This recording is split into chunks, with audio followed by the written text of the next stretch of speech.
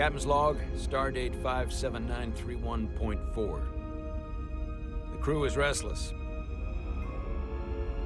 After spending too many months piecing our ship back together, we're finally about to venture out on a new mission. And the crew isn't letting this unprecedented ion storm slow them down. They're ready for something different. I know I am. Perhaps more than any of them. Fortunately, nothing ever stays the same. It's entropy, the nature of the universe. Change is inevitable. And while entropy says order gives way to chaos, in this case, change is good.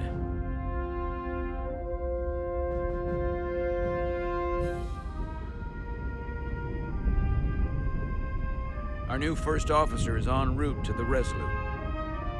Jara Rydek. I know she'll bring a welcome dose of new blood to the crew.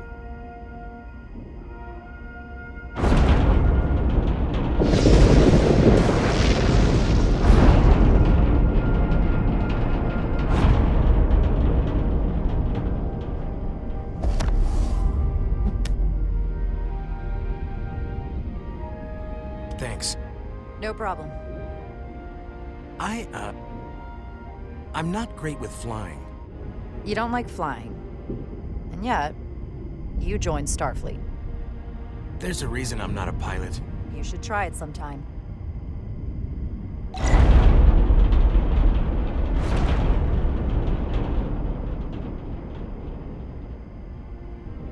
Sorry, I'm a little anxious. I hadn't noticed. I'm on my way to my first assignment. When we get to the starbase, I'm transferring on to the Resolute. So am I. It won't be easy for Jara to step in at the 11th hour like this. But if she's half the officer I knew she could become when she was a cadet at Starfleet Academy, she'll be the XO this ship needs right now.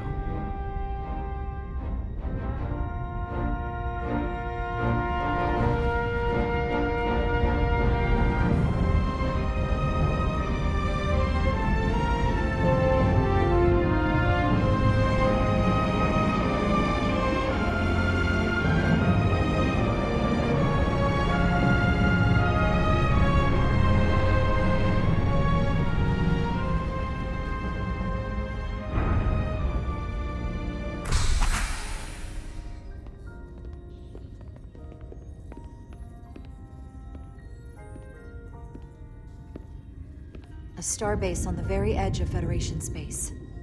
Long way from home now.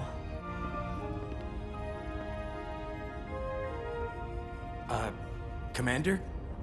I'm not usually such a nervous wreck, by the way. I actually did well at the Academy. Oh yeah? Maybe you've heard of the Torvalin test? Sounds familiar. It's a tactical simulator that makes the Kobayashi Maru look like a picnic on Pintaris 5. Anyway, I finished in the top 20. Really? That's quite impressive. Thank you. It was tough, but you know, I set my mind to it and it paid off.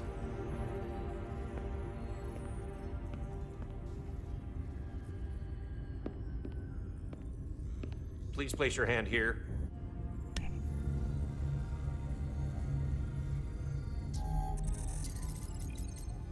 Welcome, Commander Rydek. Wait, you're Jara Rydek? You absolutely crushed the Torvalin test. You finished in what, like the top 3? That would be me. Now I'm really... It's an honor to meet you, Commander. The pleasure is mine, Ensign. Paul Calloway. Good to meet you. I believe Commander Ermot is expecting you. He's in the concourse just ahead. See you on the Resolute. Are you all right? Yeah, I'm just... Well, I'm not sure where my departure dock is. The Resolute's gonna leave without me. Look here. The Resolute is leaving from this dock. Huh, you're right. Nerves must be getting to me.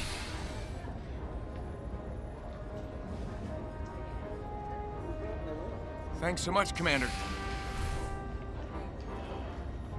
Welcome to the edge of the galaxy, Commander Rydek.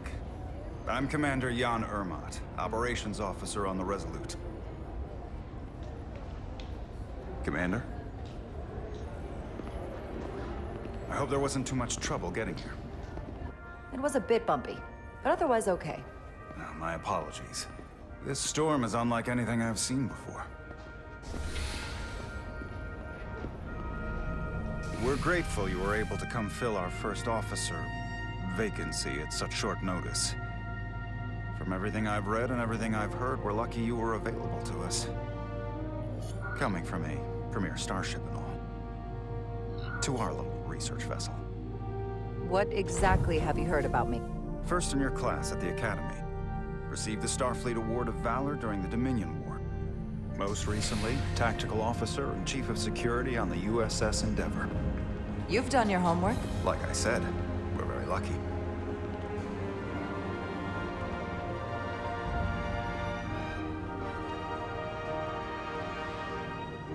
The USS Resolute. She may not look like much compared to the bigger ships, but as far as science vessels go, she can more than hold her own. And she doesn't look so bad considering 6 months ago she was nearly cracked in half, venting plasma, fighting for her life. It was an accident? Equipment malfunctioned. An accident suggests fault, but no one's to blame. It was a planned test, but the warp core was pushed beyond its limits. It destabilized the dilithium, there was a runaway reaction, and the warp bubble deformed. We thought we could reach a higher resonant frequency, but it was more than she could handle. Cost us our first officer and 22 of our crew. I can't even begin to imagine what that must have been like for you. I'm so sorry for your loss. Thank you. It's been 6 months. What's the attitude among the crew now? Unsettled. But I hope that a new mission will help them move forward. If not, move on. Listen. I realize you've known Captain Solano for quite some time, and I'm sure you're ready to bring your best. But I should warn you that when the captain announced you would be the new first officer, there were those who felt it was a mistake, that he should have promoted from within. Thank you. Always good to have a sense for what you're walking into. I just thought you ought to know. I appreciate it. Starfleet has assigned us a high-priority mission to the Hotari region. I'll let the captain brief you on board. I know he's eager to see you. Will we be mission ready in time? We have every intention. The crew has been working around the clock to get the ship ready. There's still so much to do.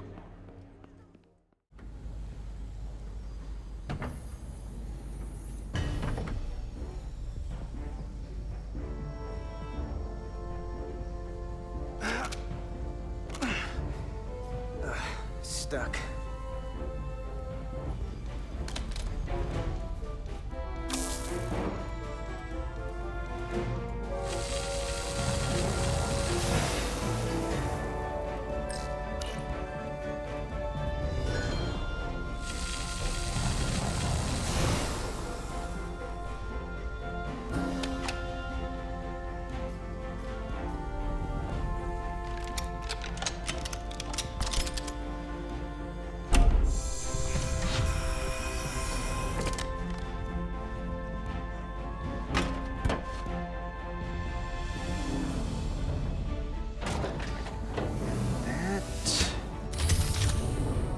That.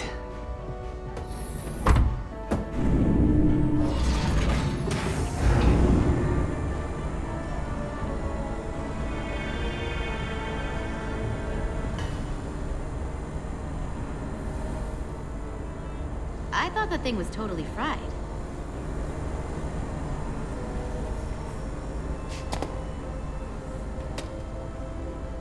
Nice work, Carter. Nothing to it, Nili. And not a moment too soon. The boss wants us down in engineering. Like, now.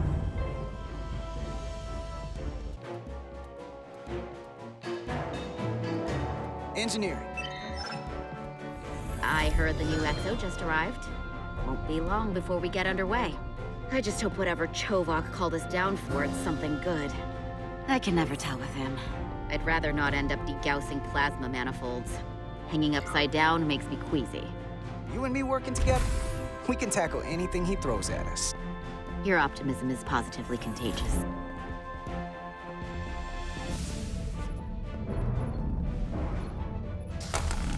Looks like we got here before. Lieutenant Commander Chovak. We were just looking for you, Commander. Petty Officers Edsilar, Diaz. I was beginning to think you would be late. We are all hands on deck right now, which means if you are not at your post at the appointed time, I do not have someone to replace you. Apologies for the delay, Commander. I do not want your apologies. Simply see to it that it does not happen again. So, I don't suppose you wanted us down here to check in before we go off duty? Equip yourselves in EV suits to work on the exterior of the hull. I need you to tune the structural integrity field for optimal performance. The subspace distortions and ionic interference we are experiencing are preventing the proper calibration. But this ship must be ready to depart shortly, despite the storm. Whatever it throws at us, we'll be ready. We've got the best chief engineer in the fleet. I am a Vulcan, Mr. Diaz. Flattery is not necessary. All that I require is that you do your job. Right now, that entails critical preparations, because long-range sensors show that these disturbances will be more severe at our destination, the Hotari system. You have your orders. Do not delay. Yes, Roger Commander that. Chovak. All hands on deck. Oh, what's that? All hands on deck. That's what Chovak said. You know what that means? It means this ship isn't ready to go out and the brass know it.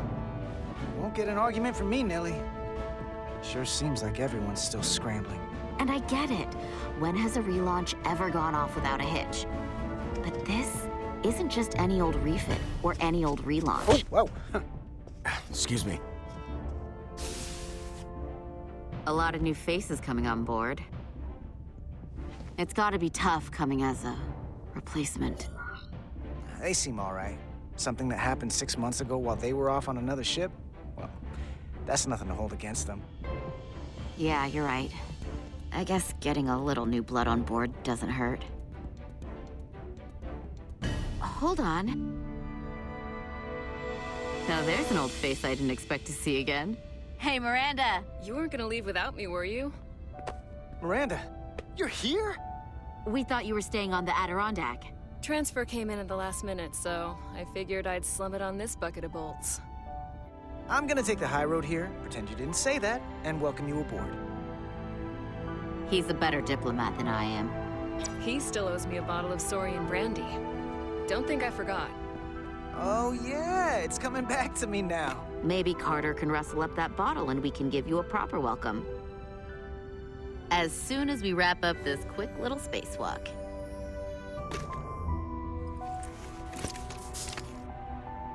Here, let me help you. Thanks. So what's the word? Are you back in the security rotation?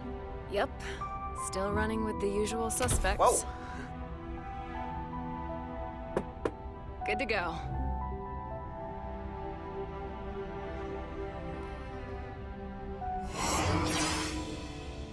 See you on the other side.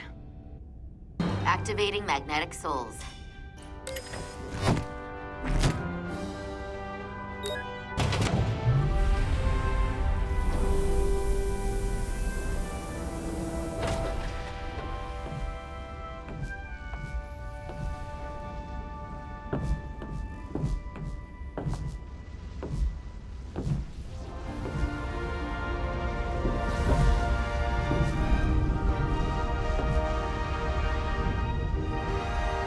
That view never gets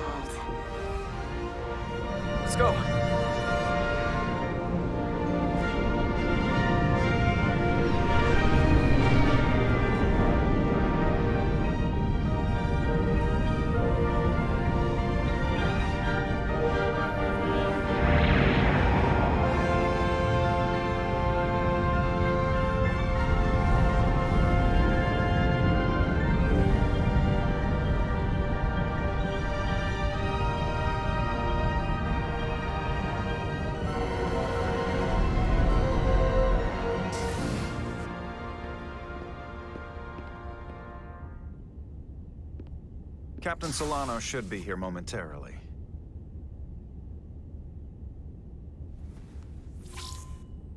You'll have to forgive me, I don't know much about Kobleods. But my understanding is you need a steady supply of duridium to keep your cell structure stabilized, or bad things start to happen. And we have plenty of duridium in sickbay, so there's no risk of running out. Thank you. Feel free to make yourself at home. And help yourself to whatever you like from the replicator.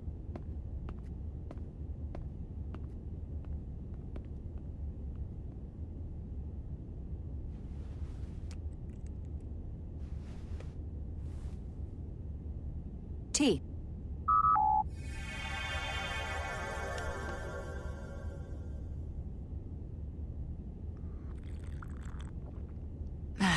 That's lovely.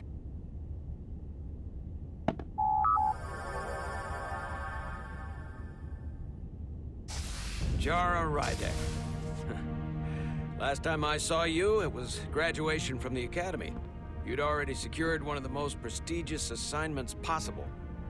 And you were burning with enough ambition to fuel 7 trips around the Necrid Expanse. It's good to see you again, Captain. I could not be happier to have you on the Resolute. My only regret is that we couldn't provide you with a warmer welcome. That would be totally unnecessary. I don't need any pomp and circumstance. You've been here all of 5 minutes, and already you're trying to make us more efficient. As I'm sure you've heard, we've had a rough go of it these last 6 months. The ship suffered some damage. I heard that you had an equipment malfunction. Is that what they're calling it? No, that's just someone being generous. If anything, it was a leadership malfunction. We were on the verge of a major scientific breakthrough. A quantum leap forward in warp core technology. 10,000 teradynes per second. The ability to travel at a sustained rate of speed longer and faster than we ever dreamed. What would have been the crowning achievement of my career. Right there, within our grasp. Until it all went so horribly wrong. We pushed her too hard, and a warp core malfunction overloaded the system, creating a pressure gradient way beyond what the ship can handle. It was heartbreaking. We lost some of our best people. As captain, I have to take full responsibility. It was my decision to make. You're being too hard on yourself. It wasn't your fault. It's not a question of blame. It's about responsibility. No matter what the circumstances. In my defense, I will say, I might have avoided the whole ordeal if my senior staff had been willing to trust me. There was a lot of pushback from my former XO, and I think that cost me his confidence. I don't want you to pull any punches. Certainly not on my account. But once we decide on a course of action, I need everyone to fully commit to the mission. This is your ship, and you are the captain. So as far as I'm concerned, whatever you say, goes. That's the kind of support I'm looking for. Look, I'll be blunt. We can't afford another mistake. Or at least, I can't. I feel like my career is hanging in the balance here. We need a win. Something to restore the crew's confidence. I understand. On a more positive note, Starfleet has tasked us with what they're calling a mission of the highest priority. Escorting a senior diplomat to Hotari space. 2 previously peaceful and otherwise non-aggressive civilizations now find themselves on the brink of all-out war. So it's a peacekeeping mission. I see it as a golden opportunity to not only prove what the Resolute and her crew are truly capable of, but also a mission for which we're uniquely qualified. This ionic storm. Our long-range sensors suggest it's several orders of magnitude stronger than anything on record. A total anomaly like nothing we've seen before. And you'll never guess where it leads. Hotari. Exactly. Very nearly in the precise location where we're headed. Who is the senior diplomat we're escorting? That I don't know. Starfleet hasn't said. But I don't want to get ahead of myself. I expect we'll have some rough sledding when we arrive, so I need you to prepare the crew for the worst. There's just one more thing I want to clarify up front. The metric that for me will be the ultimate measure of your success. What is it? If after serving as my first officer, you don't one day find yourself with a ship of your own, then I will consider it my personal failure. Thank you, but I feel like I still have so much to learn. You'll have plenty of opportunity. And if you're willing to put in the work, I'll do everything in my power to help you along the way.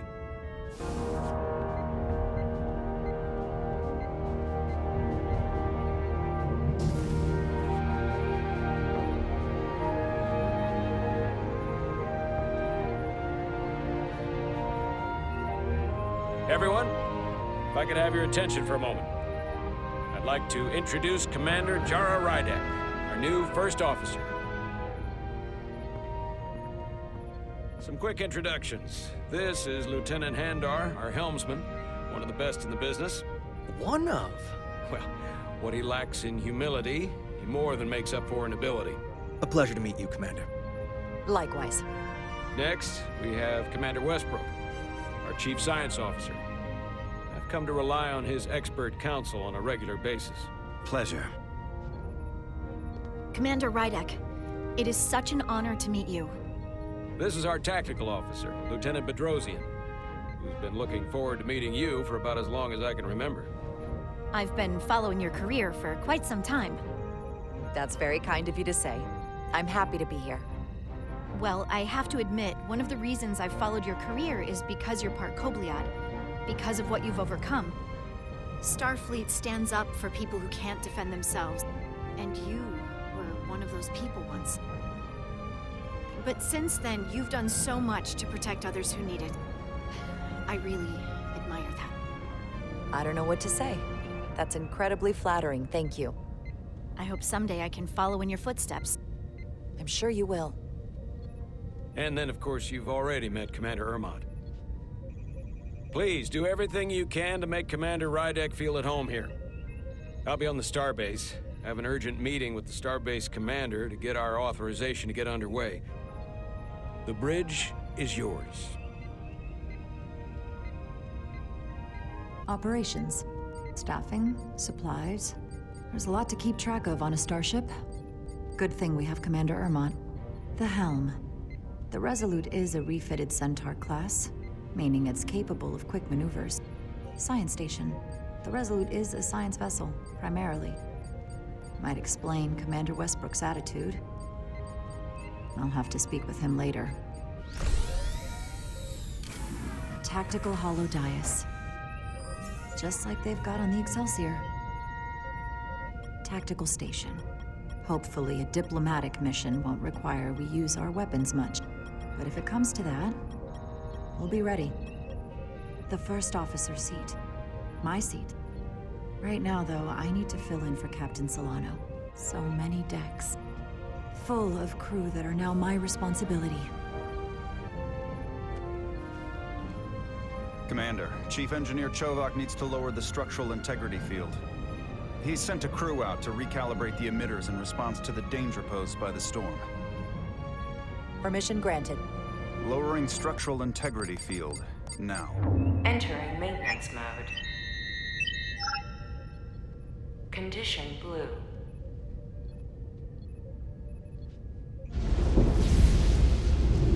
The storm is getting worse.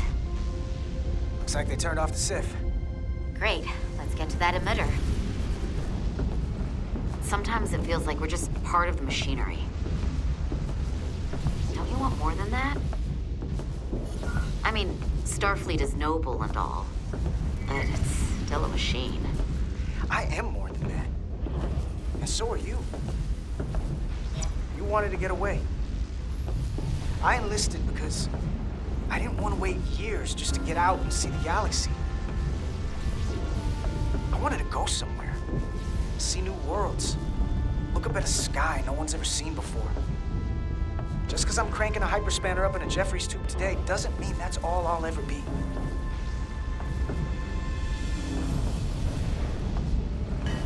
Diaz to Commander Chovak. We are at the SIF emitter.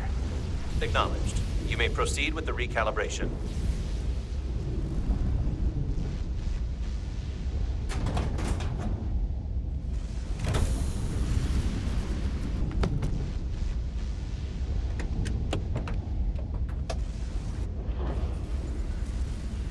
Beginning recalibration.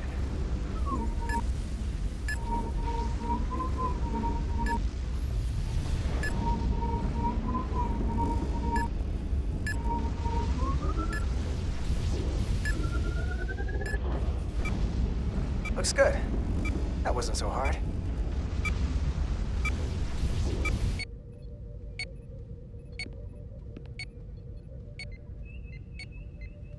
Commander Westbrook, right? Chief Science Officer. You remembered my name and my rank. Impressive. Yes, I'm the Chief Science Officer, and I have the dubious honor of being the most senior officer on this bridge. What a very impressive list of credentials. This is a research and discovery ship, first and foremost. Now with a former tactical officer as its new first officer. I'm curious, though.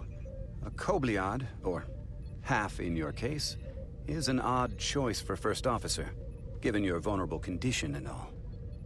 But if, as an example, we found ourselves in a hostile situation, and you were suddenly incapacitated because you needed an infusion, what would happen then?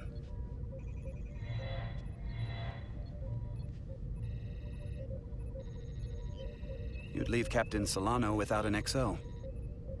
That's very kind of you to be concerned about my well-being. But you don't need to trouble yourself on my account. I'll be fine. Well, I wouldn't say I was concerned, just curious, that's all. Listen, can I be blunt, Commander? I see no reason to stop now. Commander Sutherland, your predecessor, was one of the best first officers in all of Starfleet. His record was impeccable and his reputation was without equal. I mean no disrespect, but the shoes you're stepping into are almost impossible to fill. I don't think I could ever replace Commander Sutherland. And it would be a mistake to even try. Seeing as Captain Solano is on the starbase, let me give you an update on this ion storm we're flying into. It's unusual, unlike anything I've ever seen. At the moment, I can't tell you if the Resolute will shrug it off or if we're putting ourselves at risk. However, if we learn more about its patterns, its nature, we can come up with a scientific countermeasure. Just a moment.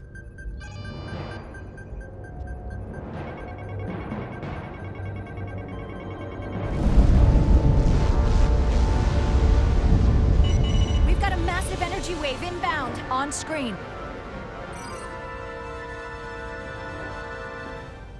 Tracing its trajectory. Starbase docking clamps are holding. The storm's emissions are fluctuating, coming in waves. And if my projections are right, we're about to get hit by a wideband burst of ionic energy. Like a tsunami. Red alert! Aye.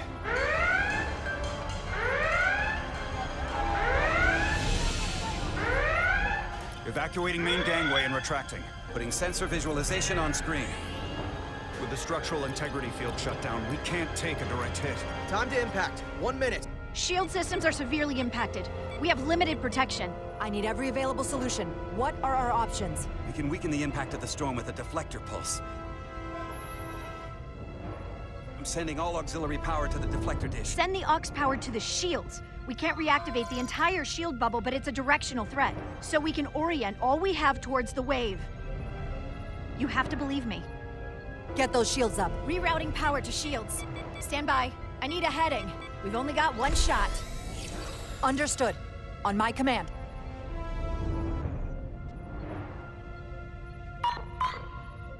Heading locked. Raise shields!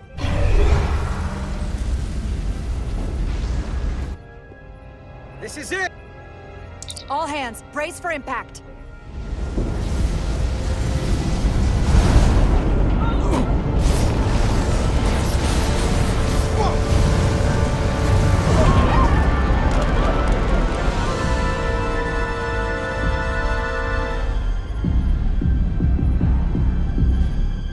What happened? We have experienced a surge of radiation. Oh, you don't say. This radiation supercharged the plasma, forcing it to backflush through the system and creating a dangerous imbalance. It can blow out every primary system on the ship. Just tell us where you need us. I need you to traverse the hull to the access port to recalibrate the port nacelle plasma regulator.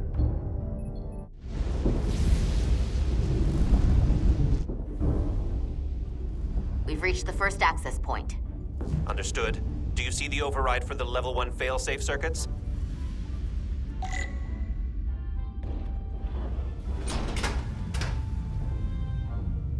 Affirmative. Engage the override.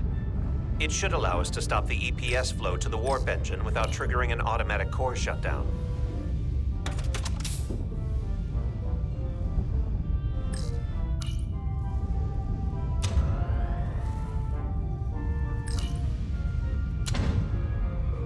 Failsafe override engaged. Are you sure? I am registering some crosstalk in the bypass circuit. We need to route the signals so they don't interfere with each other.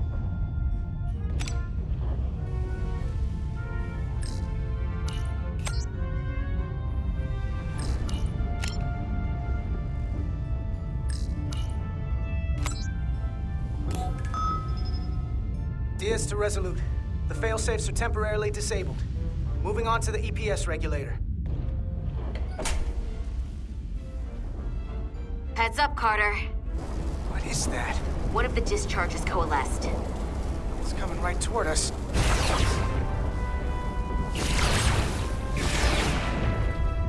We're at the regulator. Opening the access panel.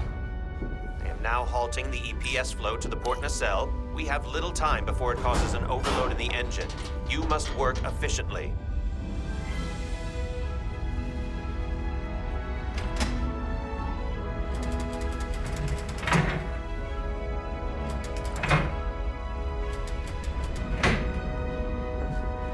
EPS manifold adjusters reset to neutral.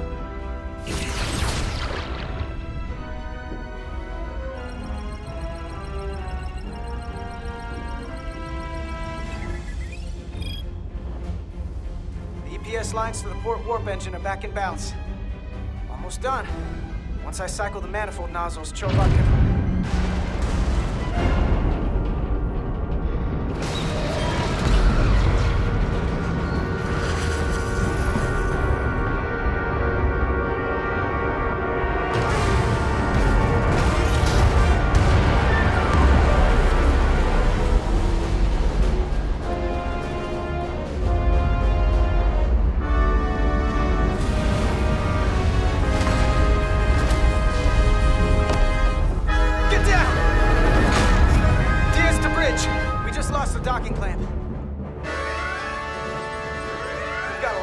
coming down.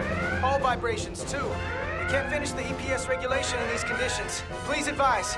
We have to release the ship from that other docking clamp or the hull will be ripped apart. There's a problem. The clamps are supposed to disengage automatically in an emergency, but it's not working. Not working? What are our options? The docking clamps are fitted with exploding bolts for an emergency release. We've got crew out there. That'd be like setting off a bomb next to them. Maybe there's another way. Starbase is hailing us. Put him through. Resolute, the remaining mooring arm is failing. You need to disengage from the starbase now. The damage to the station will be catastrophic. We have crew outside and are looking for the We have safest way to... people on this station. If that mooring arm breaks, we could lose dozens of crew. Reverse the polarity of the hull, which theoretically will repel the docking clamps. And repel the engineering crew right off the hull into the storm. This is Captain Solano. Put me on screen. Go ahead. Captain, we have a situation. Commander, what are you doing? This isn't your call to make. The captain doesn't know the whole story. Captain, you brought me here because you trusted me. Can you trust me now? You better be sure you make the right decision. The captain made himself quite clear. They're gonna get hammered with debris out there. Reverse the polarity. We're gonna flip hull polarity to disengage the clamps. Yes, Commander.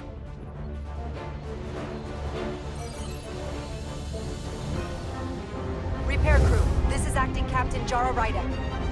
Be advised, tether yourself and deactivate the boots on my mark. Understood. 3, 2, 1, mark!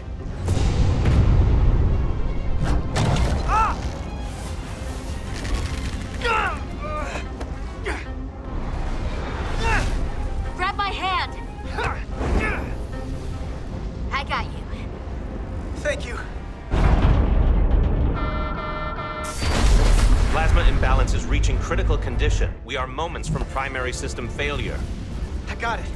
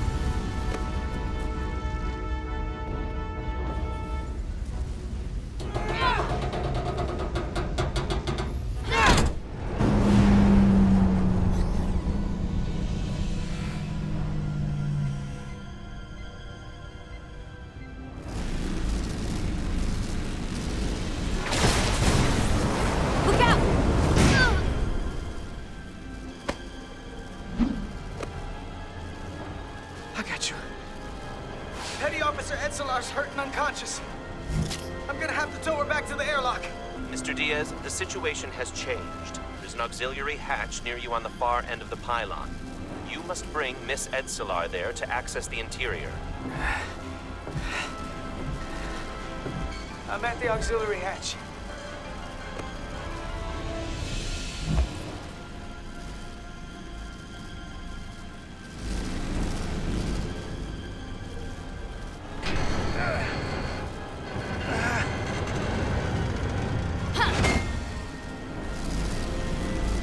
You go first.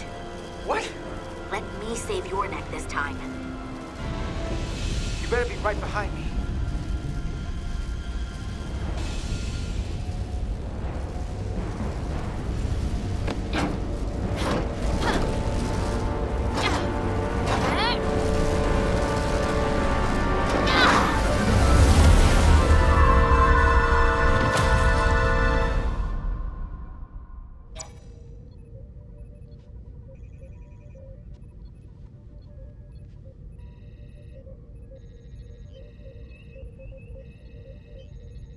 We're in.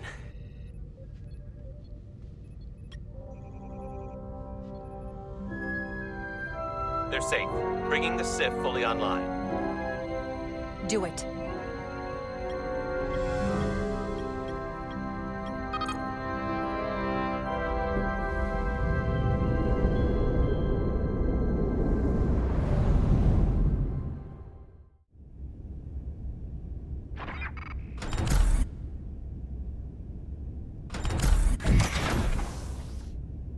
Carter! I'm okay. But Edsilar... Here, let me help you.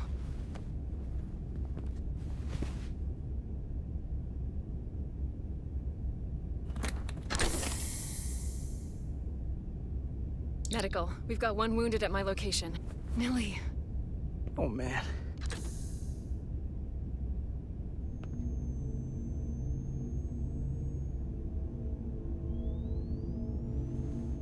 We'll see you at sickbay.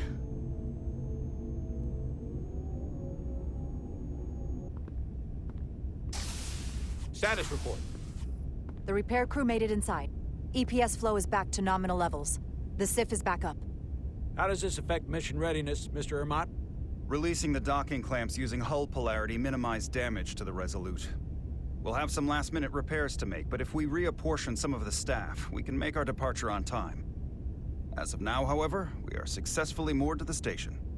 Good to hear. Send updates to my ready room. Commander Rydek, with me.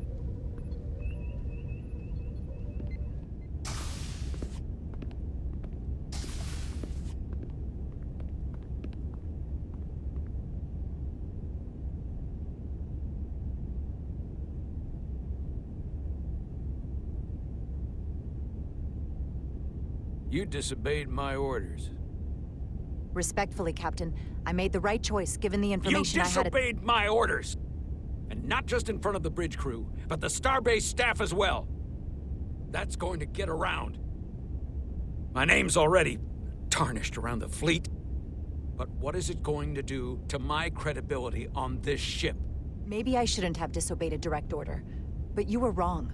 You weren't on board, and you didn't have all the information. So I made the right decision for the ship. If you're worried about your credibility, put your ego aside and trust your crew. Trust me. You might have won some fans on the bridge with that stunt, but not everyone. Lieutenant Commander Chovak has already bent my ear. I'm sure he doesn't take it personally. He'll get over it in time. Mr. Chovak is more complicated than he would want to admit. I guess we all are. And, if I'm being honest, I'm not sure what I would have done in the moment either. You never really know if you weren't in those shoes. Thank you for understanding, sir. I'm sure no one knows the burden of command as well as you do. I'm sure you will, someday. Despite it all, we got our final Starfleet clearance to depart. So if you'll fetch Mr. Ermont, we'll knock out the final details of any outstanding repairs, and then we'll set out for Hotari. Yes, sir.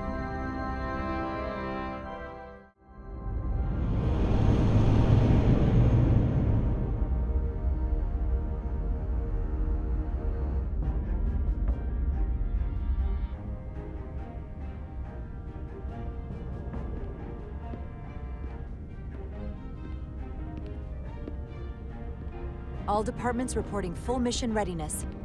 This is my favorite moment, right now. The start of a new mission is always full of possibility. The Orion Syndicate could sell it as a drug. Don't let the Admiralty hear you say that.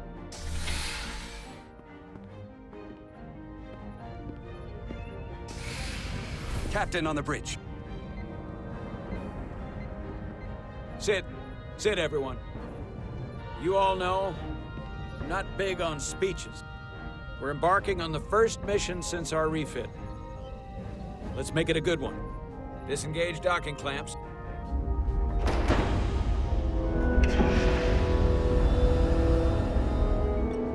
Docking clamps released. Thrusters ahead, Mr. Handar.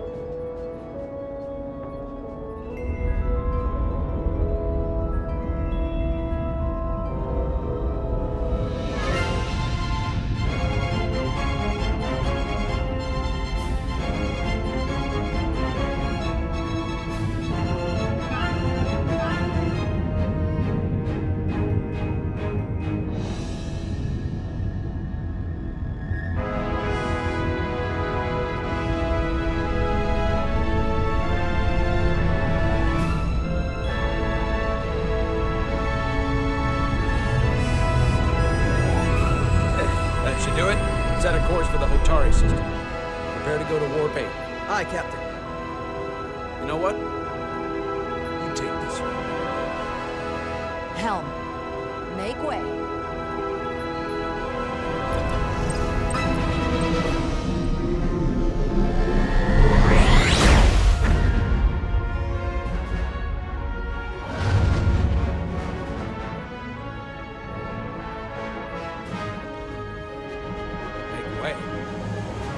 Sailing term. I know that.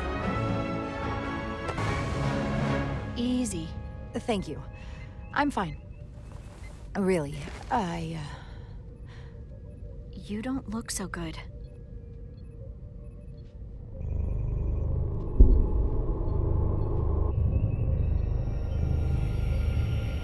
I have to get to sickbay. Go.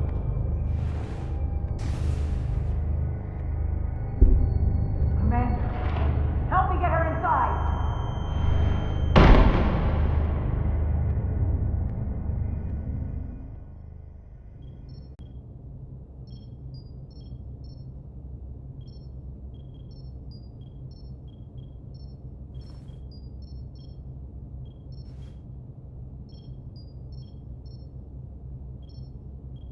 Well, that was quite a scare. A few minutes more and it would have been one of the shortest tenures on record for a first officer. Is that the engineer that was out on the hull? That storm did a real number on her, but she'll live. Just needs rest. You should worry about yourself. Your diridium levels got dangerously low and destabilized your cell structure. This is definitely one of the more memorable first days I can think of. My name is Dr. Aram Duval, Chief Medical Officer. To be honest, I've never met a Kobliad before. You're... Rare. I know. I was going to say special. Your people's numbers have dwindled, despite the Federation's efforts to find a more readily available alternative to the duridium you need to survive.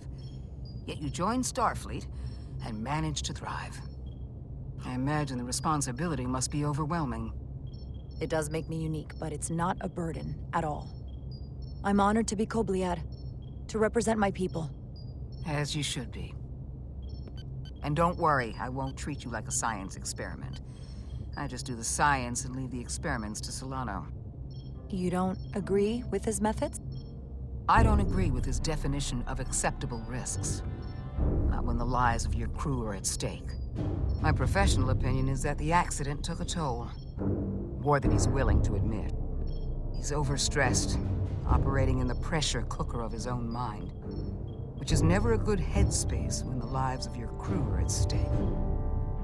What concerns me is that now he's even further away from the thing he's been chasing his entire career. The breakthrough discovery. The major innovation. Something he can put his name on. I hear you. But that's my job, isn't it? To make sure that doesn't happen. And we don't lose sight of the bigger picture. Which is exactly why I'm so glad you're here. We need you now more than ever. And I have to give you credit for what happened on the bridge. It took guts to defy a direct order.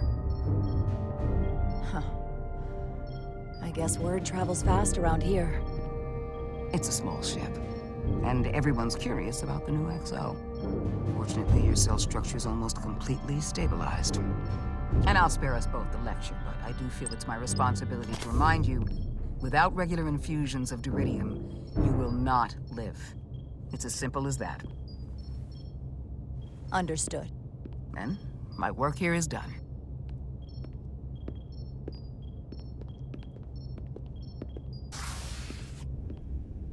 Lieutenant Bedrosian. I came to see if you were okay. I can't even imagine what it must have looked like. I don't want people to get the wrong impression. No, not at all. You don't have to feel embarrassed. Everyone understands this is part of what it means to be Kobliad.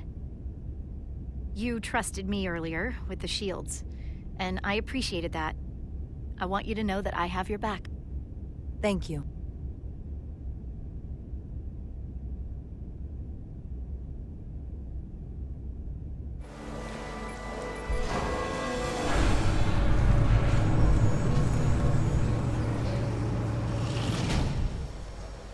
Complete the diagnostic sequence, and this shuttle will be cleared for service.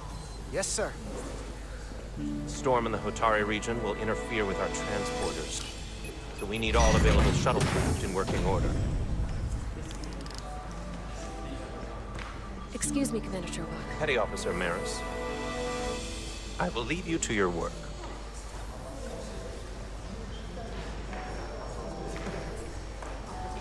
I stopped by sickbay and saw Nili. Did the doc get her fixed up? She's stable. There's something about the storm's radiation that's making it hard to heal the energy burns. That doesn't sound good. She's toughing it out. Dr. Duval said she'll be back on duty soon, though. Come on. I have to run the final diagnostic. I can't stay long. I've got a long to-do list before we get to Hotari, and things are piling on faster than I can check them off. Well, nothing's ever 100%, but we'll be good to go. And if you wait until you are ready, it's probably too late. Which is why I didn't want to wait for just the right time. I had a chance to think about this while I was away. Then you and Nili almost got killed out on the hull. And I thought it was important that I just come out and tell you. Wait, are you angry at me or something? Oh, no, not that. I'm sorry. I'm probably making too big of a deal here. What I'm trying to say is, we've been really good friends for a long time. But I got back here and I couldn't ignore it anymore. I want to see if there's more between us. than just being friends. This is all kind of unexpected. I didn't expect this either. But here we are. And I didn't want to ignore it. I just figured I'd steer right into it. I like you too, Miranda. Let's see where this goes. Okay. I was really hoping you'd say that. These are uncharted territories. I'd call it a chemistry experiment. I'm just really glad that you said something. I've seen how you operate. I couldn't wait for you to make the first move. I'm glad too. So whatever happens next is great with me.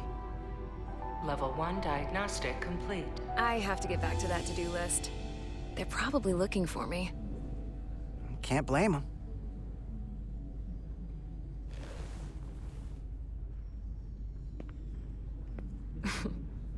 I'll be seeing you.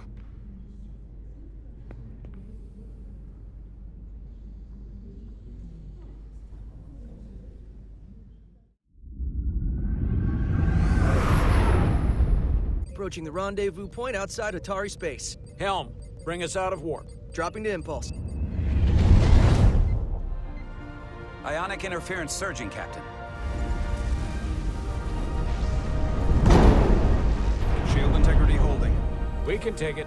We are at the correct coordinates to meet the shuttle. Commander Rydek, find us our diplomat, if you will. Aye, Captain. Let's reduce the noise. Filter out environmental signals. I can manually tune what's left for Federation signal types.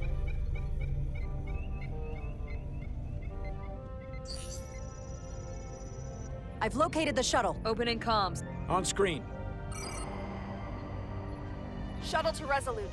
Shuttle to Resolute. Debris field. Lost maneuvering.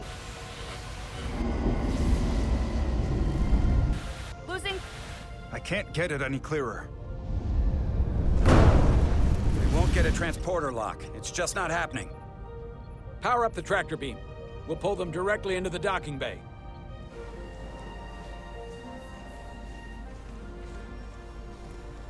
Diaz, you good to run the tractor emitter?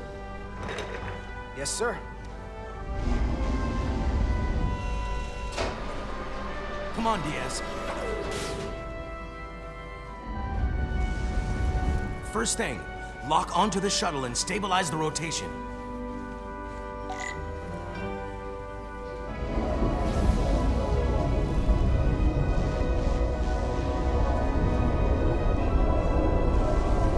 We're pulling in debris. I'm on it.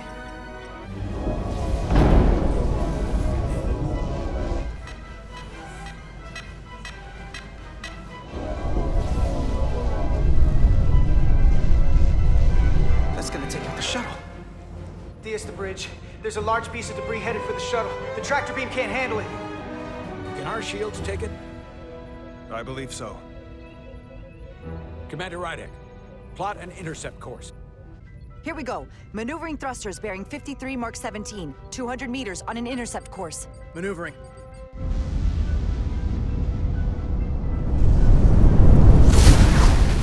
Got it.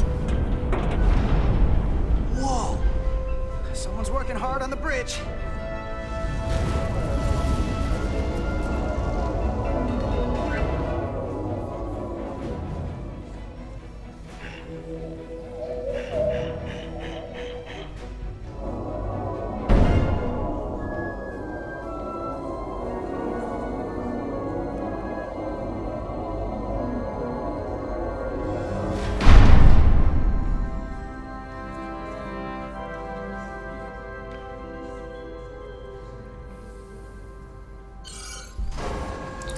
The shuttlecraft on board. Good job. We're on our way down to meet them.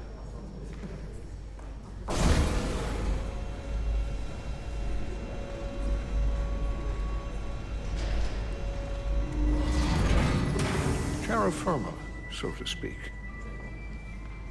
Ambassador Spock? The captain will be right down to meet you, sir. In that case, I will wait for him here.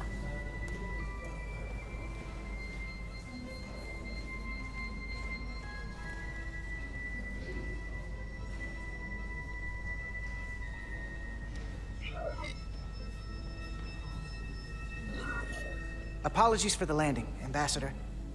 I was operating the tractor beam, sir. I take responsibility. It was not the smoothest transit, but you got us here safely. That is what matters.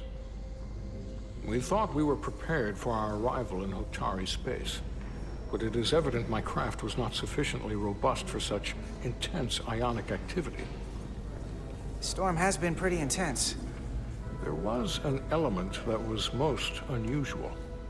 Before you came to our aid, our maneuvering thrusters and impulse engines were rendered inoperable. So we attempted a short traversal at warp speed, only to find that we could not achieve warp at all, even though our diagnostics computer showed no faults or anomalies. What do you make of that? I'd rather investigate than speculate. A sound principle. Take readings, run some additional diagnostic checks, and we'll get to the bottom of this. Quite logical. Petty Officer... Carter Diaz.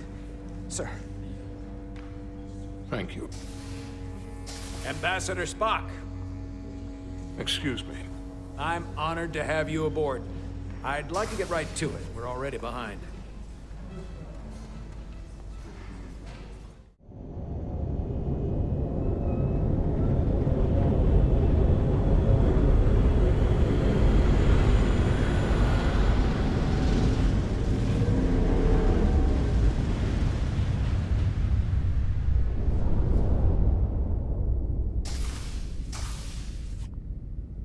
Ambassador Spock, my senior staff.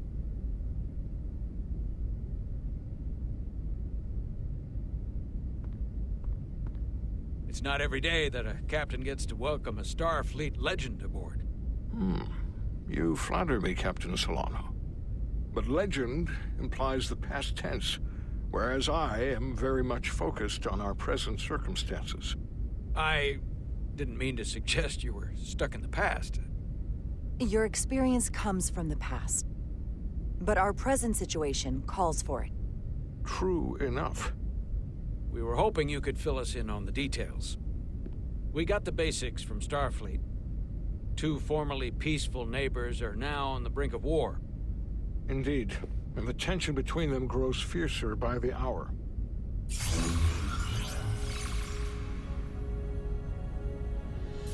Lydia and Hotari. The Lydians are the more advanced species. They made first contact with the Hotari over a century ago. This is Tau, the Hotari moon. It is rich in dilithium, and for decades, the Hotari and the Lydians have shared a mining operation there. The Lydians provide the technological resources, while the Hotari have served as the labor force. The stability of that arrangement was the source of their peace, until recently.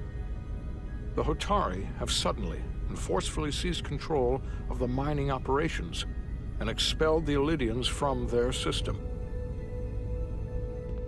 That is the official story, as told by the Hotari when they requested Federation mediation. But the details remain scant. Communications between all parties have been limited by the ionic interference.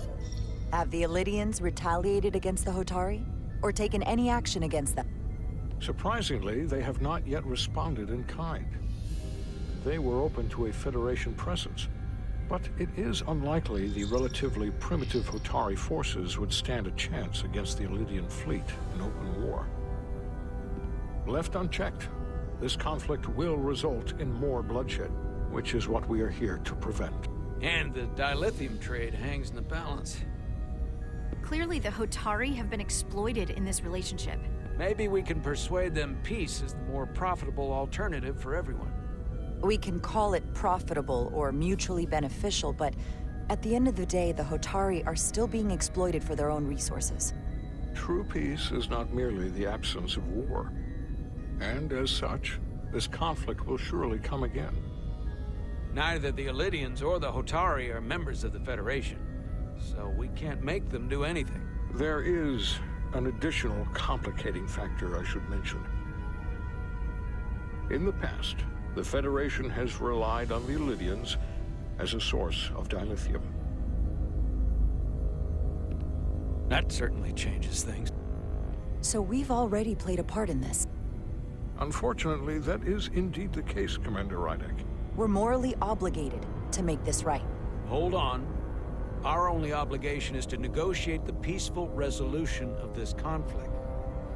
Given the Federation's involvement in the Iridium dilithium trade, Captain Solano and I must make every effort to appear neutral in these negotiations. What worries me is if this whole thing unravels, and we're at the mercy of the storm at less than full strength. We can't let it come to that. Considering what the Ion Storm has done to our ship, and the Ambassador's shuttle, we have to assume the Ilidian fleet has had problems with it as well. This recent surge in the energy disturbance temporarily levels the playing field. That may answer why the Hotari were able to strike back after so long. They finally had an opportunity, and they took it. That would also explain the Ilidians' restraint. And reason to learn as much about the energy anomaly as we can while we are here. We do not want to be caught at a disadvantage of our own. So I trust we understand our circumstances. We're operating on a strict timetable here, and we're going to be leaving for the negotiations shortly. Commander Westbrook, I want you to leverage our systems to investigate the anomaly from here while we're gone. Aye, Captain. Thank you all. Dismissed. I want to speak to both of you privately.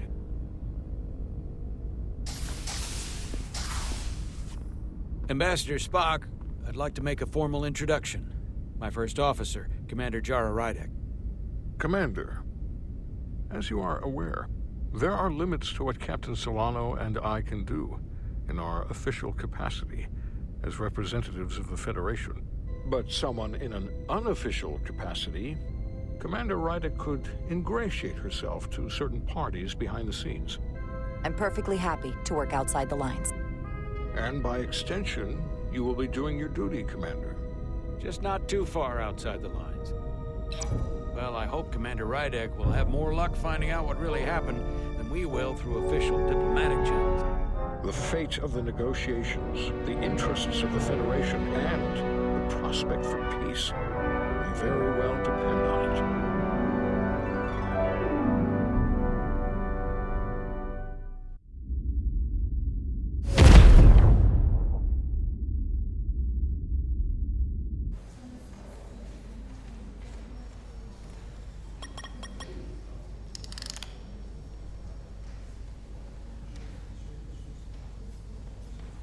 Mr. Diaz, I understand you have already discussed the warp drive failure with Ambassador Spock? I have. It is imperative that the Ambassador's shuttle be flight ready. I need you both to ascertain the root cause of the system failures he encountered. I'm surprised, Commander. I thought you would have wanted to work on Ambassador Spock's shuttle yourself. I respect the Ambassador and his many accomplishments, but I do not derive any satisfaction from interacting with his shuttle as if it were somehow transubstantiated through its association with him. The Ambassador asked me to take a look, and I'm ready to crack this thing open. Good. You could learn from Mr. Diaz's focus. I'll take notes. Then I will leave you to it. Make note of any abnormalities in your report. Carry on. One nice thing about Vulcans. Chovok is the only person who didn't look at this and treat me like I was something to pity. I'm sorry I went first. Now that sounds like self-pity, and I'm even less interested in that. Nili... Okay. Let's just crack the shuttle open and see what we're dealing with.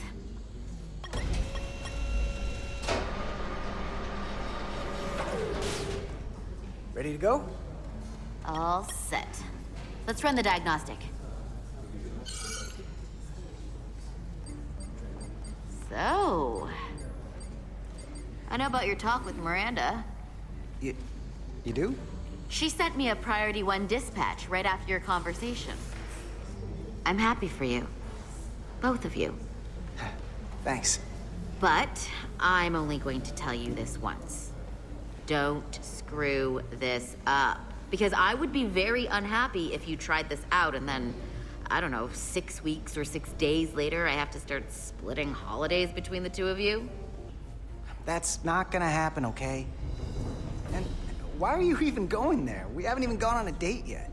I just want you to know where I stand. I like my friends, and I like our group. I don't want to lose that. Is that thing done yet? Yeah, it's wrapping up. Let's see. The relays along the primary EPS are blown. The backup relays are all intact. An EPS overload from the warp drive could cause that. But how did the shuttle end up dead in the water? Huh. Well, maybe the ship's data recorder can tell us something. Here. They were only about 8 minutes from their plotted warp point. No faults, just those warnings. What are they? There was a complete warp cascade failure. Wow. They're lucky the shuttle didn't turn inside out. Makes me think the computer panicked on the warp field equation. The warp field became inverted suddenly. I've seen this happen when the center warp coil cracks. A cracked warp coil throws a fault code. Still, we should take a look.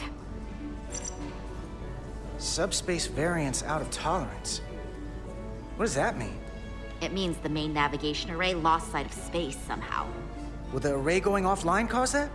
Yes, but it should have also thrown a fault code. Any one of these failures should have thrown a fault. If it was caused by a system failure. None of this caused the relays to blow. Roll forward to when that happened. Yes, ma'am. So here, they take a moment to get their bearings and they attempt to re-engage the warp drive. There. That's the relays blowing.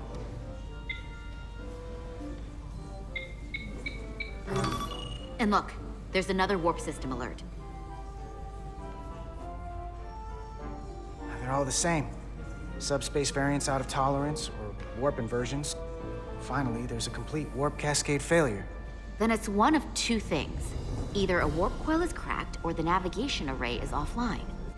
I'll check the navigation array.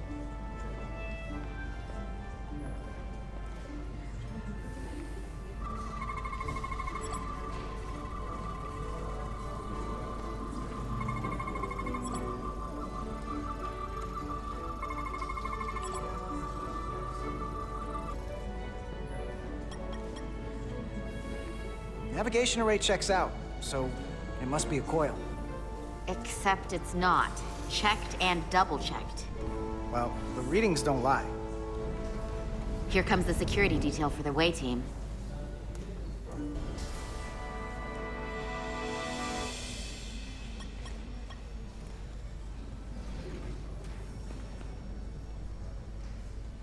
Hey. I'm not here. We're escorting the negotiating team to the surface as soon as they come down from the bridge. I don't want to interrupt some important work. I was just hoping to see you before I go. Come on, I'm never too busy to make time for you. That's not true. No. But I am glad you came by. No, that's more accurate. I gotta be precise with you, huh? Hey, Maris. Aren't these those button pushers you're always hanging out with? And you're the phaser jockeys we always beat in Parisi squares, right? All aboard for Hotari. That another one of the captain's railroad things? Gotta be. I just usually zone out by the time he gets to the whole, steam engines were the warp drives of their day part. Catch y'all later. You don't want to miss your train. I do have to go.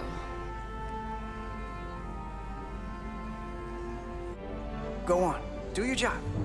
I'll be right here waiting for you when you get back. You better be.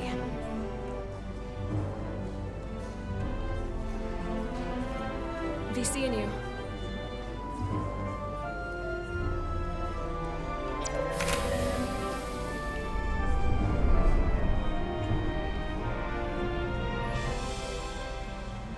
Edsilar to Diaz. If you could float back down to reality, we still have a ways to go. All right, where were we? So, the warp coils in the navigation array are fine, but the nav computer doesn't seem to think so. I'm out of ideas short of field stripping the shuttle from bow to stern. You wanna take this out of the shuttle and throw it on the bench? Oh, real hands-on maintenance. I like it. Okay, the nav computer is patched into the ship. The ship's computer can double-check our work. If the shuttle's nav computer is putting out false data, we'll know it. Let's run through the shuttle's logs again. Running now.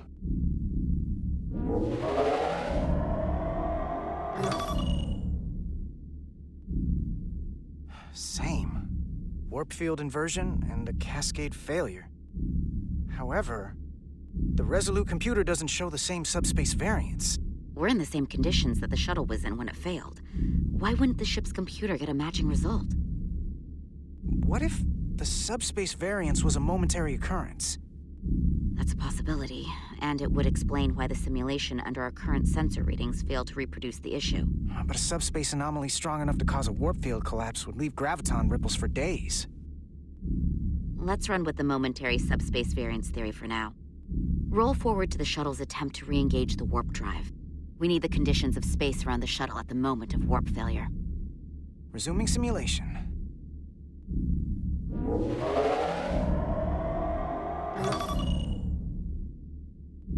Error in warp field calculation. Cochrane formula variables are out of range. That right there. Take the shuttle sensor data from that moment. Computer, why did the warp field calculation fail? Warp field pressure returned non-orthogonal. Results are undefined. That doesn't help. Wait, what if we use a different ship? Put the Resolute into the simulation instead of the shuttle. Yeah, it should warp just fine. Unless... Computer, run the simulation with the Resolute. Resolute simulated. Computer, give me manual control on the warp power. Static field intensity, warp 1.1, 1.2, 1.3. Error in warp field calculation. The warp drive has experienced a system-wide cascade failure. Warp field collapsed. Subspace variance is out of tolerance. Cochrane formula results are undefined. Bingo.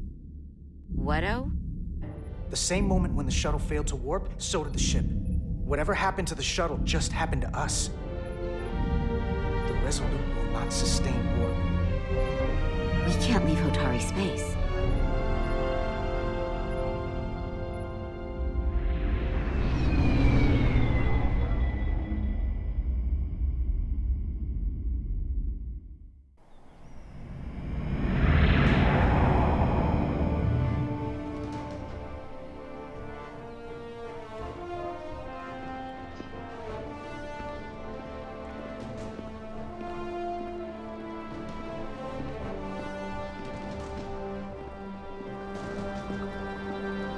Ambassador Spock, Captain Solano, welcome to Hotari. We are honored you have come. My name is Tylos Altaris, Minister of Diplomatic Affairs. The honor is ours, and this is Commander Jara Rydek, first officer aboard the USS Resolute. You'll find she has a keen mind and unique insight into the dynamics between the Hotari and the Illydians. We are honored to be here as representatives of the Federation. I'm so glad. These must be the representatives of the mighty Federation, the reigning authority in the galaxy. Or so we've been led to believe. Whether that's true or not remains to be seen. But either way, we're grateful you've made the time to come to our little corner of the universe. And you are? This is Galvin, and this is Citron, the heroes of the revolt in the mines.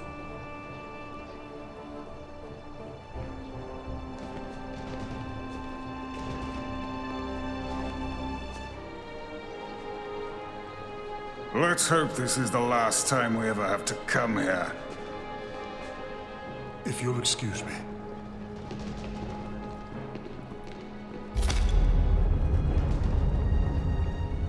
I think we're about to begin. Did you hear the arrogance from that guy? I don't know what we're walking into here, but that guy was something.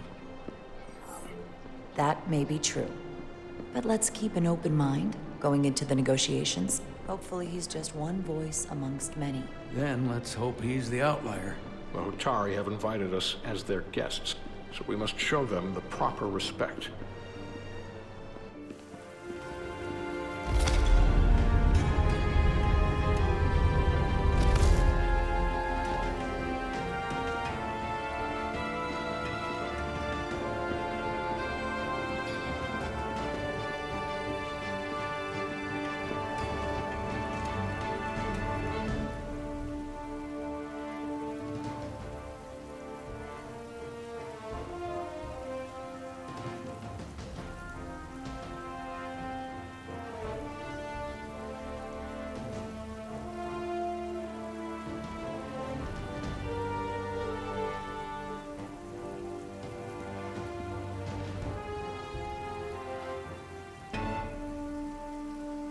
Ambassador Spock, welcome to Holtari Prime.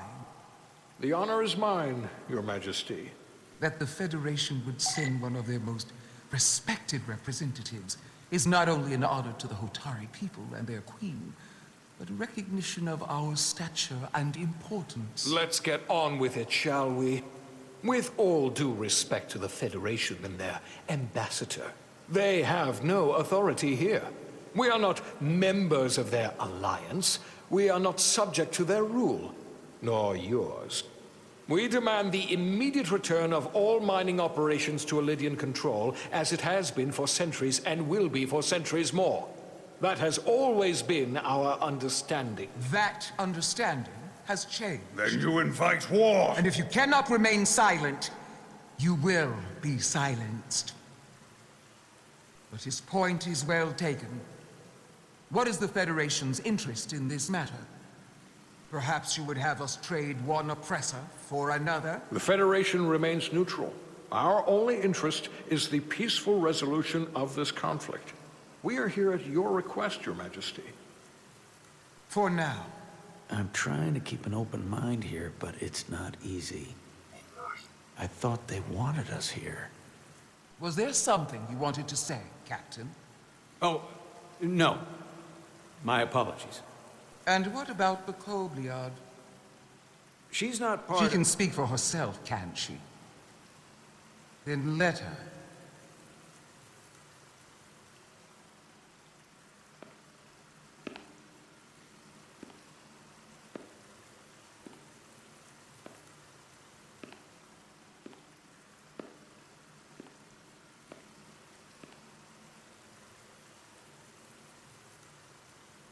Now then, what is your name?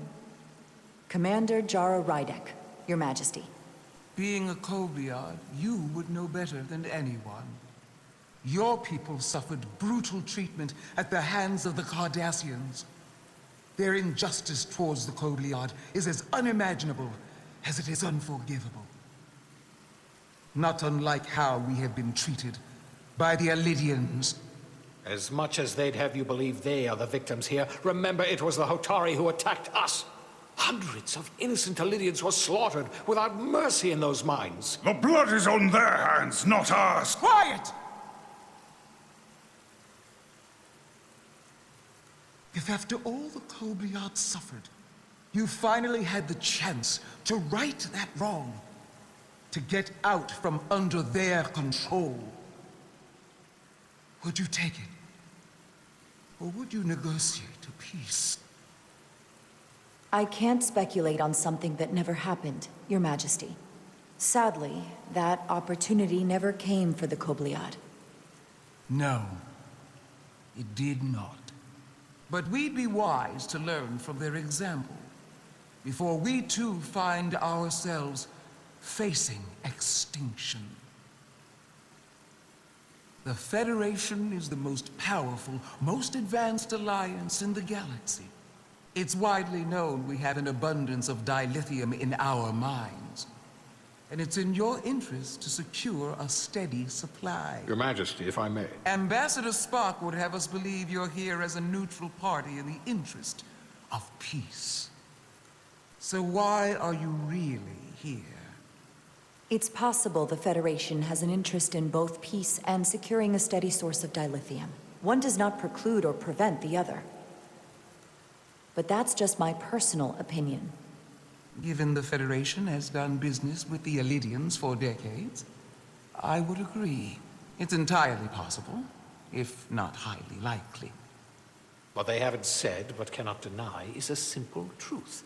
The dilithium trade would not and will no longer exist without Elydian involvement. We created it for the benefit of everyone, especially the Hotari. We've given them warp technology. We've let them share in the profits. We've made their lives infinitely better than before dilithium was discovered. All of that goes away if the Federation turns a blind eye to their treachery. That is enough of your lies! The Hotari are quite capable of running the mines. We've done so for centuries.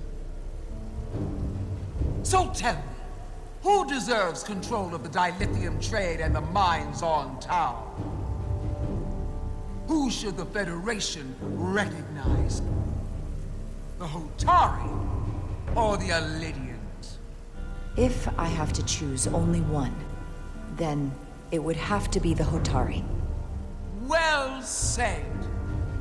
How could the just and wise Federation make any other choice? This is an outrage. The Federation has lost all credibility. The mines are ours. Lydia will not be deterred. We will take back our mines by any means necessary. Then you will see more blood spilled. I am more than willing to address your concerns, Your Majesty. Yours as well, Representative. But I suggest we could have a more productive conversation with a smaller group. Perhaps only the most essential representatives.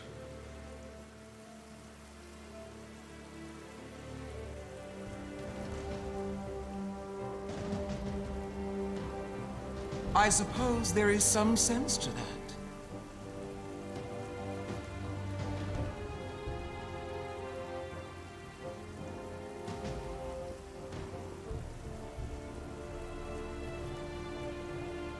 I hope we meet again, Jara Rydek.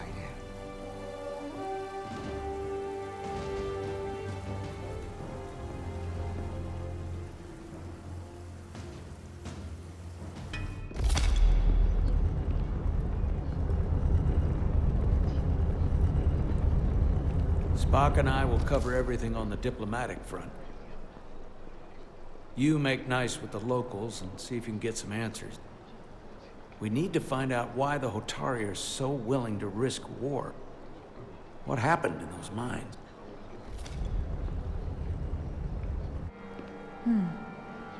Soothing. Such rough terrain. No wonder the Hotari are so tough. Commander, I'm glad you've chosen to side with the Hotari. The Hotari have suffered enough at the hands of the Elidians. I couldn't agree more. I assume you were there the day the mines were seized from the Elidians. Not seized. Reclaimed. And restored to their rightful owners. Yes, I was there. Did you have help from someone else? Hotari stands alone against the Elidian forces. We don't need help from anyone. They respect one thing above all else, and that is force. The greater the force, the more certain the outcome. Any talk of making peace is just that, and worth little without the strength to secure it. Which makes me wonder about your ship, the Resolute. Undoubtedly the Federation's finest warship. Ready to contend with anything the Elidians might have in store. No need to worry. Even in a worst-case scenario, the fleet is always within reach. But it would probably take them quite some time to get here. Maybe. Or we might have other ships in the sector. Of course. Sidron. A pleasure meeting you, Commander. I'm sure we'll cross paths again. Commander Rydek, I'm encouraged to see the Federation supporting my people. I'm glad to hear it. I just hope you're not the only one who feels that way. I apologize for that. These are unusual times, to say the least. Much is changing. I saw you speaking with Sidron, our national hero. I'm curious, what did he say? He seems to be of the opinion that negotiating for peace is a waste of time. Because force is the only blunt instrument he understands. He's a miner, not a diplomat. For the first time in our history, the Hotari have the upper hand. We see ourselves as strong instead of downtrodden. New voices have risen up. Old voices shouted down. Calvin and Sidron have become national heroes. Now, they have the Queen's ear. I get the sense you don't exactly trust them. I don't trust their instincts, which are leading us to war. My fear has been that the Illidians will launch an attack and crush us. You've seen their starship, no doubt. They could have retaken the mines whenever they wanted to, but it never happened. And as strange as this may sound, I'd almost say they're afraid. I just don't know what they're afraid of. Because of what happened in the mines. Is it Galvin they're afraid of? It's entirely possible, but I don't know for sure. Whatever Galvin is doing in those mines is turning everything upside down.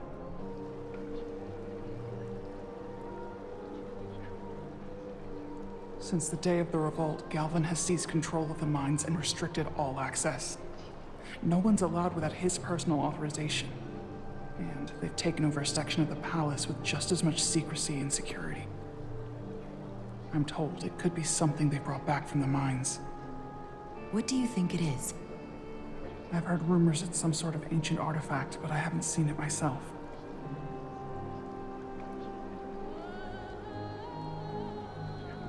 I'd better see what's happening. Do you think you can find out what they're hiding? I need to see proof of something before I can make my case to the Federation. I can try, but even if I found it, I might not know what to make of it. Take this. You can use it to capture whatever you find, and then send it to me.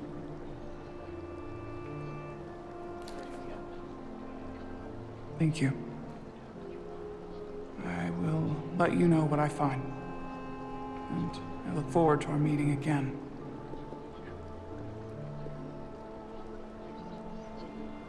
Sorry, I couldn't help but notice you were speaking with the Hotari this whole time. I figured in the interest of fairness, I should offer another perspective. Of course. I'm probably not telling you anything you don't already know, but these negotiations rely on the Federation's neutrality, as does any hope you might have for a supply of dilithium in the future. So, why you would choose to side with the Hotari escapes me. Of all my concerns, dilithium is not one of them. I could care less about securing a supply, now or in the future. I'd be curious to know if the rest of the Federation shares your indifference. Major Salit Arminta, Special Attaché, Illidian Armed Forces. Pleasure to meet you, Commander. I have my issues with the Hotari, but I have to give them some credit. They know how to seize an opportunity. Inciting an uprising the same day as a massive once-in-a-lifetime ion storm. Our assumption was that this storm was just an anomaly. Yes, a very convenient anomaly. At least that was what we were told. Something tells me there's more to the story. So what really happened? Well, the official story is that it was the storm that enabled the revolt. How else do a bunch of unarmed, unorganized miners seize control of an entire moon, much less thousands of mine? But I've talked to people who were there. They tell a different story. They say they're lucky to have escaped with their lives, that it was more than just the storm, that somehow the miners were able to harness the energy from the storm. You just answered your own question. How do a group of miners do something that in theory can't be done? That's how. Harnessing the storm. But even if it's true, how does that even happen? You tell me. If you'll excuse me, Commander Rydek.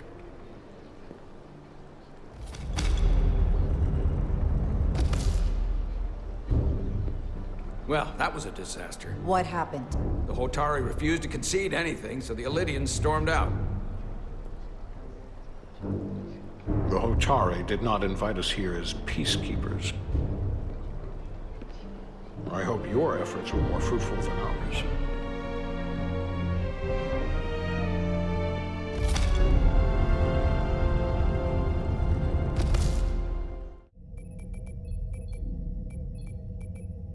Gravitational harmonics failing to resolve. Warp bubble stability degrading. Increase output to maximum. Increasing warp output to maximum. It's happening again.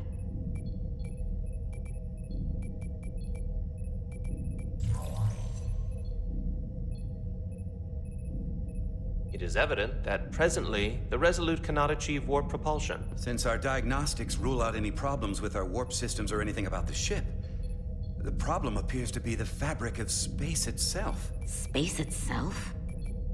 You're saying something about this region of space prevents warp travel? Well, couldn't we slowboat it out of here at impulse speed?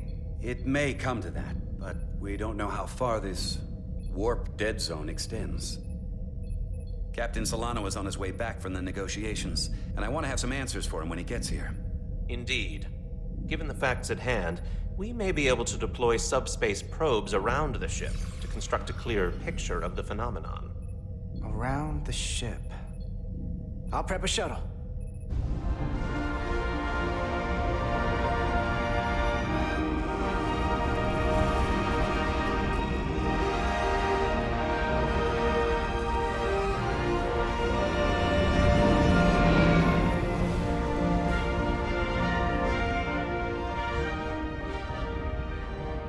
Setting up a waypoint at a distance roughly corresponding to the edge of our warp field.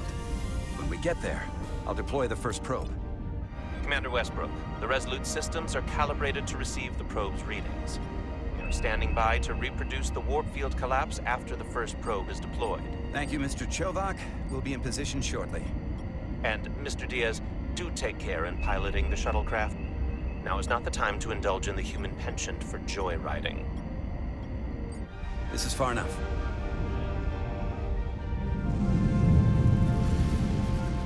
This is far enough. Transporting the...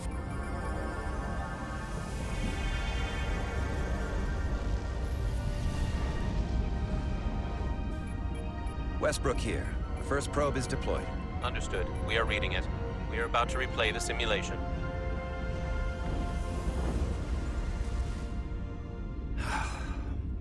Problem? I just can't get a handle on her. Commander Rydek. She rejected my plan to use a deflector pulse against the storm surge. But on the other, she did listen to my advice and use the whole polarity trick to get you through that excursion alive. I'm not saying there's anything wrong with the new XO. I'm sure she's a fine officer, even if we don't see eye to eye. But she didn't go through what the rest of us did. Well, Captain Solano likes her, and you trust the captain, right? I do. Yeah.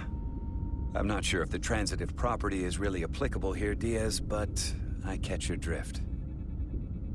Test is running. Warp field collapse in 3, 2, 1, mark.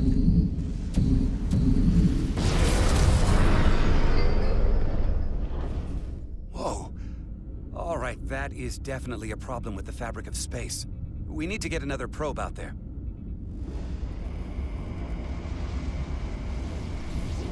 With 2 points of data, the Resolute and the probe, we've managed to get an interference pattern. I'm setting a waypoint to a particularly strong area of interference. We'll deploy the second probe there. Here, this is close enough. Stop the engines. Deploying the probe. Westbrook to Commander Chovak, we're ready for another sampling of data. Very good. Running the simulation again. Warp field collapse in 3, 2, 1. Mark. There it is again. I saw it. It seems to be directional. Well, what about the scans? Anything?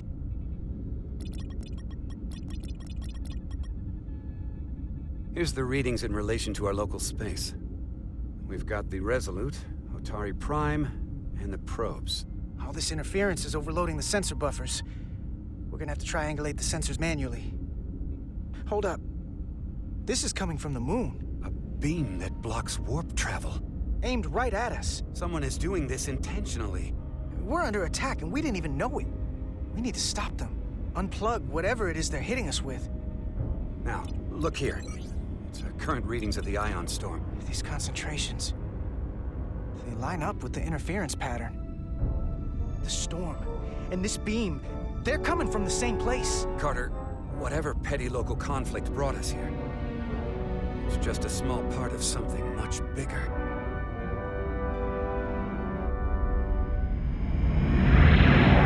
Presently, we don't have an explanation for how they're doing this.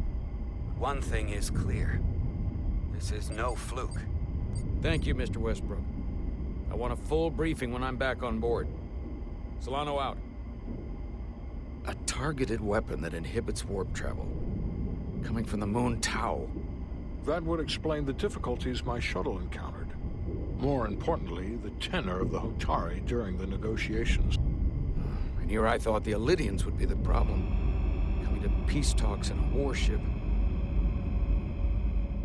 For all their posturing, every indication is that the Illidians are afraid of the Hotari.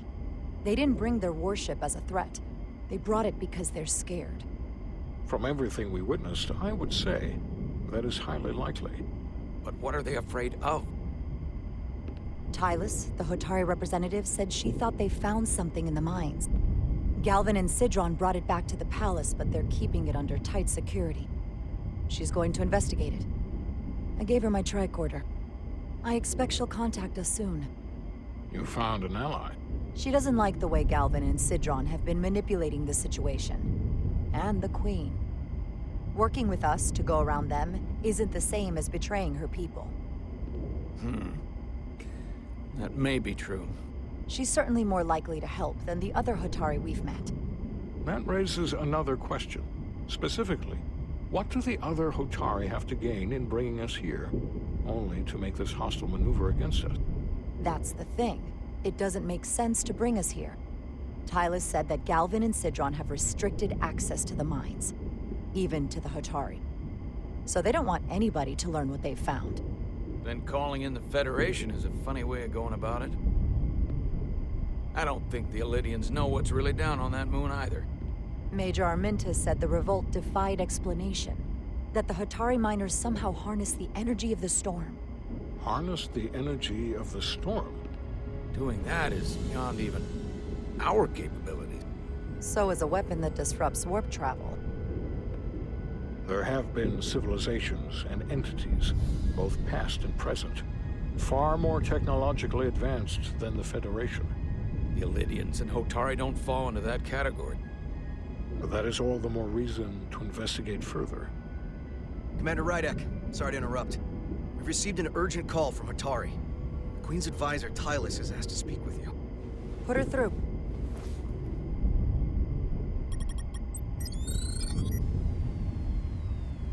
Galvin and Sidron are still with the Queen. I've enlisted help to gain access to the room they have under guard. I don't have much time. I'm not supposed to leave my post. It's only for a moment. I so appreciate your help.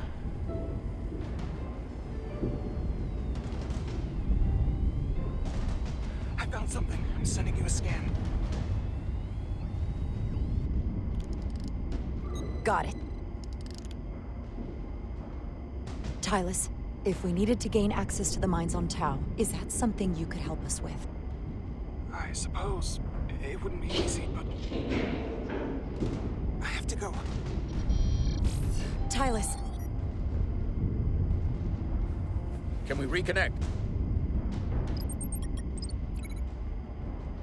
Sorry, Captain.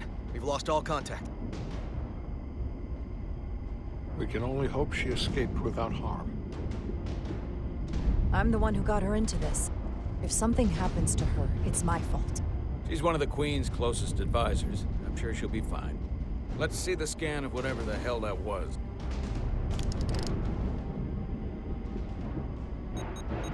Tylus suspects this came from the mines on Tau. It appears to be of ancient origin, but the markings are unfamiliar. We can run a full analysis when we get back to the Resolute. But if this came from the mines, then it might be the key to how they got the upper hand against the Illidians. Then we have to go into the mines. The Federation would not allow that. We were, after all, sent here to be a neutral party in a peace negotiation. However, we could demonstrate that the Hotari have acted in bad faith, which would enable us to investigate the mines on Tau with full justification. What the Federation doesn't know won't hurt them. If I do it right, nobody will know I was there. Commander, I'm surprised at you. We may have a better understanding once we analyze the device. But a mission to the mines, covert or otherwise, is not out of the question. and I will handle the Federation. I want all the data I can get on this warp problem. And the negotiating team's shuttle has been recording data all the way back from Hotari. Even better than our probes. So pull the sensor and engine ISOs from the Melville when it sets down. Will do.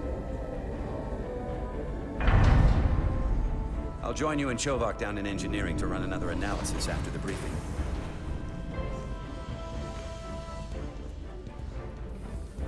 I didn't like this warp problem when we thought it was some astronomical anomaly.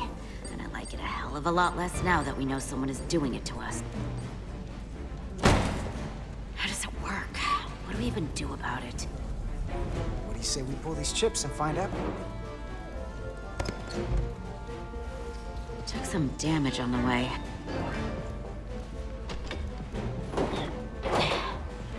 That ionic interference scored the hull plating. Might be some micro welds. Let's try pulling together. All right. 3, 2, 1. It won't budge.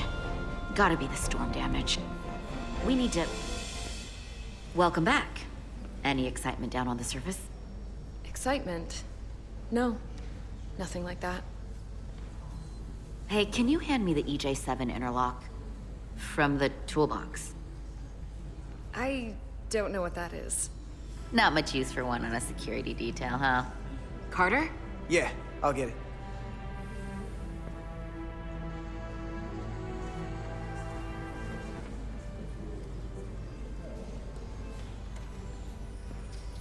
Okay, I'll apply pressure while you decouple the panel.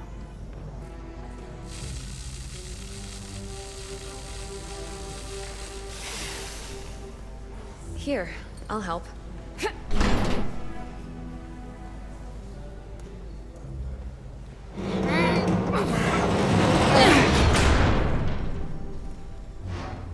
We've got this. Open up and say ah. Thanks for the hand. We have to get these isolinear chips down to engineering. No problem. You really know everything about these ships, don't you? I thought security was the detail to be on. Now all of a sudden you're interested in engineering? Just the engineer. Come on, start pulling chips.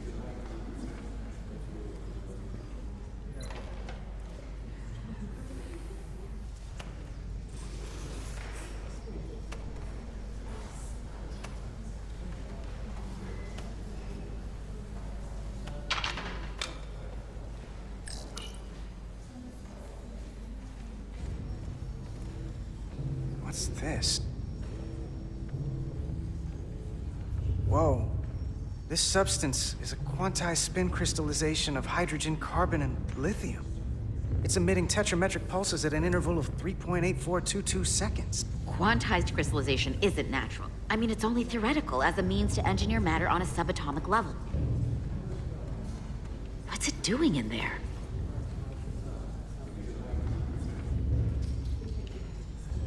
Wait. Regulation 364, subsection 9. What? Regulation 364, subsection 9 orders that in the case of an unknown foreign substance infiltrating a sealed system, it will be placed in secure confinement before further examination. Retrieve a containment module. Don't you think we're more equipped to deal with whatever this is? No. Before anything else, this is a security issue. Well, if it's not natural, then someone might have put it there. It could be a tracking device, some kind of sabotage, or even a bomb. Which is why we need to get it to the containment lab. Come on. I can't make an exception. Not even for you. I'm still going to report these crystals to Commander Westbrook when we send the shuttle data. And I will inform my superiors. I'm taking this just as seriously as you are. But I overheard talk about the warp disruption on the shuttle. Now these crystals? Maybe this situation is more than we can handle with just a science vessel. We could trigger a distress call, get Starfleet to send more ships. We're at the edge of the quadrant. Help isn't just gonna pop over like we're in Sector 001. Wouldn't hurt to try. You talk like you've never had your backs up against a wall before. This is Starfleet. We solve our own problems.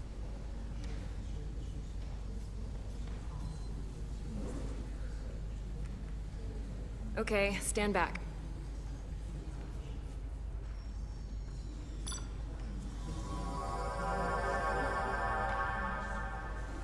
Get this to the containment lab. We'll get it set up for you. I'll let you know when it's safely confined. Oh, we'll be there. Last thing you want is to study this down in main engineering and have it explode next to the warp core.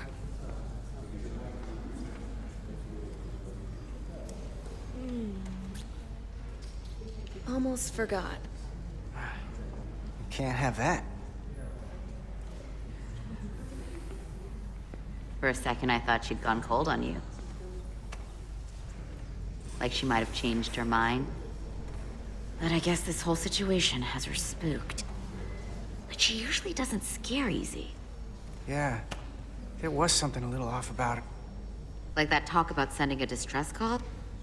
That was pretty out there. She was probably just thinking out loud. I'm sure she'll come to her senses. This mission has enough complications stacking up. Now, we'll get through it. You, me, and Miranda too. Commander Rydek was able to work behind the scenes during the negotiations and made contact with a representative from the Hotari delegation named Tylus. She mentioned an unusual artifact of unknown origin being held under tight security within the Hotari Palace, which she believes came from the mines on Tau. Now, this artifact might have a connection to the revolt, to the storm, and to the warp disruption we now know has been targeted at the Resolute. Commander Rydek, if you want to take it from here. Of course. Tylus managed to infiltrate the heavily guarded location within the palace and sent us these scans using my tricorder. It appears to be some sort of control panel, possibly connected to the warp disruption weapon originating on Tau. Of particular interest is this symbol, which we couldn't identify the origin of. The Federation database has records from a vast number of civilizations. If anyone from Starfleet has come across this before, the system should recognize it. Cross-referencing with Federation records. Displaying symbols from Federation database with a 90% probability of match or higher. Select a symbol to further analyze.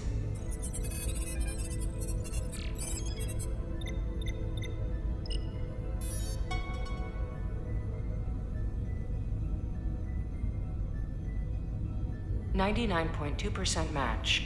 Got it.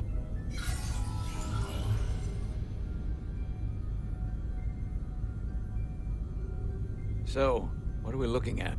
The design and composition indicate this is a glyph associated with the ancient Khan Empire. Their civilization collapsed over 600,000 years ago, but once spanned millions of systems with a population numbering in the trillions.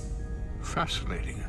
The Takan were once the most advanced, most powerful civilization in the galaxy. Is it possible the Hotari found Takan technology? I wonder if they even know what they have. Actually, I've heard of the Takan. You have? Quite impressive, Commander. Computer, summarize the Enterprise D's discovery of a Takan outpost. On stardate 41386.4, the USS Enterprise D, under the command of Captain Jean-Luc Picard, discovered a Takan outpost in the Delphi Argus. According to the mission summary, an unbreakable energy-draining field was deployed against the Enterprise and a Ferengi ship. The Enterprise was only able to escape after negotiating their release with an entity known as Portal 6-3, Guardian of the Takan Empire. Unbreakable energy draining field. It starts to make sense. What else is there? There's a lot here. Let's take it piece by piece. The technology to capture and hold the Federation flagship would have to be unbelievably powerful. Computer, what else can you tell us about the energy-draining field the Takan used? The Enterprise D was unable to break free on its own. The precise nature of the technology was never fully understood. Only that the crystalline technology used was beyond the comprehension of then-current Starfleet science. The engineering team found a quantized spin crystal formation in the shuttle you took to Hotari. They registered tetrametric radiation coming from it. We have Tacon technology on board right now? You might. I'll run a full analysis in the containment lab. There appears to be some sort of restriction order from Starfleet. Computer, explain this restriction.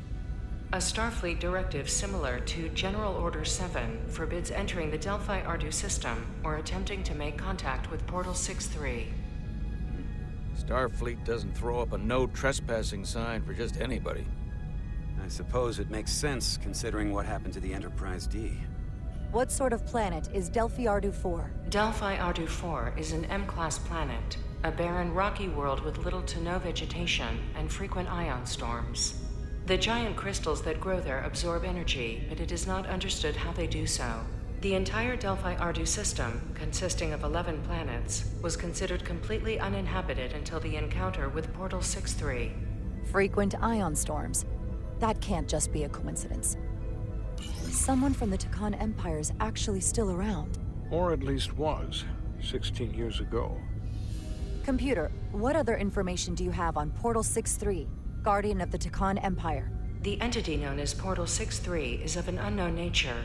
A biped humanoid, he was unaware that the Tacon Empire no longer existed at the time of the encounter. He was able to control the crystal-based technology of the Tacon outpost through apparent telepathic means. It was by his choice that the Enterprise was released from the energy draining field after Commander William T. Riker of the Away Team argued on behalf of both Starfleet and the Ferengi. Telepathic control of their technology. As I have said, they were the most advanced civilization in the galaxy. The Illidians should have crushed the revolt. But if the Hotari have Tacon technology and can control it, I see why they're willing to negotiate peace.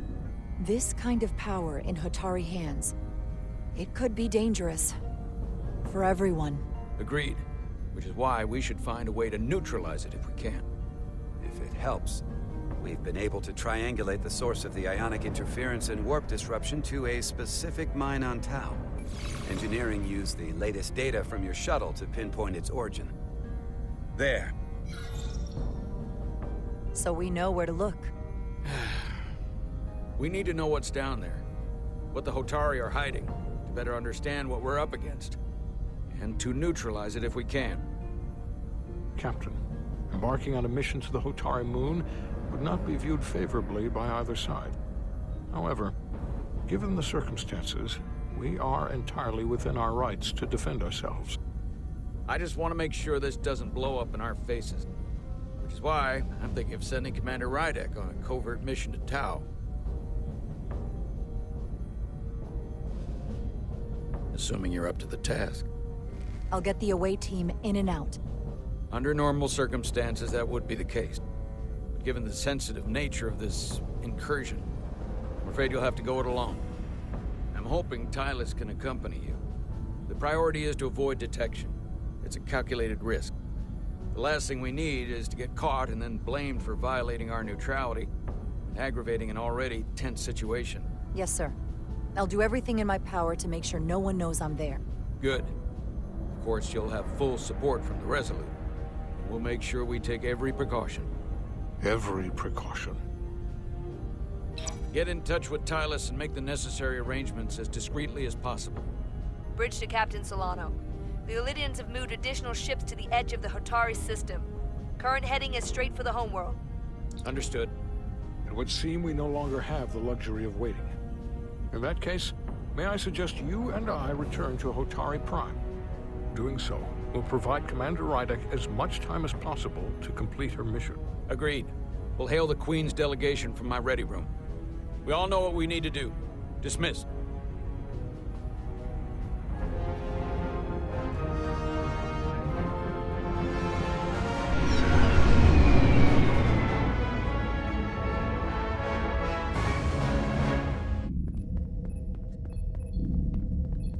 Petty Officers Diaz and Edsilar, where is the crystal formation that you found in the shuttle? I have tasked Ensign Calloway with performing a full analysis of the tetrametric pulses. Security brought it to the containment lab. I was just there. They don't know anything about it. Security never checked it in. Miranda never got there? Diaz, Tamaris. Try her again. Commander Westbrook to Petty Officer Miranda Maris. Respond. Something's not right. She's still on the ship. Computer, locate Petty Officer Miranda Maris. Petty Officer Miranda Maris is in the isolinear storage array on Deck 5. I'll go find her. Good. I am sure Mr. Diaz can attend to this on his own.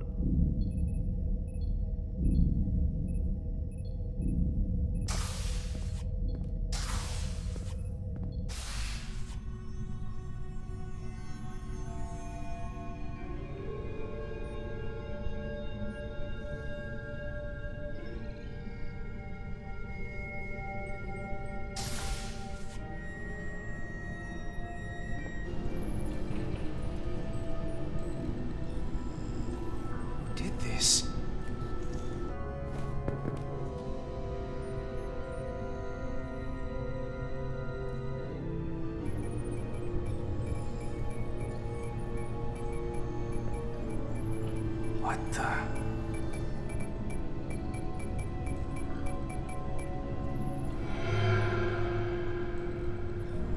Oh, it's just you. I'm busy right now. I called you on the comm badge. Twice. Commander Westbrook, too. Why didn't you answer? Oh, I guess I was just caught up in my work. But I'm through here, so I can't stay and chat. I have other things to do. Well, hold on a second. Commander Westbrook said the crystal formation we found in the shuttle never made it to the containment lab. He sent me to find you. I don't know why he'd say that.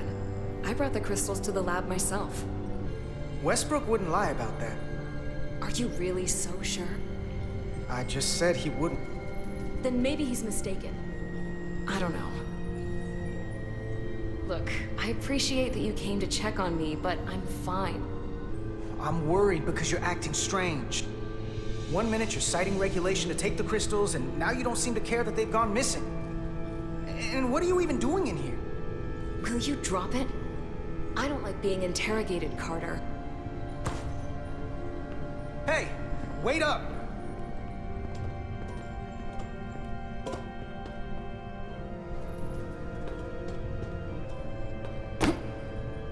I'm getting some very mixed signals from you right now. I'm sorry. I'm under a lot of stress right now. Just tell Chovak or whoever I don't know where the crystals are, and let me go about my business. I don't know what it is, but you're hiding something. What's in that storage drive? It's secure data. It doesn't concern you. Miranda, hold on! No. Get out of my way.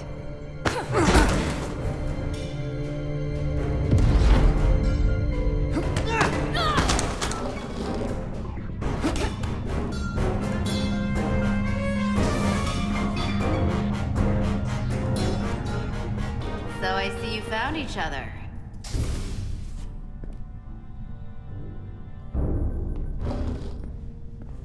You were taking so long, the commander sent us to see what the problem was.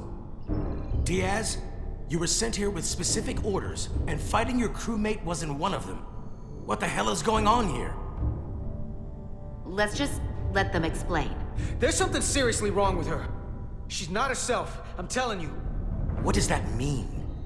It doesn't mean anything. Well, for one, she was copying data onto this. This drive is unauthorized. There are ISOs all over the floor. And that's why I was in here, investigating this situation. Check the data on this drive. I'm sure it'll show her access codes were used. And there were probably files copied while I was still with you two in engineering. That makes sense. Then get someone down here who can prove that. But until then, I have to go. I don't know what's going on here, but I think we need to call it into security. She can explain herself in the brig. Hold on a minute. We don't need to put this on anyone's permanent record. Carter said you're not yourself. If something's wrong with you, we should head to sickbay and the doc will fix you right up. Yeah, I haven't felt right since I came back from Hotari. I think I should see the doctor. You two know her? If you really think she's not well, we can take her to sickbay first. But what I know is this is a security breach. This is Petty Officer Diaz. I need a security team to deck 5. This is unbelievable.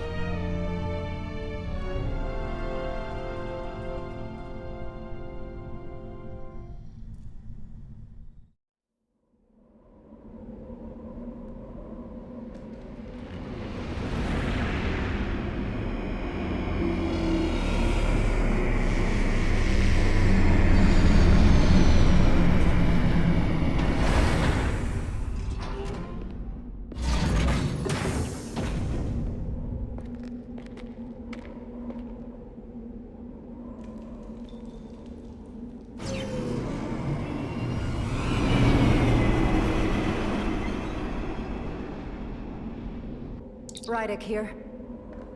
This is Ermont. Any trouble getting to the surface? I'm really starting to miss transporters. As long as this storm is around, you'd better learn to like shuttles. But if you can find the cause of the interference, we might be able to get back to transporting. As if I needed another incentive. We both know there's a lot more than that riding on this. Fair enough. You'll need to get in and out of the mine undetected, so I hope Minister Tylus can help in that regard. So do I. And to keep this covert, we'll refrain from contact unless absolutely necessary. Understood. Rydek out. I saw your shuttle take off. Hopefully no one else did. It's good to see you. Thank you for agreeing to this. You've already taken risks on our behalf. It means a great deal that you would do so again. If it's for my people, no risk is too great. Lead the way. I'll fill you in on what we've learned about the situation. Follow me.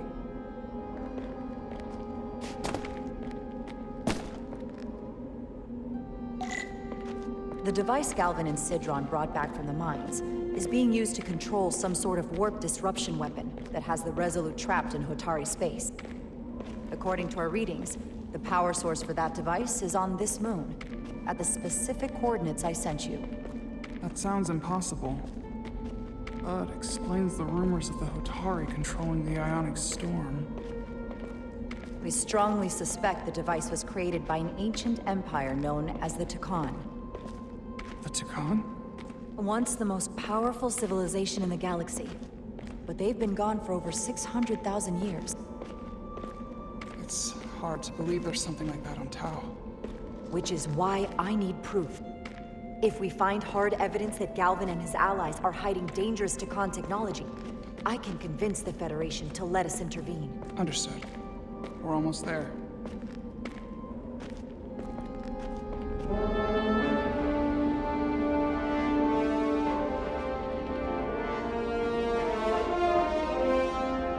That's the mine? Prospect 614 North, Subdivision 20. It's enormous. Just one of the thousands across Tau. The pride of Hotari. How do we get inside? The structure that circles the mine has entry points for transporting equipment into the lower levels. They're guarded, but nothing I can't get past using my authority. Well, that's good to hear. As long as you can avoid being seen, I should be able to talk my way past any miner.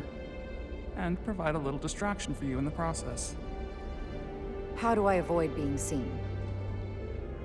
You don't use the door. How dare you! I am Tylus Altaris, Minister of Diplomatic Affairs. That's not... The Queen would be furious to hear you tried to deny me entry. The Queen? But I just...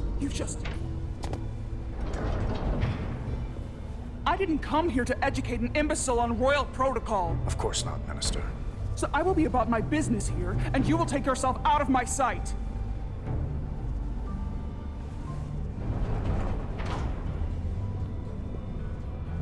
There you are. You really let that guy have it. It worked, didn't it? I'm impressed. I didn't know you had it in you. There's a lot you don't know about me. Underestimate me at your peril. The catwalks were booby-trapped. Galvin and Sidron have gone to great lengths to keep out the uninvited. Well, we're inside. Where do you want to start? The ionic interference is coming from below us. We need to go deeper. That lift goes down, at least to the changeover station.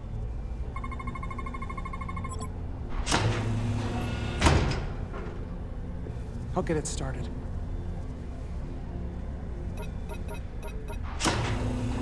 Ready?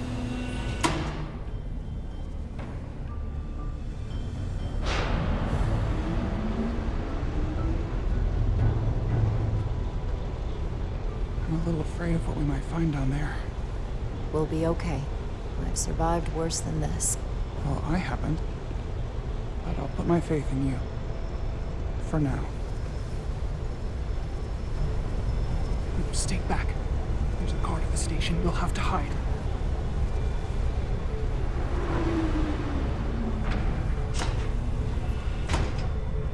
Who are you? What are you doing here? You watch your tone with me. I'm Tylus Altaris, Minister of Diplomatic Affairs. I speak for the Queen herself. This is a restricted area. No one gains access without the approval of Galvin or Sidron. Are you all right? I don't know. Are you injured?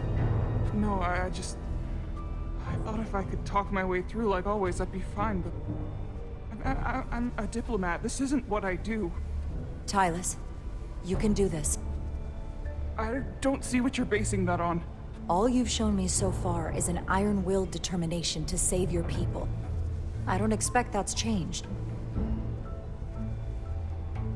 No. No, it hasn't. My authority has never been challenged like that. It meant nothing to him. So we should assume any Hatari we encounter from here on can't be reasoned with. Agreed. The only loyalty they have down here is to Galvin and Sidron. Can you switch over the lift? The guard should have a scan card that will allow us to operate the switch. Got it.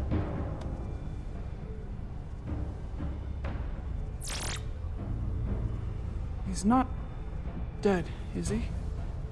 He's still one of my people, and I didn't come here to take Otari lives. My phaser's set to stun. He'll be perfectly fine, just unconscious for a while. I see. We don't have that sort of technology on our weapons. Good to know.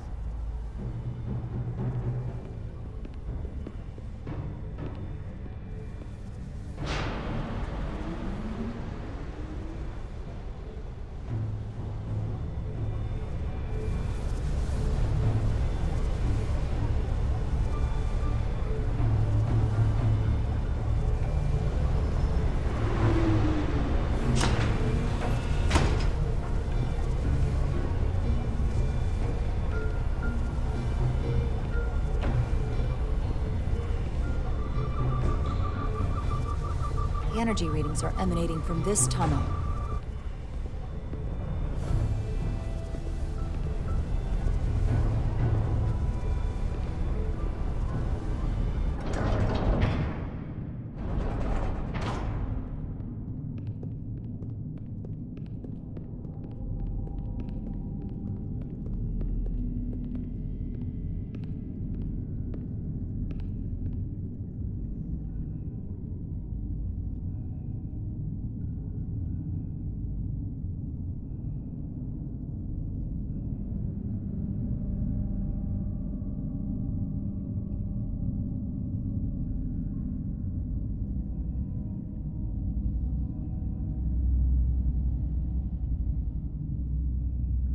This... It's where the uprising started.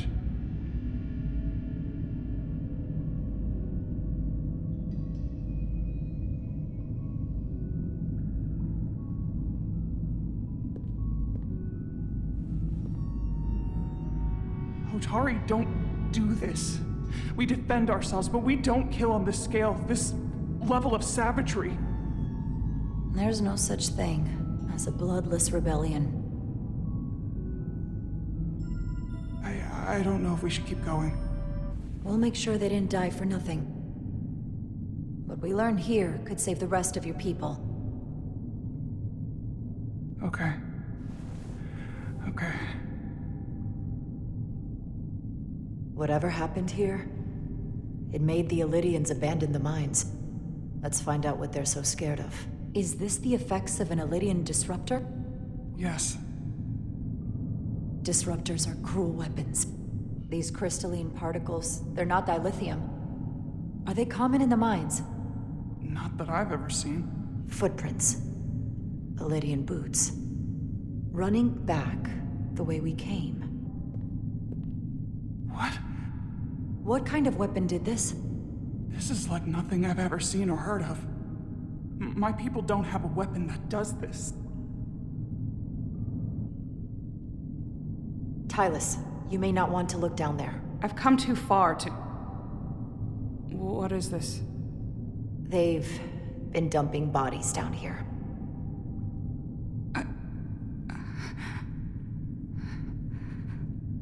Unforgivable. Galvin and Sidron will be made to answer for this.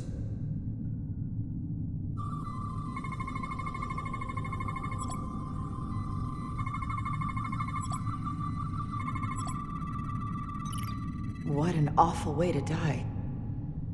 This must be why the Illidians are so afraid. Technology that surpasses their own, in the hands of the Hotari that they've lorded over for centuries. Where did this weapon come from? Well, the crystals are giving off tetrametric pulses. If I set my tricorder to search for that frequency, it'll lead us right to the source.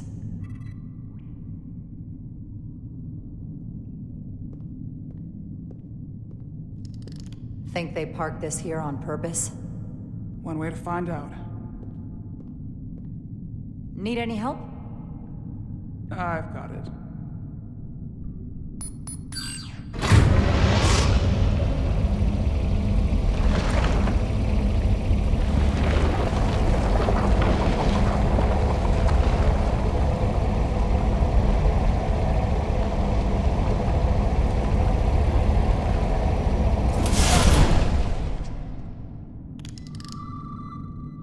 This concentration of tetrametric radiation has never been recorded. Whatever they're hiding, it's right through here.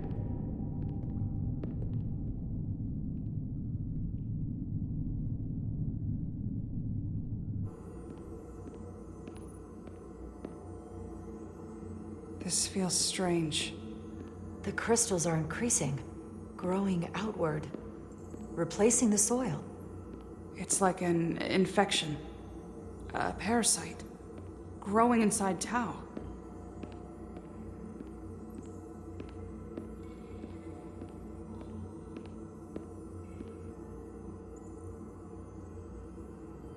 Incredible.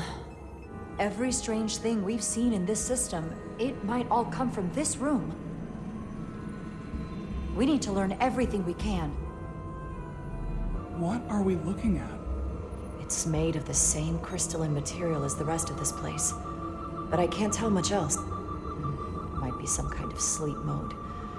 I can't analyze this further unless it starts working normally. Maybe we can turn it on from somewhere else. Hopefully. Let's keep looking around. Look familiar? It's almost identical to the console Galvin has hidden in the palace. It looks like a control surface.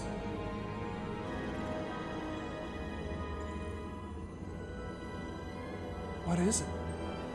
The device's primary function is to transmute lithium into this quantized crystalline compound. Possibly for the creation of weapons. Do you think one of these was used on that Illidian in the tunnels? Such a cruel weapon. Looks like some sort of replicator. I can't get it to work. It has power. Must be looking for some other kind of authorization. This suggests there's some type of complex life form contained within each crystal. Life form? There's something alive in these tiny crystals? That's what it says. Our science division will have a field day with this. Crystallized lithium compound. Its internal structure is extremely ordered. In fact, the states of these crystals on a subatomic level suggests a storage device of some kind. Energy levels are both stable and ordered, like information. Some of them appear to be depleted. What kind of information would you deplete?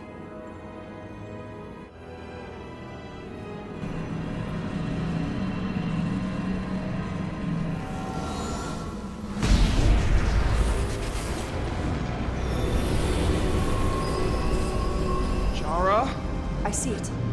What's happening? Someone turned it on. There's no one here. Then maybe the device I saw in the palace can send a signal? If that's the case, we may not be alone for long. Let's hurry.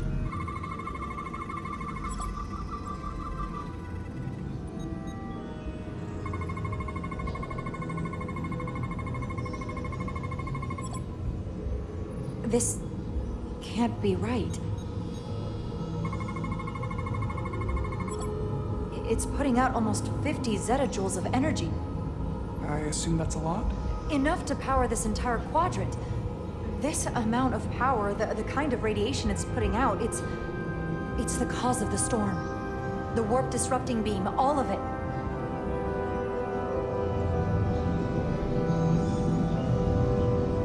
What do we do now? We get back to the Resolute. They have to know about this. Come on, let's...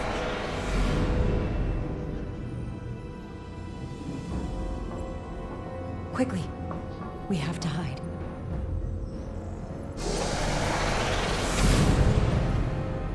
This is outrageous! I demand you let me go! No need to complain.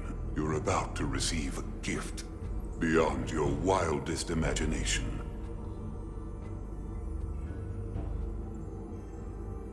If anything, I consider it an honor.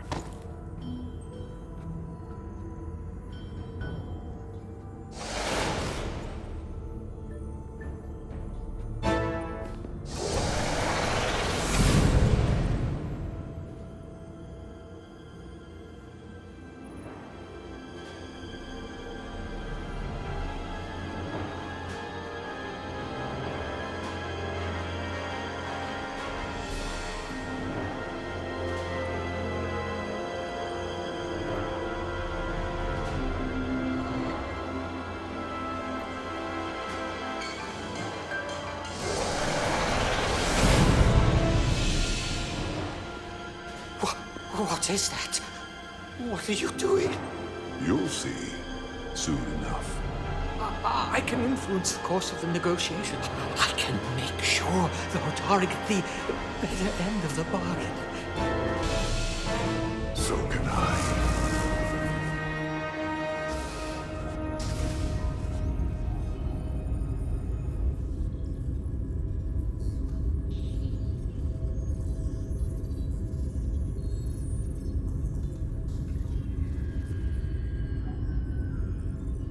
Said anything?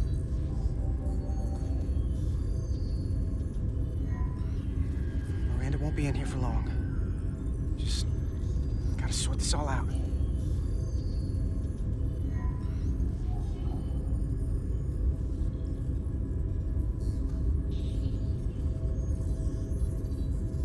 If there was a chance between you two, I think you've blown it out the airlock. Hope you're happy. What did you want me to do? I wanted to bring her to sick bay. You weren't there until the very end.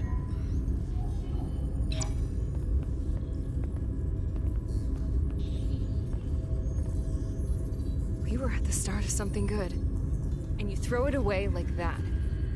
I never thought you'd turn on me like this. I'm sorry it came to this. I really am. That's one of those apologies that doesn't really mean anything. It's hard to be all in when I don't know what's going on with you. You think I owe you an explanation? Starfleet and its never-ending search for answers.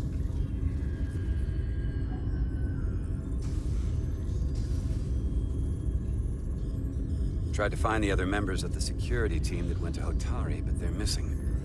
We found their comm badges stashed in a Jeffries tube. You better hurry up and find them. You're working with them. You have a keen mind, Carter. That's something I liked about you. But that won't be enough. Here's something. What is it? Eris didn't get bioscanned after returning from Hotari. Neither did the other two that are missing. So all this could be happening because she's contaminated. She caught something on Hotari. It's possible. Pathogen can cause all kinds of behavioral issues. I'll scan Petty Officer Maris and get some data to cut through all this speculation. I think it's better if I do it. Open up too.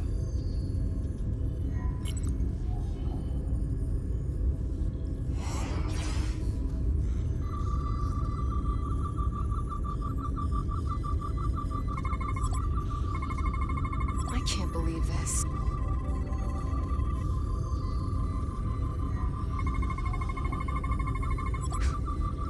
Ridiculous. Data coming in. Come here for a second. Did you know? Know what? That's not Petty Officer Miranda Maris. She's an imposter? Like a double? Or a spy. How is that possible? All I know is that she might look like Miranda. Walk and talk like her too. She has different brainwaves, and even different DNA. This isn't the same person we left Starbase with. I'm going to feed this into the main computer and run some more analysis. Commander, there's gotta be something we can do for her. This is incredible. By some process we don't yet understand, Miranda's body is being rewritten.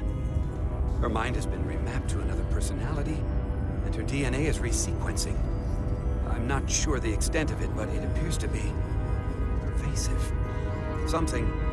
Someone has taken over and is bioforming her. That's a crude way to describe it. Who are you? I'm Miranda, but so much more.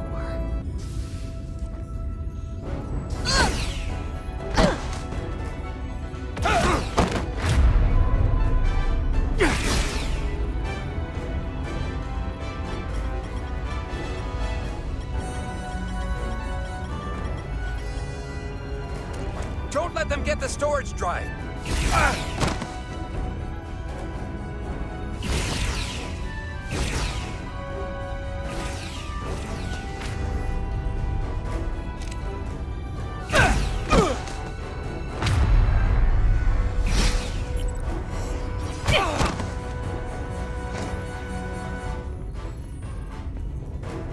Emo I noticed texta. It's not in the Universal Translator.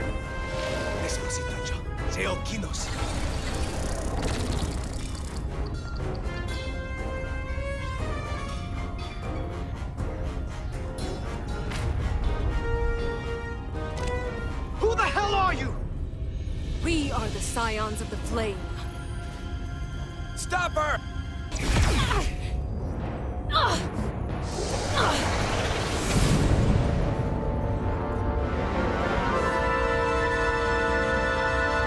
Scions of the Flame? I don't like the sound of that.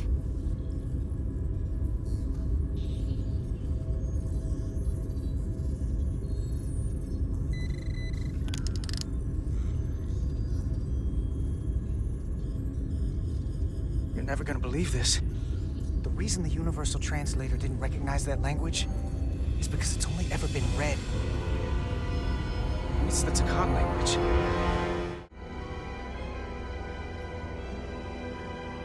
Get your filthy Hotari hands off me!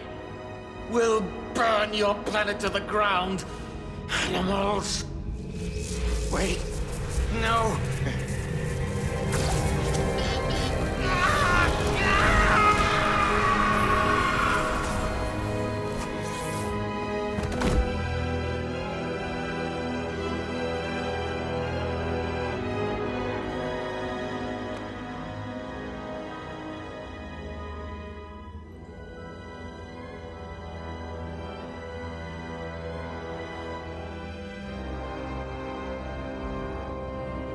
Rise, brother.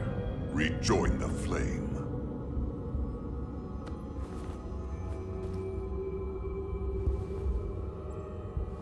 This can only mean our time has come. I'm only sorry I couldn't find the more suitable host for you. All in good time. This is only the beginning. They're working together? An Elidian and a Hotari? They did something to him.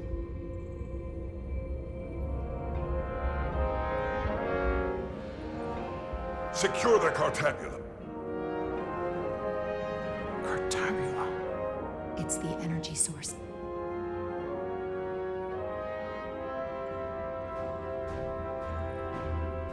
Spread out. Search the vault. Go back through the mine. Cut off their escape. Find them!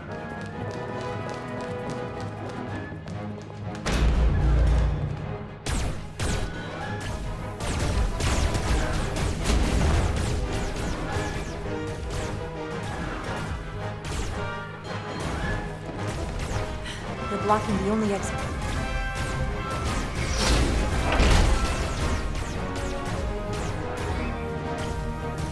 Maybe not. Can you buy me some time? For what? This vehicle looks a lot tougher than that barrier.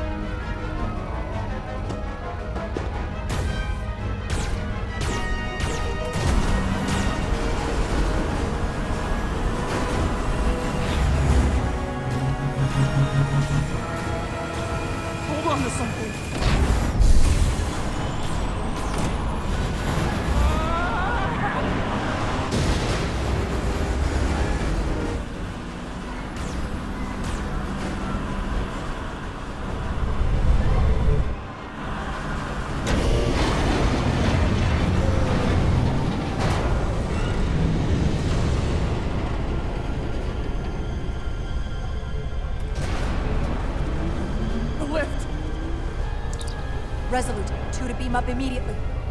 Resolute, come in. Jara!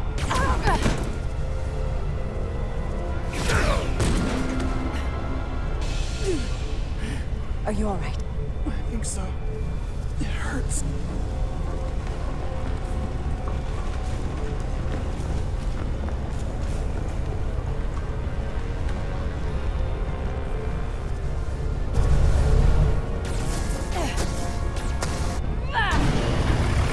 What are you doing? Hold on to me.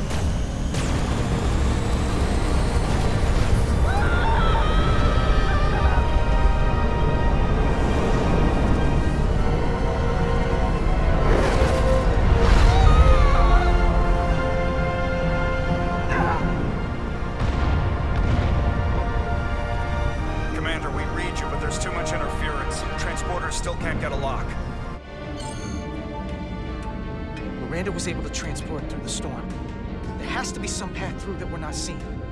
Tetrametric radiation is saturating our sensors. There is too much interference to pick up the residual transporter signature. Wait. Tetrametric radiation. Of course. I can align the transporter with the tetrametric signature.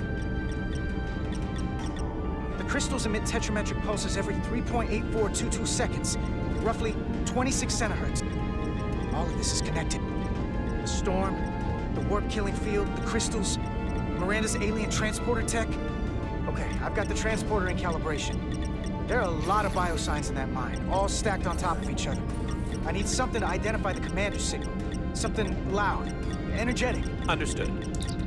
Commander Rydek, we have penetrated the storm's interference, but we are unable to pinpoint your signature. We need you to generate a high-energy event to help us... High-energy event. Got it. Tylus, are you still with me? I am. Good. I'm going to shoot my phaser at some dilithium to cause a piezoelectric rupture. What? Why? Signal flare.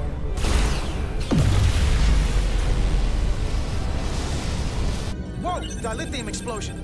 Is that energetic enough? More than enough. I can lock onto their biosigns now.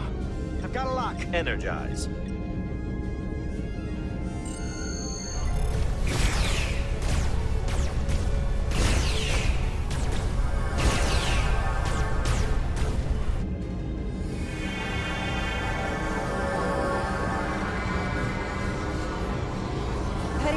Diaz!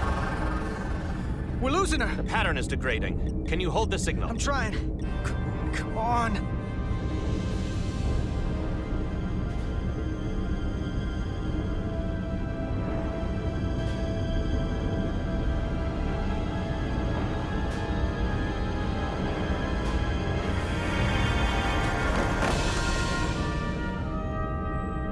Yes!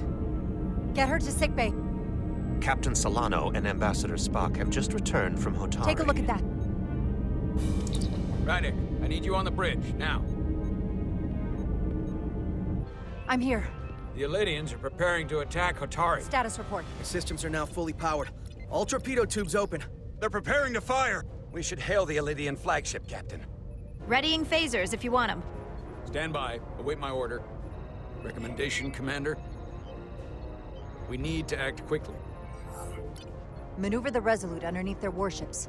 Block their shots at the planet's surface. Clever. Shields at maximum, Mr. Irma. You heard the Commander. Aye, Captain. Now think twice about firing on a Federation ship.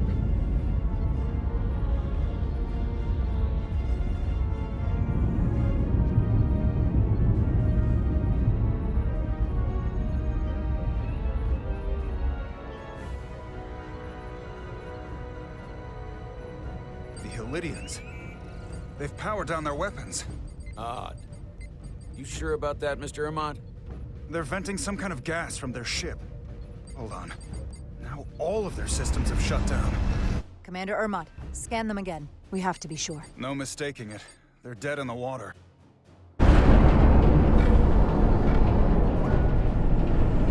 What's happening? There's an energy dampening field coming from the Tau moon. Take us out of range. Aye, Captain.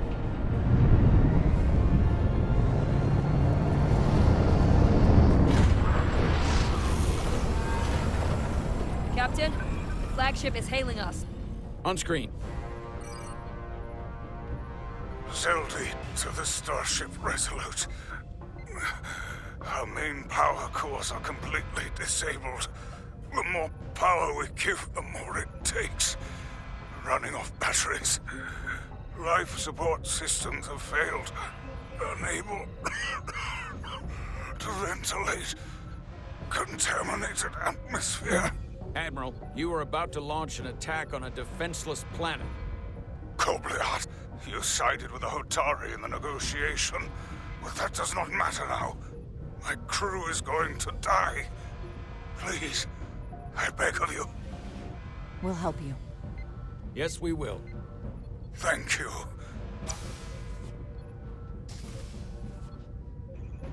Admiral, excuse us while we devise a rescue plan. By my estimate, the crew only have 23 minutes before their atmospheric mix becomes lethal. While we may not be able to transport the Elydians directly, if we were to transport them from their ship to a nearby shuttlecraft, it should be possible to amplify the transporter signal there and reroute it to the Resolute. The Ambassador's plan is incomplete. An away team will have to beam aboard the Zeldi and set up pattern enhancers for a stable enough signal out of the dampening field. Thank you for identifying my deficiency, Commander Chovak. Jara, I need a senior officer in command of this.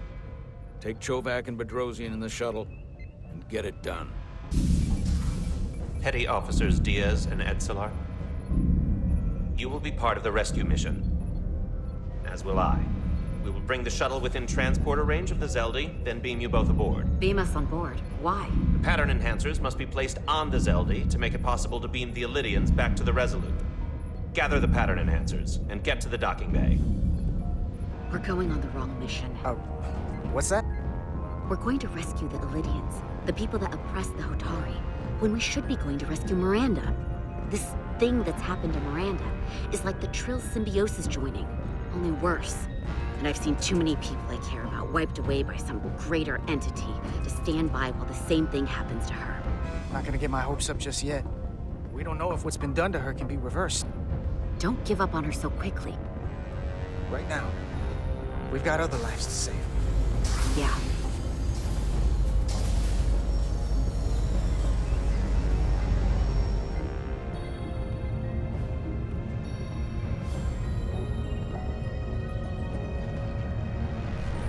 The away team is ready.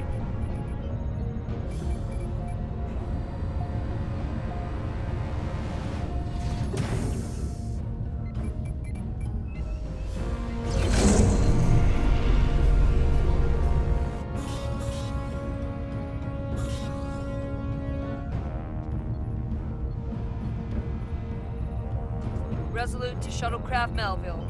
You're cleared for takeoff. Acknowledged, Resolute. Melville taking off.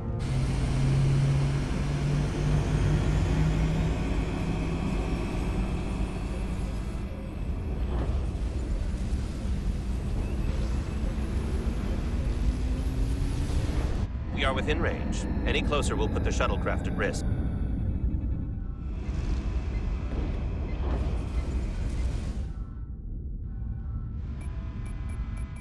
Preparing to transport the away team. Energizing.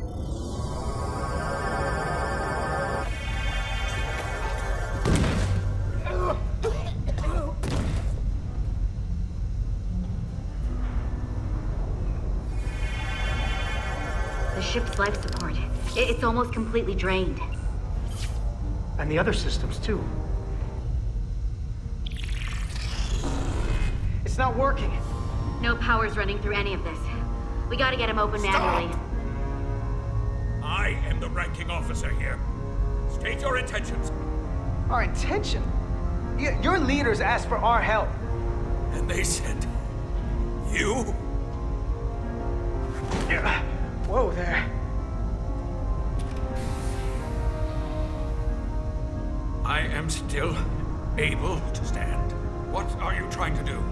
We gotta get into your transporter room. Then we can get your people off the ship.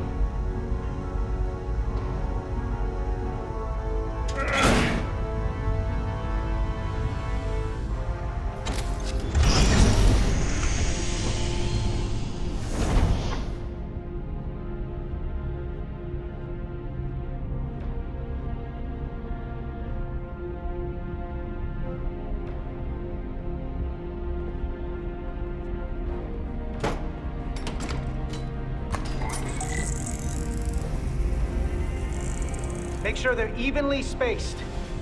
We need to manually adjust beam trajectory so they connect. I got this one. You get the others.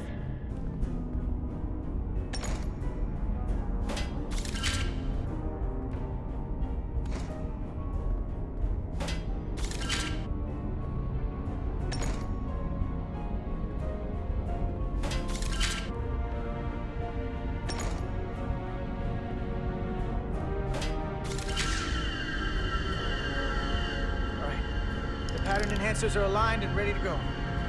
Let's round them up. These will boost the signal so we can transport through the storm.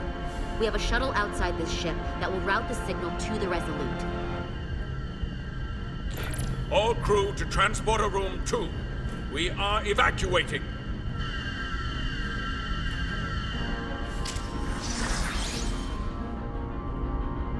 We're live.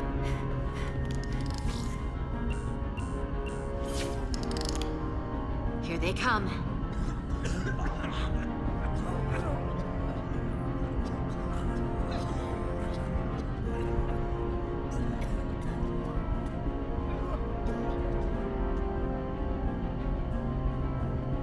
Okay, coordinates. Beam status. Energizing controls. Please step on the platform so we can evacuate you, Admiral. The crew goes first, Arminta. Sir. I mean it. You! Get on the platform already! Even at this range, the interference is too much. The system is suggesting better transport coordinates. Diaz, the shuttle. You're sitting right in the thick of it. I'm sending you specific coordinates for a clear signal path. Waypoint's been added to the navigational computer. There, Commander. Give or take 50 meters. Energized.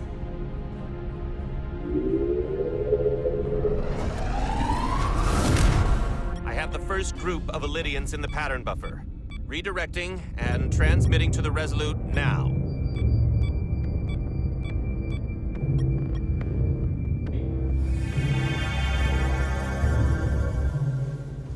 This is Resolute. We have the Illydians safely aboard. We did it! Good work. Keep it up. Yes, Commander. This is Commander Rydek. We're holding steady. Signal is good. Keep them coming.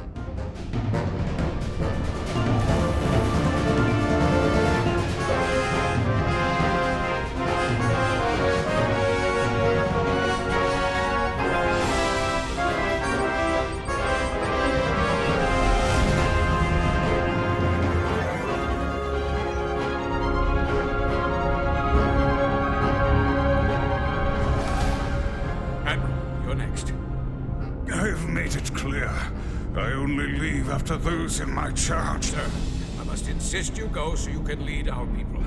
I will see to any stragglers. Yes, that may be for the best. But first, let me thank our human saviors. You're very welcome, Admiral. Does Starfleet let you wear another fleet's medal? We will find out. We're back. Get the Admiral to safety. Energize.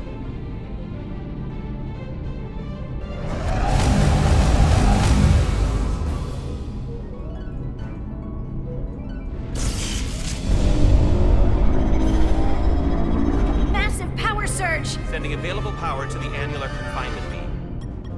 I have the Illydians in the pattern buffer, but I cannot resolve their signal to send them through to the Resolute, nor can I materialize them here. We need a better position with the Resolute. I am losing their patterns. I need more power, but internal relays are not functioning. I'll do it manually. Do it! I am trying. I will lose the transport if I do not have more time. The signal is resolving.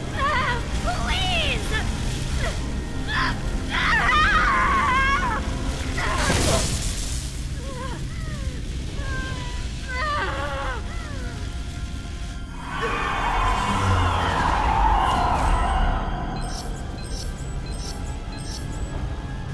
We have lost the 15 Illydians in the last transport. I regret to report that we have lost the last transport. My comrade. The Admiral. Unfortunately, our shuttle systems were damaged by the power surge. We can no longer serve as a transporter node. Carter, these readings are off the charts. The source of the storm is on this ship. You're right. That's a con energy source. They call it the Cartabula. It's here. Is that? The intruders are preparing to bring the Zeldi to war. And we're about to be stuck on it. There is an old Illydian saying about leaping off the hot skillet and falling to the flame below. Yeah, we got that one too. This is an opportunity for us. We're on this ship. We can stay in the shadows, see where they're taking the Cartabula, and do something to stop them. You always wanted the chance to do something big. That's all well and good, but if we're not getting off this ship, we're really backed into a corner here. We can't get off this ship. But maybe I could target somewhere on the ship. We are reading the warp engines powering up. Yeah, we picked up on that. We do not have a way to evacuate you from the Zeldi. That's all right, Commander. We have a plan of our own. We're gonna stay on this ship. That is very bold of you, Mr. Diaz. Live long and prosper. I hear voices down the corridor. We will be here soon. I'll guard the door. You just get us out of here, Diaz. Hey, Stretch. Help us with this map. Find somewhere as remote as you can. They're almost here. The aft cargo bay. That is acceptable. Sounds good to me. Whatever you're doing, do it now! We're locked in. Forward to transport.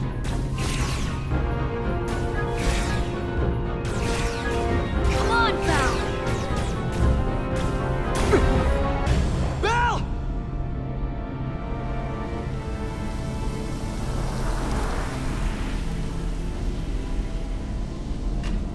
It's too late for him. Carter! 3 to transport.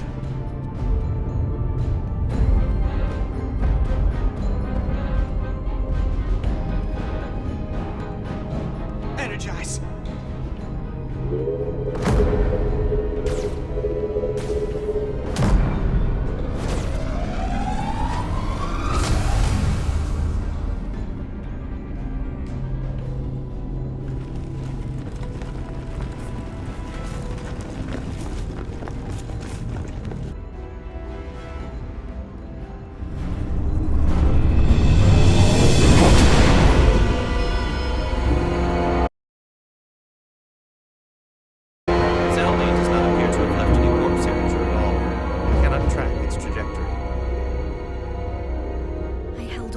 as I could. We saved many lives. And our people on the Zeldi knew the risks their duties entailed.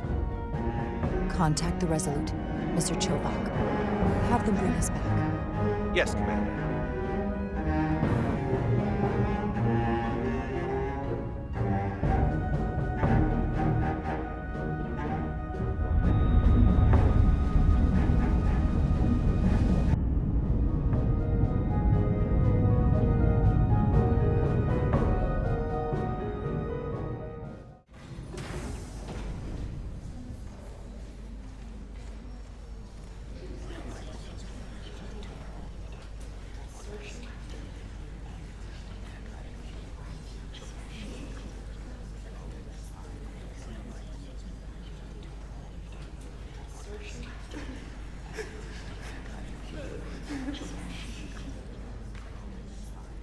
You saved as many Elydian lives as you could. And more importantly, you looked after your crew. In the heat of the moment, I just couldn't risk losing Lieutenant Bedrosian. I understand. Not an easy decision. We'd be lost without a tactical officer. Especially now. Unfortunately, the Admiral was among those who didn't make it. I'm sure it's a huge blow to the Elydians. I hope they don't blame us. We suffered our own losses as well. How are we getting our away team back? Ambassador Spock and the rest of the senior staff are waiting for us in the briefing room to discuss just that. I wanted a chance for you and I to speak first, given the circumstances. While protocol might suggest we alert Starfleet about our situation, missing crew, the data breach, possible threat from the Hotari, or Khan, I think we're better off keeping this to ourselves, under our control. You know what's at stake for me here, and what is at stake for you, too. I can't afford another mission gone wrong, and I'm really counting on your support. I'm sorry, Captain, but this isn't about you. The lives of everyone who wears a uniform are at stake. I don't see it that way. Is there any update on our efforts to trace the Zeldi's warp signature? Unfortunately, no. Somehow they were able to mask the signature and block our ability to track their trajectory. I'm also concerned about what went with them. A Taconian energy source. Sidron referred to it as the Cartabula. Yes, I've been analyzing your tricorder scans. This Cartabula is more powerful than any energy source on record. It disabled our ability to warp and likely created the ion storm. Something that powerful in their hands?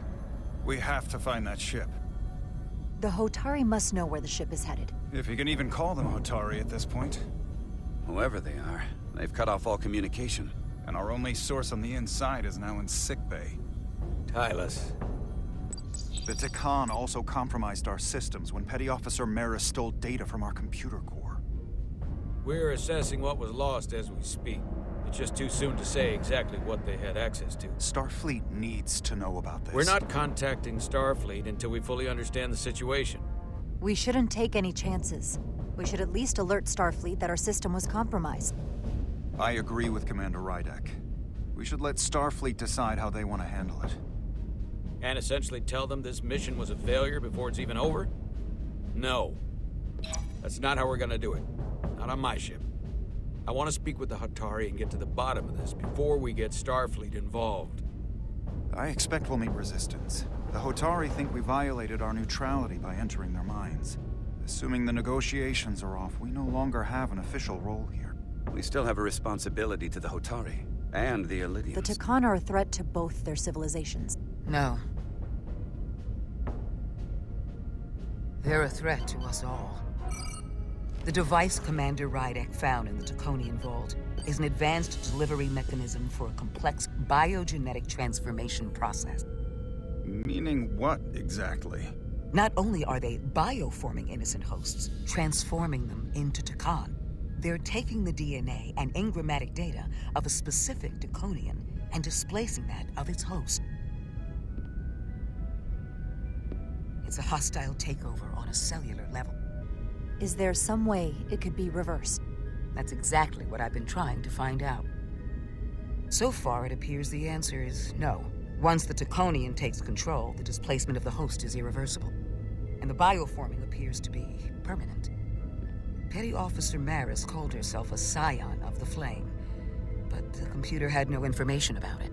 She also shot the hell out of my ship as she escaped and nearly killed a few of our crew. So we know this about those scions. They're dangerous. The Takan have crossed a line. That much is certain. However, meeting with the Hotari could offer insight into their true intentions, under the pretense of an apology for betraying their trust and trespassing on their territory. Given the options, this might be our best chance to find out more about what they have planned. I couldn't agree more. With the Cartabula gone, I can confirm we have regained warp capability and the use of our transporters. Excellent. Commander Ermot, see if we can arrange a meeting on Hotari as soon as possible. As Ambassador Spock suggested, under the pretense of an apology. Aye, Captain. Nice work, everyone.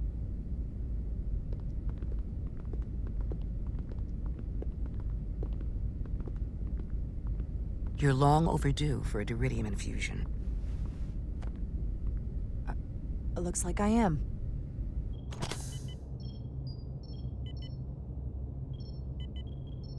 Aside from almost running out of Duridium, you're in good health. Nice to get some positive news for a change. You I don't worry about. The captain, however... Go on. You see it, don't you? He's desperate. Withholding intel from Starfleet just to save his reputation. That's not normal behavior for a captain. I was relieved you called him out on it. You've spent enough time with him now, seen enough of how he runs this ship. If there's something wrong, as the ship's doctor, I need to know. To be honest, I'm worried about him. It seems like the stress of this mission is getting to him. He has so much riding on its success, and I am concerned he'll do something rash to ensure it. And I want to be clear, I care about Solano, I really do. I've been his doctor for years, but there are more important things at stake than offending an old friend. If it gets any worse, you know where to find me. Jara. Monitor your Duridium levels. I'll be right back. How's your wound? Like it was never there. I feel lucky you were there with me. Without you, I'd be, well... Thank you for saving my life. I should be thanking you. You took that disruptor shot for me. Without you, I might be the one in sickbay, or worse. Well, I couldn't just let you die. Not after all you did to help. I won't forget it.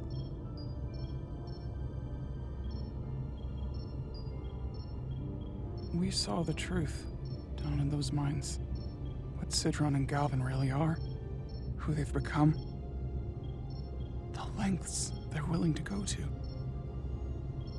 What they did to that Lydian. It's hard to accept.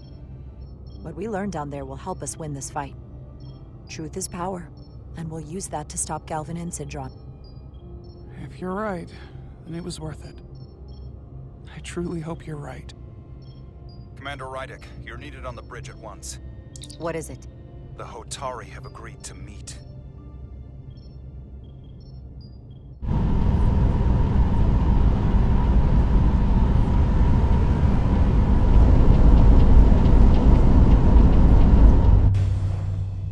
They haven't found us yet.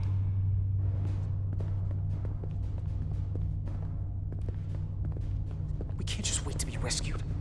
We have no idea when or if the Resolute is gonna catch up.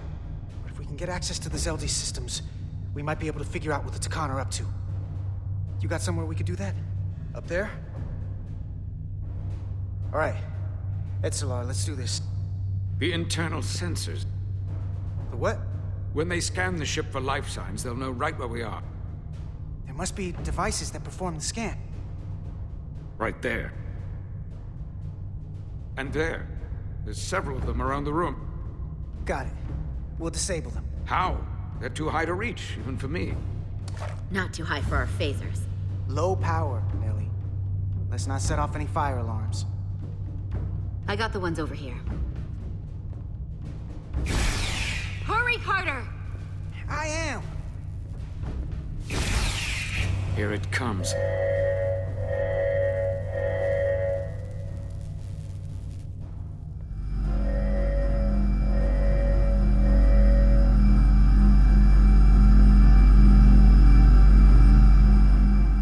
It worked.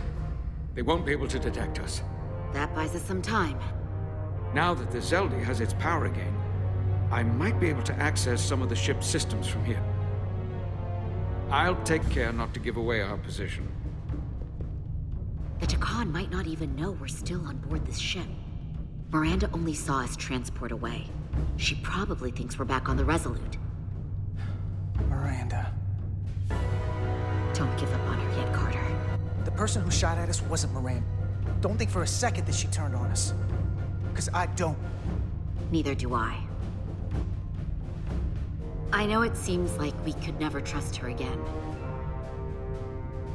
But maybe there's a way to turn her back and Miranda could help us stop the Takan. Just because the Trill joining is permanent doesn't mean the Takan bioforming has to be. You have to think like a soldier. She's our enemy now. She'll be dealt with like the rest of the Takan. My friend Miranda is not responsible for what she's doing. The Takan have taken control of her mind. We certainly can't kill her for it. Speak for yourself. If anyone threatens the Empire, they are the enemy. It's just one life, and it's already been lost. We don't like this any more than you do. The Takan are a threat to all of us. They turned our crewmates too. Do you really think they're gonna stop there? All I know is that more of my people have been lost to the transformation than yours. Not to mention my admiral and the others who didn't survive your rescue attempt. Our losses are mounting. Yours are just beginning. We're stuck on this ship, same as you.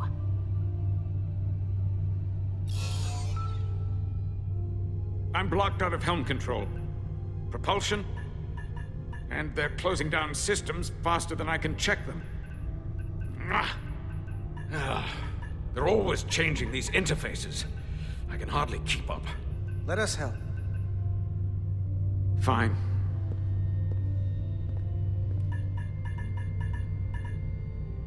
They're using a senior officer's access code to lock down our systems from the bridge.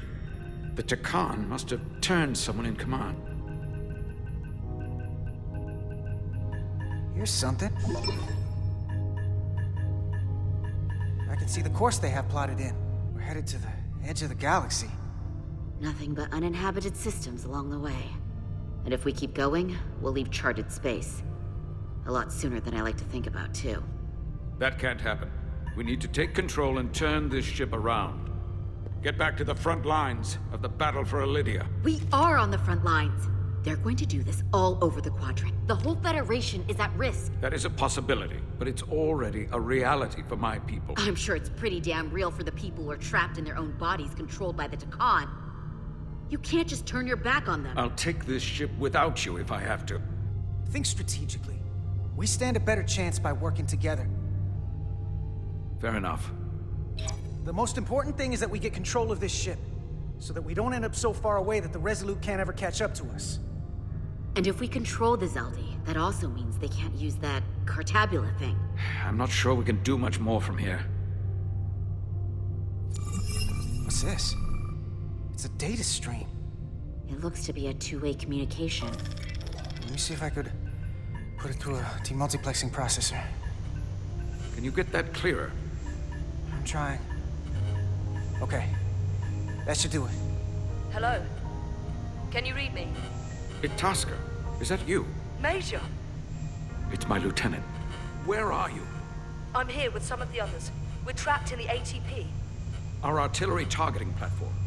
The bulkheads are sealed, and ruptured power conduits on the other side are discharging at high voltage. Major, we've seen Sidron and the other Hatari, and if we can get free, I think we'll be able to overpower them and take back the ship. Itaska, are you still there? You shouldn't trust anyone else you meet. The Hatari have been transforming people on the ship. We've seen it happen. Bioforming. It's only a matter of time before any remaining crew are turned against us. You have to come and help us. I gotta ask, are you sure that's really your comrade? It's Itasca. You're going to have to trust me. I can do that, Major. Then we don't have time to lose. We'll make it to you undetected, and we'll free you from the ATP. We'll be ready and waiting, sir. I may not know the computers very well, but I know every inch of this ship. I can get us there, safely, through the back routes.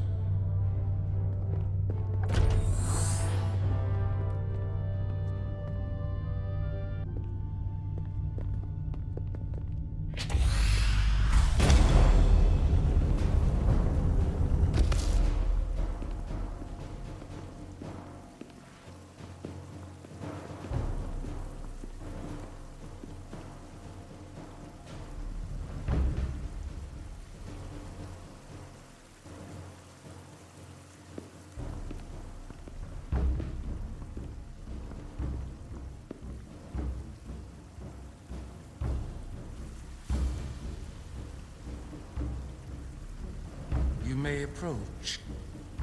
Your Majesty, an apology is in order. The Federation... Spare us your apologies, your excuses, your pathetic explanations. You said you were here under the pretense of peace, yet you trespassed into our minds. I take full responsibility for my actions, which were entirely my own, not the Federation's. How noble. Your Majesty, if I may. Her actions nearly caused a war. I was addressing the Queen. Galvin speaks for the Hotari now. Fortunately, we were able to resolve this ourselves despite your interference. The Illidians have agreed the mines will remain under Hotari control. We now recognize the Hotari as the sole authority in this region. That makes no sense. What did they do to you? They convinced us that this was the best deal we were going to get. I thank you for coming, but the sooner the Federation leaves, the better. The hell we will. Captain? What about my crew trapped aboard that ship? Or what you did to my security team? The data you stole? I want to make one thing clear. No one is to leave Hotari space without Federation approval. No one. You think you have that power, when in fact you have none. You came here under the presumption you would be the ultimate authority. That you would show up and render judgment in this petty dispute over precious resources between lesser people. But instead, your arrogance and self-interest was your undoing. We came at your request to help solve the problem, not create one. You came because I wanted to see the mighty Federation for myself, the greatest power in the galaxy. Needless to say, I was disappointed. They never wanted our help. They were setting us up from the start. Commander Rydek saw what you did in those mines. How you bioformed innocent people against their will and turned them into Takan.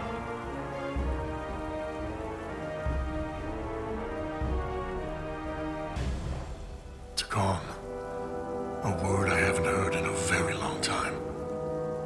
At the height of our power, the Takan Empire spanned hundreds of thousands of light years and trillions of Taconians. An empire that encompassed what is now considered Federation territory. What's yours was once ours, so it feels only right that we reclaim what was lost. You won't get away with this. You'll be held accountable by the Federation. I already have gotten away with it. And the Federation has no authority here. Not anymore. You might be surprised how many want to be part of the most advanced civilization the galaxy has ever seen. We will not stop until we've reclaimed what is rightfully ours. Imagine what a queen, a starship captain, or even a Federation ambassador could accomplish if their power was wielded by a truly superior entity. In the face of such impossible odds against an adversary so clearly more advanced in every way, the only logical choice is to submit. Never.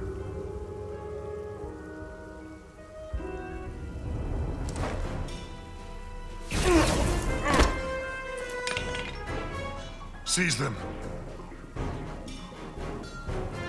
Get us out of here, now!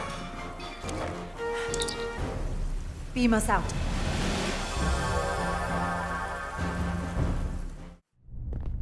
You ever done something like this before? Close quarters combat? Infiltrating an enemy stronghold? Something like that. I once spent 6 days crawling through sewers during the siege of Tofar Ket to retake the citadel there. My dress uniform is well decorated. I'm glad we're here with you. We need your kind of experience. I should say you do. And I'll be glad to have Lieutenant Itaska with us. She fought shoulder to shoulder with me in that siege. So you're pretty close, huh? She's like a daughter to me. Don't worry. We'll get her and the others free. I'll worry less when that's been done. But once we have my comrades, proper soldiers, we'll be able to retake the bridge. Then, our fleets will catch up to us. The ATP is just down that corridor.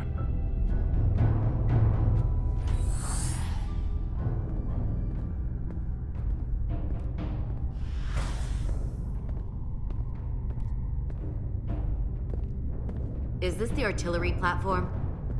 This is the power distribution for the forward armament cluster.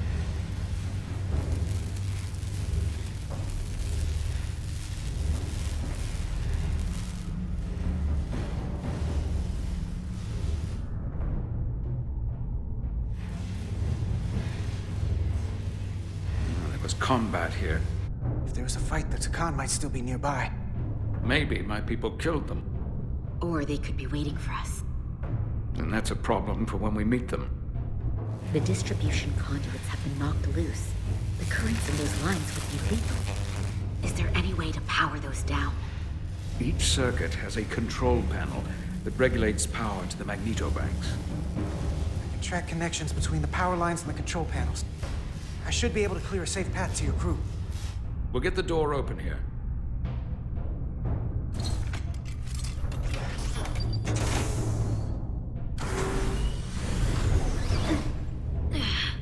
It's heavy.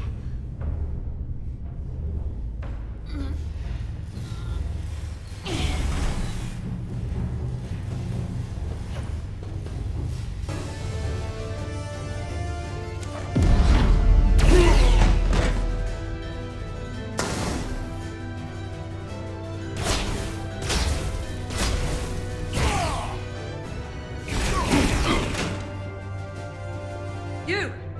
Federation, you made it. Barely. There's a lot of collateral damage out here. They'd backed us into a corner. We did that to drive them out. Put some space between us and the enemy. They're here. Get down!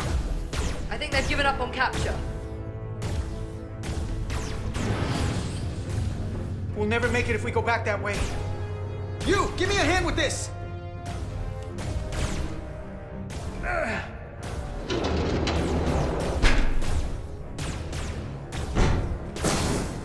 Go! Go! Behind us!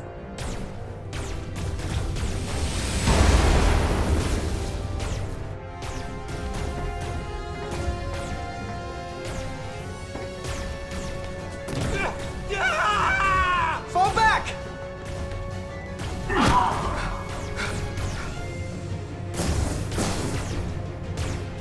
Hold them back! We can't let them reach the stairs!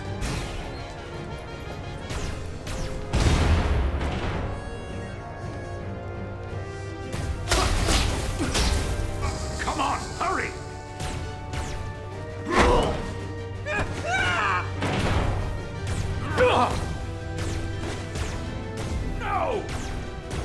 No! You can't just run in there. Must live to fight.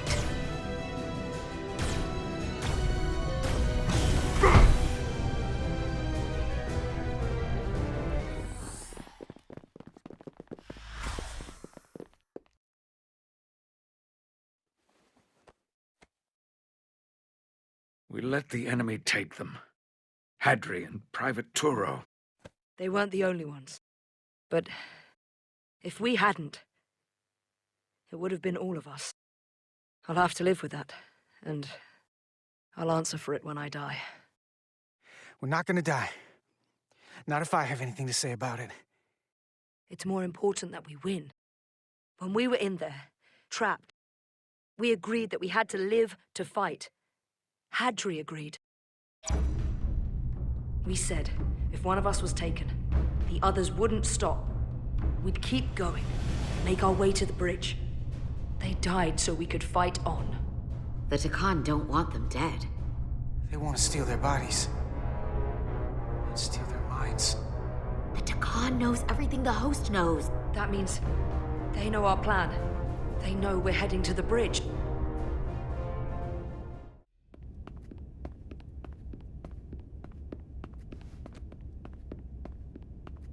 Tylus, you should be in sickbay. I'll finish this. I couldn't just lie there knowing the entire fate of Hotari hangs in the balance. How did it go? I'm not gonna lie. It was pretty rough. Oh no. That's what I was afraid of. I heard a rumor that they'd made a deal, that the Elydians agreed to peace. After what we saw Sidron do to the diplomat in the mines, I could hardly believe there was hope. There's no other way to say it. They're all Takan now. The Hotari, the Elydians, everyone. No, that can't be true. I'm sorry. Where will I go? I can't go back. Everything I've ever known is gone. You're always safe aboard this ship. And you're welcome to stay as long as you need. Thank you. The Federation stands with the Hotari. You don't have to doubt it for a second. Yellow alert. Commander Rydek, we need you on the bridge immediately.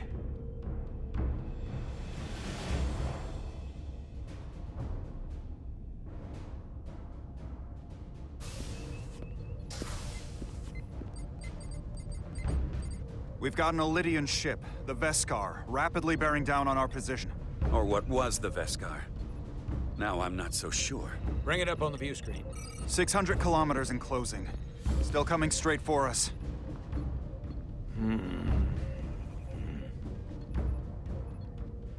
Commander?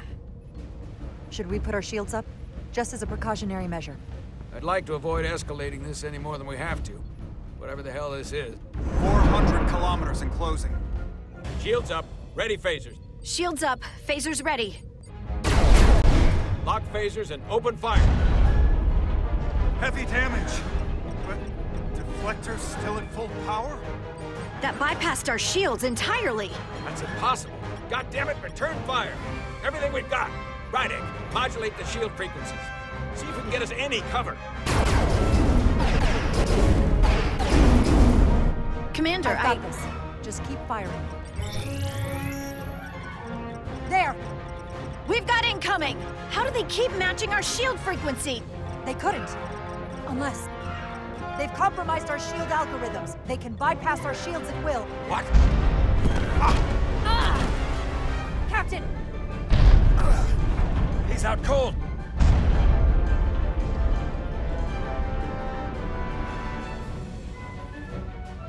Why'd they stop? Damage report. Running on emergency power. Major hull damage on decks 4 through 7. Warp core is stable and intact. We're completely vulnerable. Commander, we're being held by the Veskar. It's Galvin.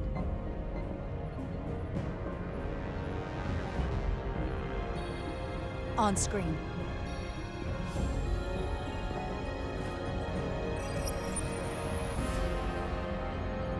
Commander Rydek, where's your captain? Don't take it personally, but he had better things to do than talk to you. Did he? Well, perhaps he's busy repairing his pathetic little ship. I have to give you credit, Commander. You survived longer than I thought you would. But make no mistake, your shields are useless, your weapons ineffective, and there's nothing you can do. I could destroy you at any moment, but I'd rather hear your pleas for mercy first. It's entirely possible you could destroy us. But the truth is, we're worth more to you alive than dead. Better if we report back to Starfleet about the power of Taconian technology, and the futility of fighting it. There might be value in that. I've been thinking about what you said, Commander. You claimed I would be held accountable. And here I am. Hold me accountable. The Veskar's weapons are powering up.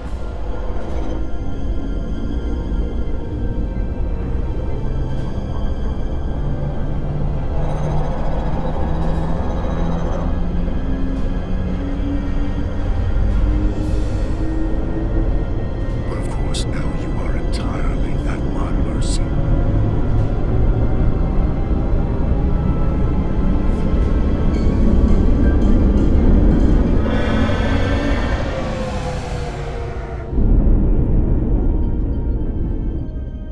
So I've decided to let you live. Because there's merit to the idea you're worth more to me alive. We appreciate your mercy. And you rely on it. I've lost their signal. Can you track their warp signature? Nothing. It's untraceable, just like before. Notify Ambassador Spock. I want everyone in the briefing room to discuss our options. What's the status of the repairs? Hull breach should be patched up in a matter of hours. Impulse power is at 67%. Should be fully restored soon. Still no luck tracking Galvin's warp signature. They've all but disappeared. Keep trying. Finding that son of a bitch is the best shot we've got.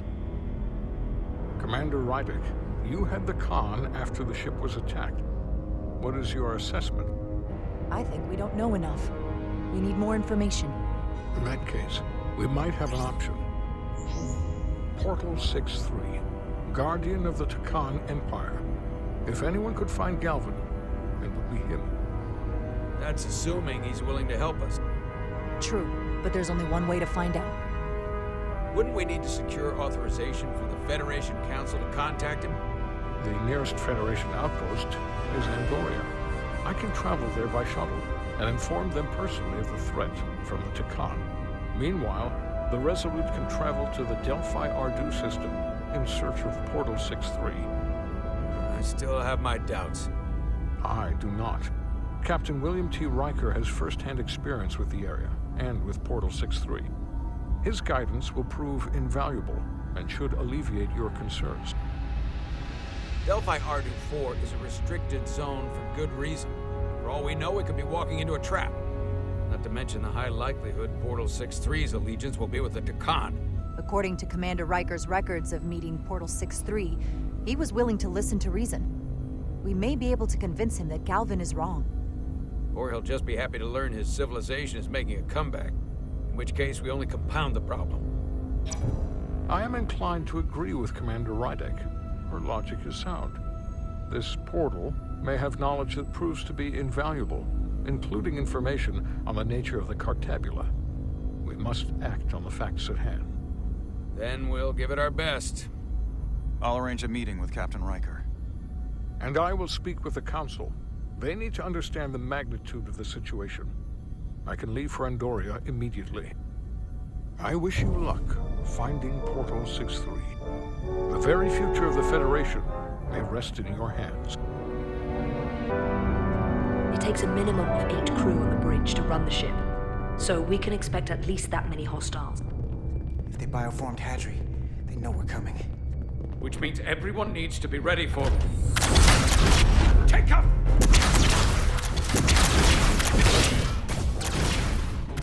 Now what? We need that door sealed. We can handle that. Where do you need us? There's an access panel there. You should be able to patch into the local systems. We'll be shot getting there. I'll cover you. On my signal. Now!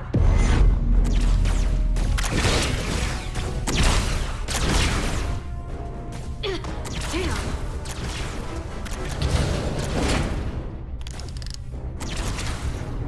Looking for the bridge doors. Wait, what's this? Yes! Got something? Gravity. If I invert the artificial gravity inside the bridge, that'll throw anyone on the bridge right up into the seal. He'll never see it coming. Itasca, get ready to charge! Charge? Now!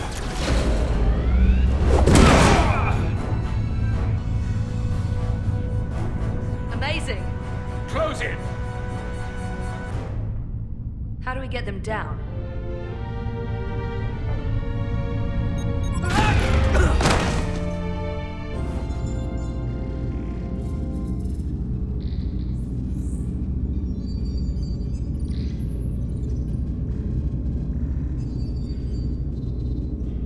What are we gonna do with them? We don't have time to take prisoners.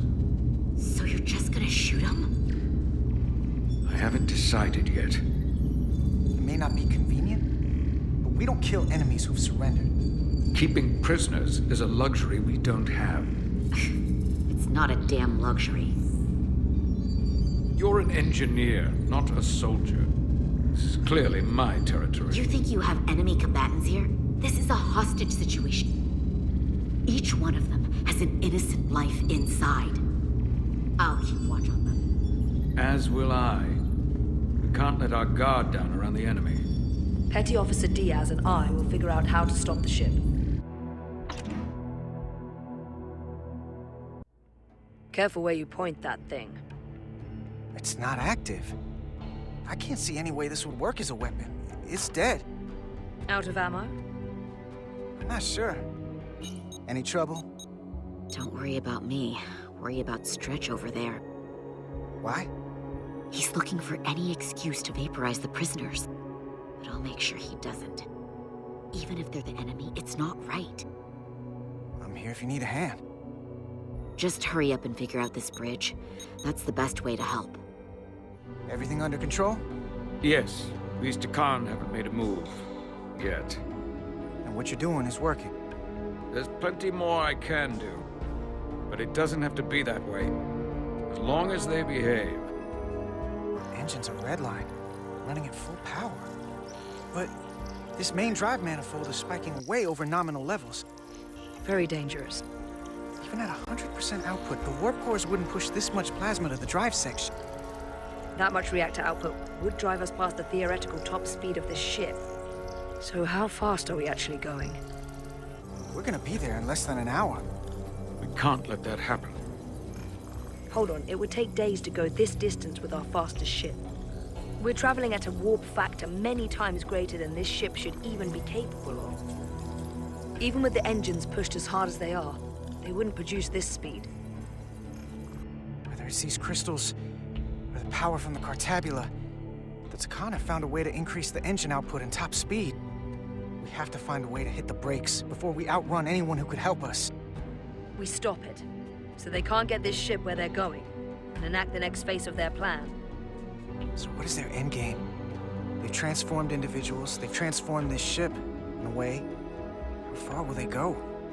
As far as we let them. Their technology certainly doesn't seem to have limit. I hate to think what the Cartabula could do if it was plugged into something it was meant to power. These crystals are Takan technology. They seem to be active, just like the rest of their tech. Tetrametric pulses. Tetrametric? It's the energy signature of Takan technology. Everything they make gives off this type of radiation. They're blocking the input. It's not responding at all. If we're careful, maybe we can blast the crystals off with our phasers. All right. Just use caution.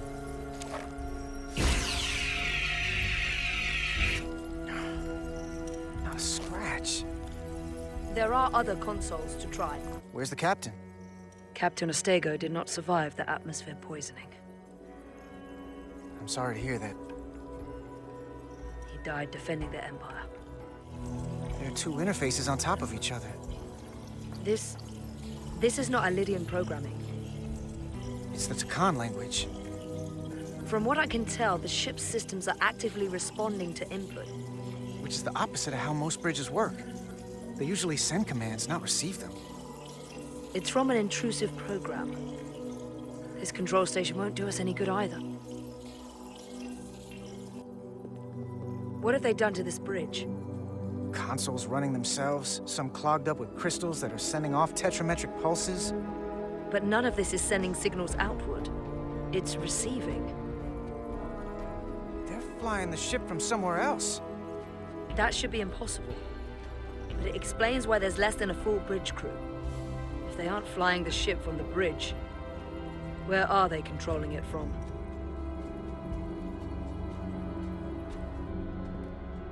That's everything. We got some answers.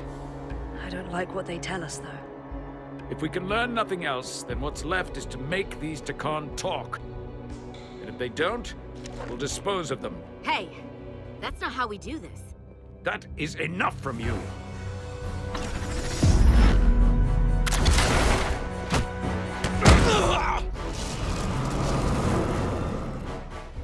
I thought that thing was useless. It was. No power. Until he touched it. The weapons must be bio-coded. Our technology will only work for one of our kind. I can assure you, this weapon works just fine for me. Slow down, Arminta. You can't control the ship with a disruptor. But I can use it to control you. Ah!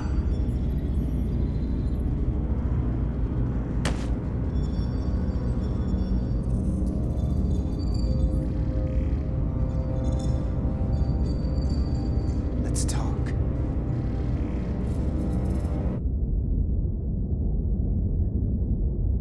The Titan's communications officer says Captain Riker will be ready in just a moment. You need to see this. The report on the data breach. Damn. It's worse than I'd hoped. They didn't just compromise our shields. They stole the shield algorithms for all of Starfleet as well. Given the potential consequences, we should notify Starfleet as soon as possible. I don't disagree, but I'll reach out to Ambassador Spock about it. I don't want to cause a panic, and I doubt he does either. I have Captain Riker for you. Let's not mention any of this shield business to Riker just yet. Put him through. Captain Riker, this is my first officer, Commander Jara Rydek. My pleasure. Sir. I wish we were all meeting under better circumstances. So do I, although you and I have actually met before. We have? I was a young lieutenant on the Potemkin. You were first officer on the Tuckerman. I piloted you and our science officer in a shuttle to survey quantum residence in the planetary rings of Residius 6. Ah, yes. Now I remember. You know, he gave me some good advice that day about a very difficult job. Yours. Well, I'm not one to turn down some words of wisdom, sir. And let me ask, as first officer on a starship, where does your responsibility lie, first and foremost? To the captain, the crew, or the ship itself? Ultimately, my responsibility is to the crew at large. The needs of the many. You have been hanging around Ambassador Spock. But the truth is, it's a trick question. Every situation is different, and there are no easy answers. And in some cases, it might not be any of those three. It could be the Prime Directive. Or the mission. Yes, so perhaps we should get to the matter at hand. When you were with the Enterprise, you encountered a Takan entity known as Portal 6-3. The Enterprise was held captive in orbit until you were able to convince him to let the ship go. All of which is detailed in the mission report. What we want from you is what we can't get from the report. What can we use to get Portal 6-3 to help us? I've often thought about that over the years. How a small difference in the encounter could have led to disaster. The most important thing is, don't let him push you around. I'll stand up to him. You can trust in that. Good, but that's just the first step. Portal is full of bluster and bravado, but he can be reasoned with. And that's my other piece of advice. You want to appeal to him rationally. You don't want him thinking you're acting out of fear. But we are afraid of the Takan, and with good reason. He's not the sort to suffer fools. Do you think he knows that the Takan have returned? He didn't even know they were gone when we went there. But the moment the Enterprise dropped into orbit around Delphi Ardu 4, he downloaded the entirety of the ship's computer. So I'd expect the same when you get there. What if he won't cooperate and we have to face these Takan ourselves? Then we have a much bigger problem on our hands. What I mean is, in the 16 years since you discovered this outpost, there has to have been research. Battle plans for what to do about the Takan if we encountered more of them. I need to know what they are. If I had that answer, it would have been the first thing I told you. We both know Command has had their share of hidden plans in the past. Like Admiral Hansen and Captain Shelby's Special Projects Division at Starfleet Tactical, devising new ways to take on the Borg. Trust me, this isn't some Starfleet conspiracy to keep you in the dark. But if you two don't think you're equipped to make contact, you need to tell me now. Were you equipped to meet Portal 6-3 all those years ago? I'm here, aren't I? Yes, you are. And we have the benefit of your experience on our side. Fair enough.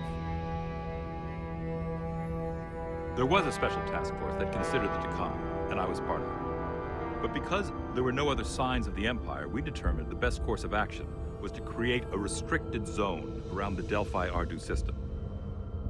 I have my concerns, but I'll clear the way with the brass for your travel into the restricted space.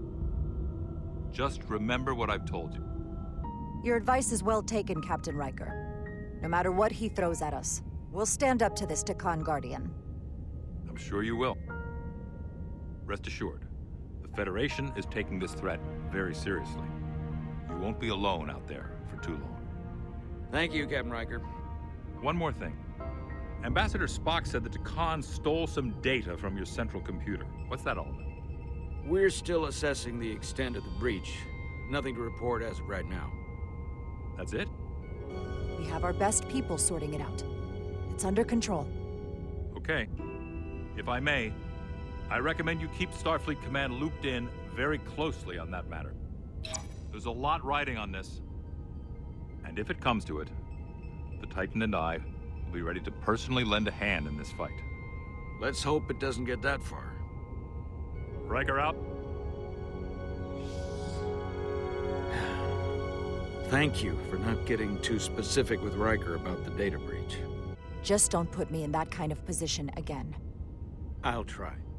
And remember, we're on the same team here. I have more research to do. So do you. I'm sure the ship's computer has Sun Tzu in its library. Dismissed.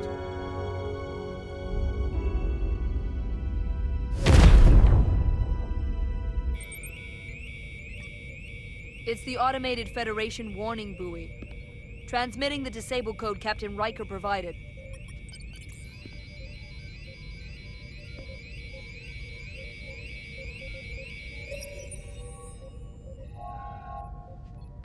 That was unpleasant. Commander Ermont, what are the conditions of our systems? All internal systems operational. Commander Westbrook, what are your scans of the planet? Nothing out of the ordinary. No sign of this outrageously powerful Takan being? I'm running a magneton scan now, but so far, nothing. Where are you? Prep your way, team. We don't know if Portal 6-3 will cooperate. He's not an asset, he's an enemy. So be ready for anything.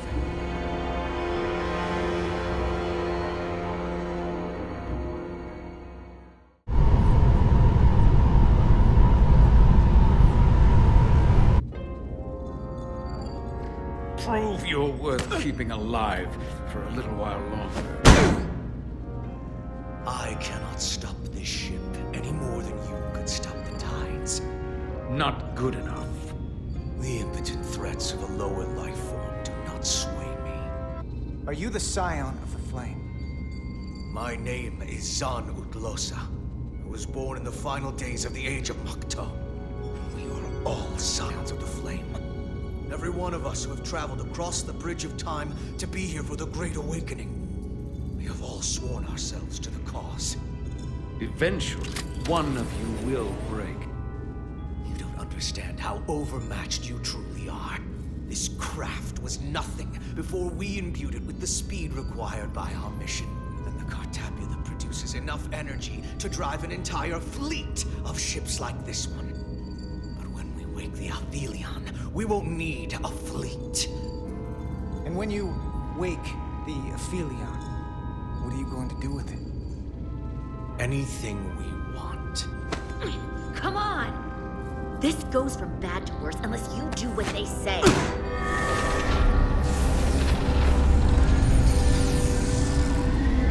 It's coming alive. He can't stop the ship. Then he will. Or we cut off his hands and use them ourselves. The moment I reduce speed or change our heading, the others will know. First, they'll just resume course from elsewhere. Trivial matter. And then, they will come here. That's a risk I'm willing to take. Not if they're just going to start it again. So you believe him? I'm not sure. Why would you tell us all this? I tell you because I value my own life. When my fellow Scions come, and they will come, I expect you'll all act like the savages you are, and a battle wounds you. We've all died once. I don't intend to do so again. I won't touch those controls. If you want to get us killed, do it yourselves. You fear death. There's a way to stop this ship for good, and he knows how. He just needs more pressure. What kind of pressure? We heard him. He'll talk. Trust me. That's against Starfleet protocol. You're not on a Starfleet ship. Your protocol does not apply. I'm not gonna torture them. Not like this. But there's gotta be something we can work with here.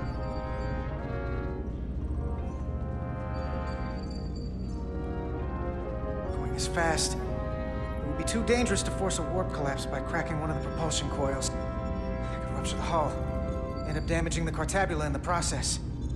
And that risks tearing a hole in space. We can't have that. Engine status. Right. The warp cores are still practically redlined. However they've supercharged the Zeldi, it still relies on existing systems. They just amplify the output? But the Takan have already interfaced with those systems. The controls will be no use. So we'd have to find a way to manually shut down the warp cores. Might not be a manual shutdown as much as it'll be sabotage. No one appears to be guarding it. I think I can get us there. But once we're in, do you really think you can cripple my ship?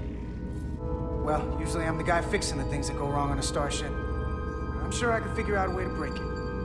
You may even find you like destroying things. This plan of yours has one problem. It strands us. Left out of the fight when there is a war going on. Our fight is here, now. This is how we do the most good. For the Empire. For the Empire. So, Carter, you didn't beam out after all. I thought you'd escaped when we boarded. I'd almost hoped you'd made it off. Sounds like you miss me. Miranda might have. She was so hopeful about you. But that's not why I called. You're not a fighter. I know it. You know it. That's why you're hiding. Somewhere on this ship. But the Takan Empire has so much to offer you. Think of all the knowledge lost for 500,000 years that you'd have access to. I know you want more from life, and I want to show you what you could be a part of. In case you forgot, we were a part of something. I still am. The Federation may not be perfect, but it stands for ideals that your people clearly do not believe in. We have our own ideals. And we have our own strength. Every one of us on this crusade has fought wars more brutal and consuming than you could fathom. But I want to reach a peaceful resolution to this. Carter, we have a plan for you. I'll negotiate with Miranda. Our Miranda. When you release her. She's still here. In a way. We can continue this conversation in person. I'll see you on the bridge very soon. Our comm badges. She's tracking our location with them. If we have to use force to free our fellow Scions, there will be casualties. We can't stay here. And we need to disable the transmitters. Where'd you go? You don't want to talk to me? She's trying talking.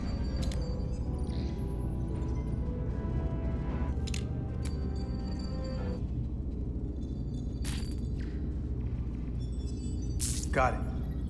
Mine's done too. Time to hit the road. You've forgotten something. They know where we're going.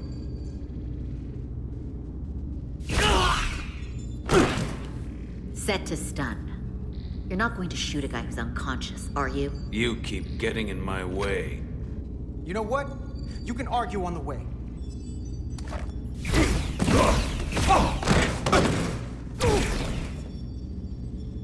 Now let's move it.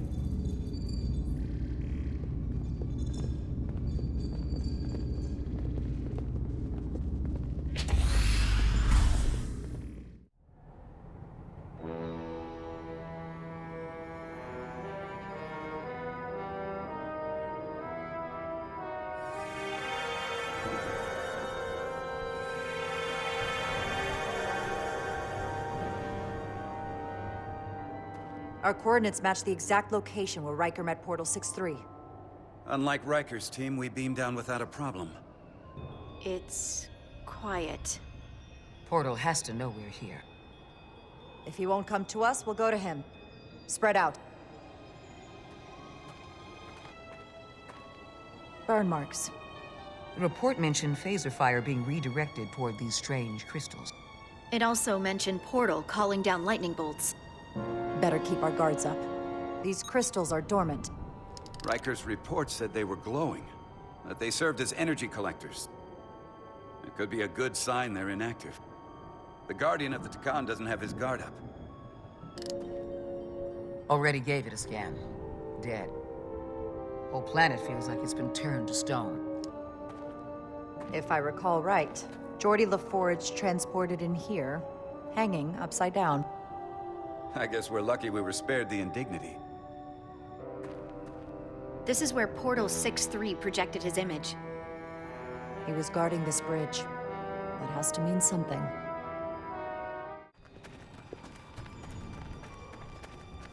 Ends here.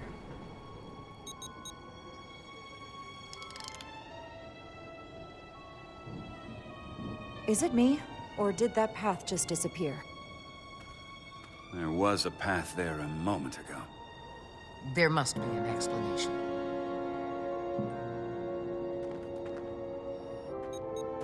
Tetrametric pulses. Same energy as the other Takan technology. Most of the crystals appear dormant. What's different about this one? Readings indicate there's a cavity in the rock right behind it. We could try melting a hole through the wall with our phasers. Worth a try. Whoa! An illusion. I'm sure that wall was as real as the rest of them. I felt it. It's almost like our holodeck technology, but far more advanced. The crystals must be absorbing the energy from our phasers. I'm picking up something. A biosignature. It's faint, but it's there. With me.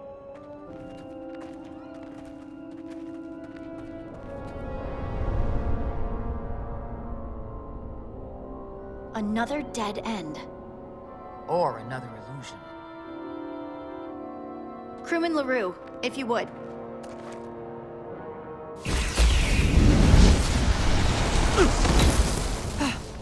Duval to Resolute. Beam Crewman LaRue directly to medical.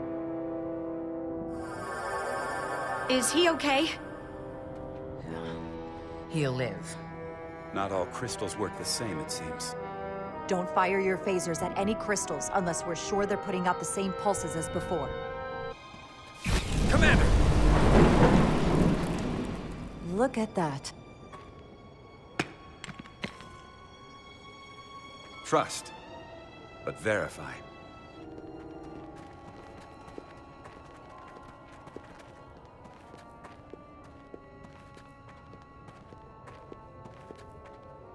Incredible. The plants here are actually alive. Is this the biosignature you detected, Doctor? No. Not a match. Tetrametric. Then it's creating an illusion as well. Based on the data we have so far, Only one thing left to do. Doctor, be ready to beam us out if it turns out we're wrong. Devolve to Resolute. Lock transporter on away team.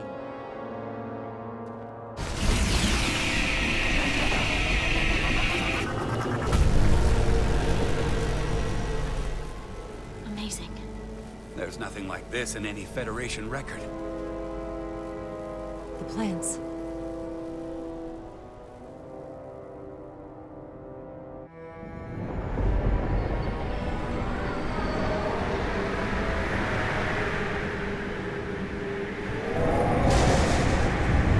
Barbarians. It's him. How dare you disturb me? I'd hoped you had enough sense to leave of your own accord, but here you stand. Fools. Portal 6-3, Guardian of the Takan Empire. We've come a long way to meet you. Guardian? I am guardian of nothing. The Takan no longer exist. Don't care to be reminded. If this is why you've come, then you should leave. Now. I'll cut right to it. The Takan have returned. Returned? My people have come back? How can that be? I've been alone for so long. If it is true, how did they return? Taconian technology made it possible. To enable the transfer of consciousness from one being to another after physical death. We call it bioforming. A group of Taconians calling themselves Scions of the Flame used it to reawaken after hundreds of millennia. Scions of the Flame? Is something wrong? I'd hardly call them Takan. They were a radical faction with beliefs outside the mainstream. Beliefs that lesser life forms should serve as vessels to ensure Takan immortality. You want me to help you destroy them? There is a war looming that could engulf the Quadrant. We want you to help us bring about peace before it gets to that point. Peace always comes at a cost. They have an incredibly powerful energy source they call the Cartabula. These Scions have the Cartabula. And they've used it as a weapon against us. I will speak with you alone. What are you...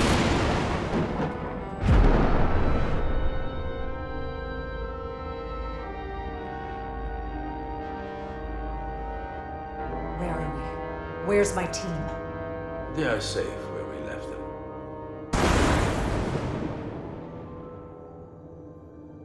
That the Scions have stolen the Cartabula is deeply concerning. And to be honest, I'd rather speak with you alone, Jara Rydek.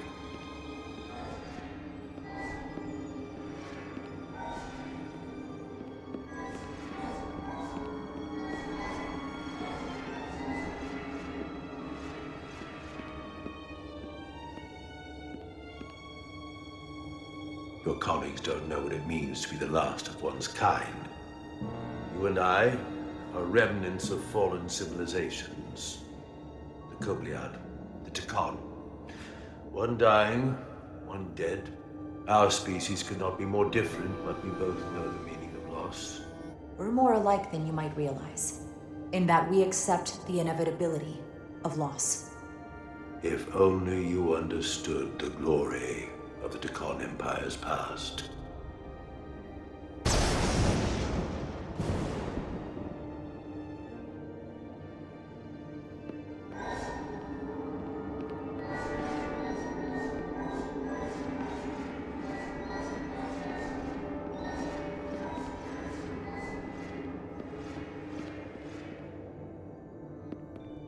Tell me, why spend your days away from your own people when so few of them are left? Why live your life working for this Federation to which the Kobliad do not even belong? The Federation isn't an authority to be obeyed. At its heart, it's a set of principles meant to ensure the survival and safety of all species, regardless of their origin. You told Riker you'd wait until you were needed. You're needed now. We need you. As much as it pains me to learn the Cartabula has fallen into the hands of the Scions, My services are not up for offer.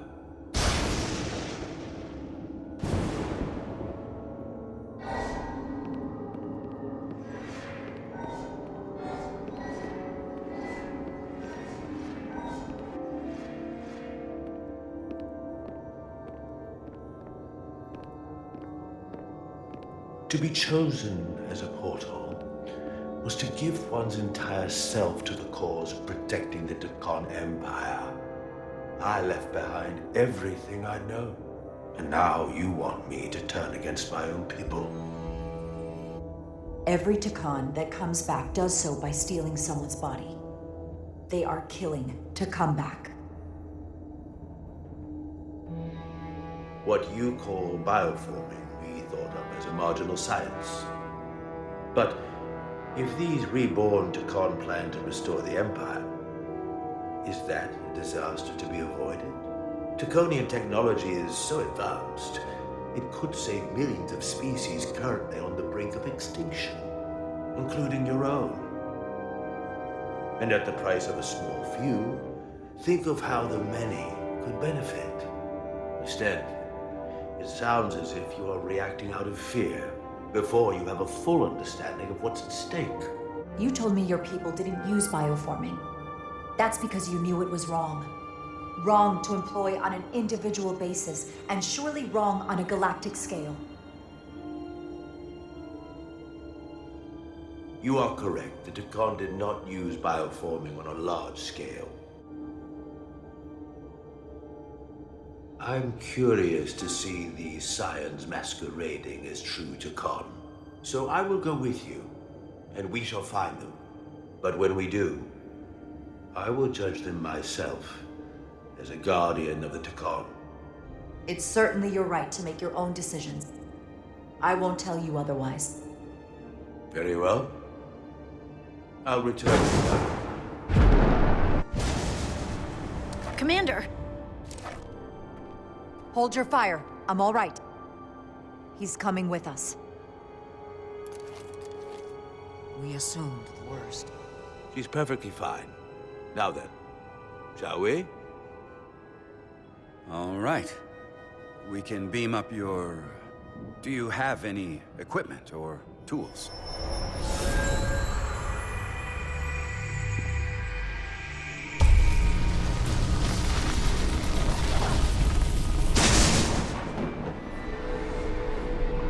Whoa. This is all I need. Away team +1. Ready to beam up.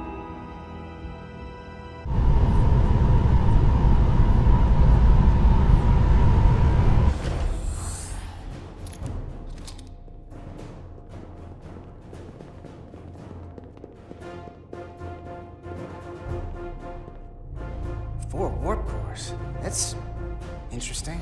Redundancy. If one goes down in battle, we can still operate. Makes this more difficult, though. This ship can maintain warp with half the cores offline. We'll need to disable 3 of them. Where are the engine schematics? Power flow routing charts. We're soldiers, not engineers. You're in good hands. We can do this. I trust that you can. Cores are running really hot. Makes sense, since they've been producing at max output since we left Otari space. No ship can run for very long like that. Not before a catastrophic failure hits. It's right on the edge. We just need to figure out a way to give it a push. Bet that console down there could tell us a few things. Whatever we do, we need to make sure the Deccan can't undo it. So we need a way to permanently disable the reactors that won't destroy the ship and kill us all in the process. You thinking what I'm thinking? Warp core ejection. So the question is, how do we make it happen? The reactor coolant system is operating at emergency containment levels. It's just barely keeping the temperature in check. Maybe we can use that. If it gets this high, their system considers a reactor breach imminent.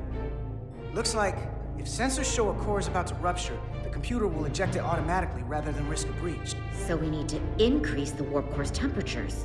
If we destroy the coolant regulators, there won't be anything to keep these reactors from going over. And it will trigger the ejection. Let's peel these suckers open. I'll take that one. I'll take the one next to it. The second you two start dumping cores, The Takan will know we're here. Start thinking about an escape plan. I have a feeling we're gonna need one. We might not have our tools, but our phasers can do this in a pinch.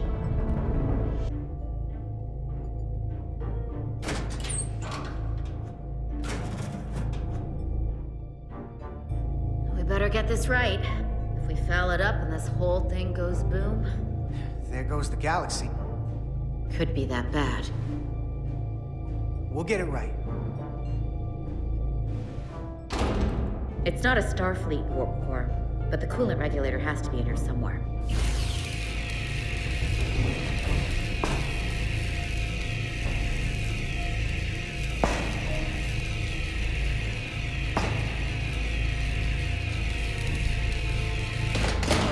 There you are. Time to heat things up.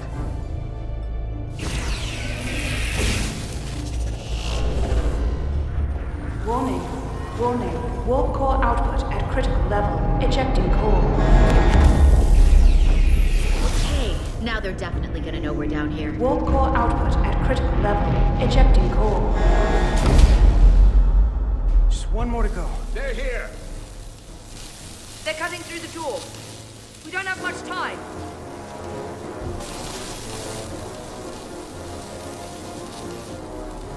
Okay, same as before. We just got it.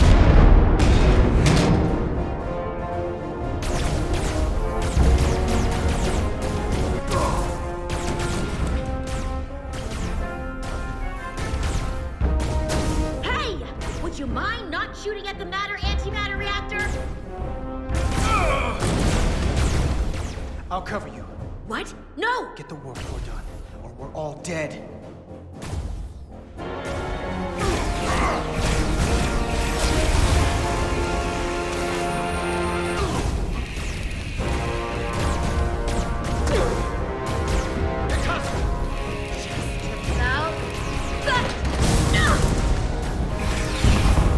Warp core output at critical level. Ejecting core. Warp drive disengaged.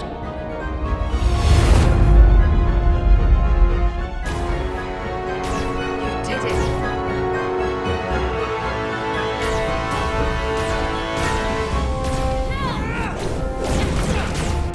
You got another way out of here? I think so.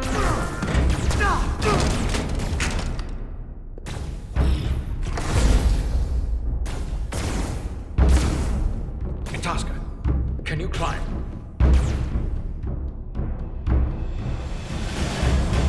I'll see you on the parade grounds of Surella, my friend.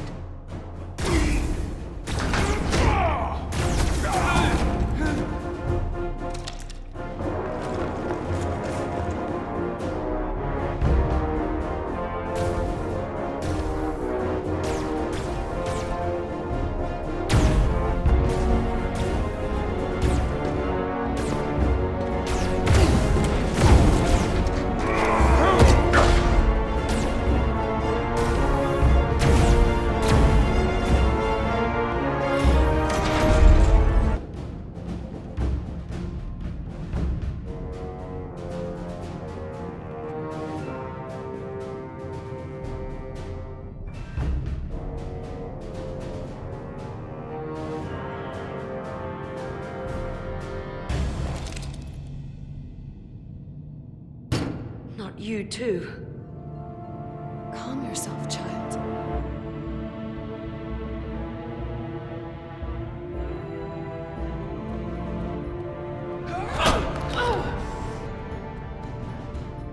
It will all be better soon.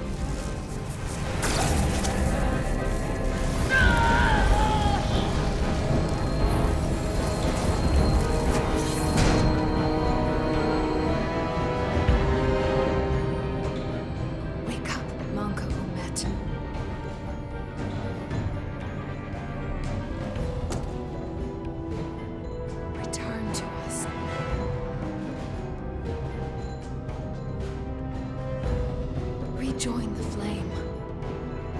To reclaim what was lost.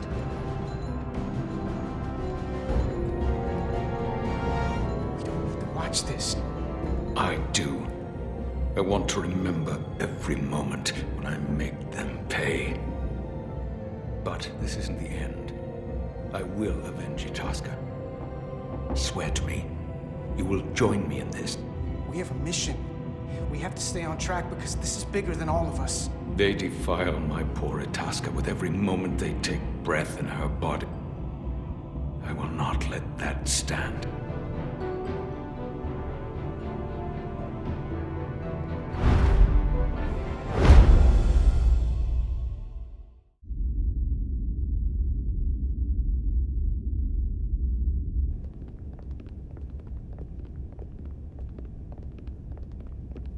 There's so much I want to ask you. There's so little I can tell you. I'm a portal, not a scientist, but I'll certainly do my best. I can only assume this is one of your older starships. The Resolute is primarily a research vessel, if that's what you mean. Not a warship. Although she has been known to hold her own in a fight. Against what?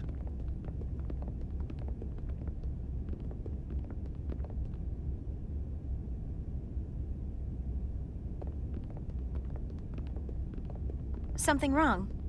Not at all. The galaxy has grown more diverse since the days of the Ticon Empire. Because you conquered everyone who didn't look like you. To the contrary. Most lesser civilizations willingly joined the Empire to enjoy the benefits of an advanced way of life. But that expansion came with its own set of problems, so I admire your ability to diversify without creating conflict. I can't say that we avoid conflict entirely, but we overcome our differences because of our common interests and a shared sense of purpose. A general belief we are better off united than divided. A concept almost Ticonian in principle. We're more alike than you might think. If this is the best you have, then so be it. To locate this scion, Galvan, I'll need full access to your ship's systems. Full access? Huh. You must be out of your mind. No, I'm right here, completely in my mind. Given this is merely a research ship, I won't be able to find him without it. I can't promise anything, but let me see what I can do. Just know, without it, I won't be able to help you. This isn't gonna fly. I'll see you on the bridge. Captain Solano, I'd like to introduce you to Portal 6-3, Guardian of the Ticon Empire. Pleasure to meet you, Captain. Likewise. I can't say I've ever met a portal before. I've learned it's a very prestigious position in Ticon society. Or was, I suppose. Not just anyone is selected for the role. And fewer still are suited for it. How impressive. You spent 600,000 years at your post. That certainly takes an uncommon level of dedication. We all have our duty. Of course. But I'm curious. You were stationed there in preparation for what, exactly? Any and all threats to the Empire. An empire that no longer exists. Which suggests you weren't very successful. You said you needed my help. I didn't come here to be insulted. Of course, the fall of the Empire had nothing to do with you. We know that. Do you? Because it seems your captain has a different opinion. I'm merely curious where your allegiances might lie. Clearly it's with the Ticon. Yes, Captain. You have found me out and exposed my true loyalties. To the Ticon, not to the Scions of the Flame, who do nothing more than tarnish us in name and reputation and don't deserve to be called Ticon. That's why I'm here. And if you'd be so kind as to give me access to your ship's systems, we can get on with it. And you can stop wasting my time. Access to our systems? That's completely out of the question. Tell me that's not what you promised. Captain, I understand your concern, and I don't necessarily disagree. Ah, now I understand your reluctance. I never imagined offering to help would be met with such ignorance. If you're not enjoying your visit to our ship, we'd be more than happy to let you wither away back on your pathetic little rock. Captain? You clearly do not appreciate the magnitude of the threat the Scions pose. So myopic is your focus on your own ego. I will not be leaving until they have been found. Commander Rydek, a word.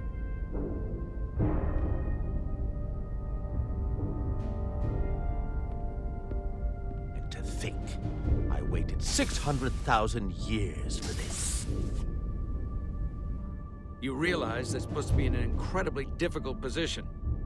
I was against seeking him out from the start, but now, to give him access to our systems? It's insane. And you somehow expect me to believe his allegiance is with us? I might otherwise agree, but you're missing the most important point. He's a Takan, and he may be loyal to the Takan, but not to the Scions of the Flame. He's against everything they believe in. You heard what he said. There's too much at stake to be wrong on this. We sought him out for a reason. To help him find our missing crew, Galvin, and those Elydian ships. This is the plan we agreed to with Ambassador Spock. Which I never liked. But here we are. You know what this mission means to us. Not just for the Federation, but for me personally. I can't afford another screw-up. We'll take every precaution to make sure we get what we need. I'll keep a close eye on him myself. I appreciate that. I'm going to trust your instincts on this one. I just hope you're right. For both of our sakes. Let me know if you find anything. We're good. You may begin. I will, of course, have to make a few modifications. What kind of modifications? To find Taconian technology requires Taconian technology. If this Scion Galvan modified his ships, then I must do likewise to yours.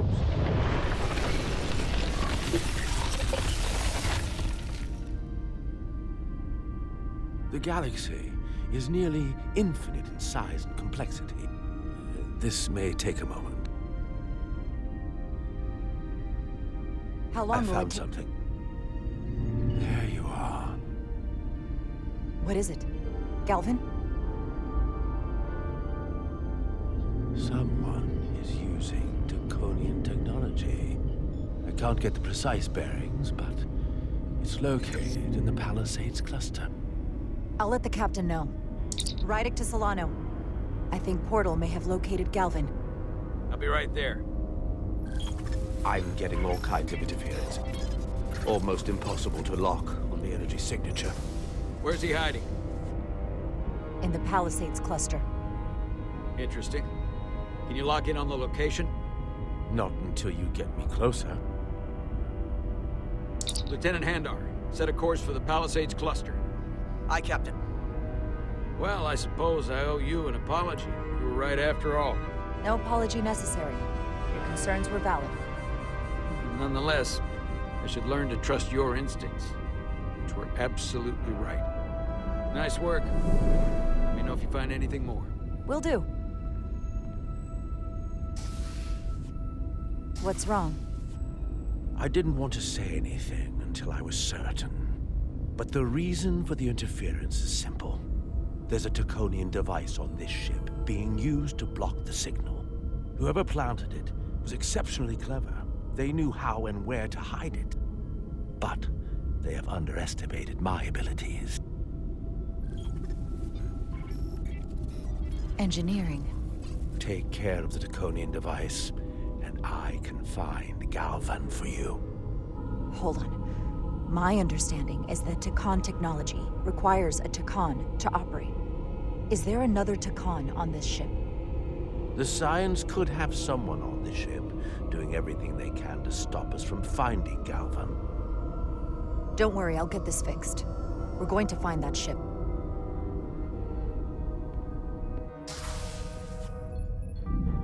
Engineers would have found this device already if it wasn't well hidden. Better to rely on my tricorder. Found it.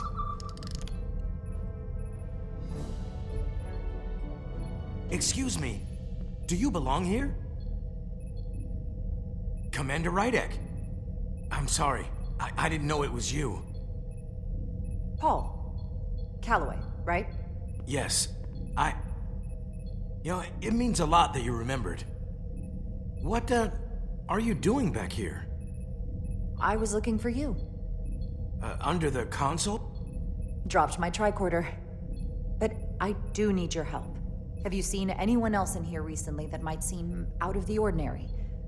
Maybe someone who doesn't work in engineering. Not that I can think of, but I can ask around.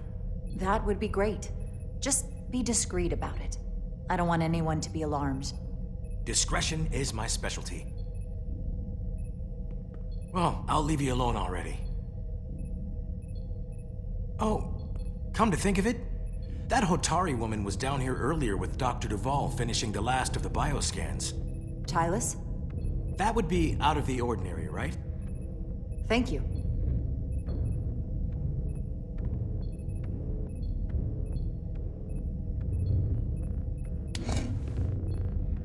Maybe Tylus saw something.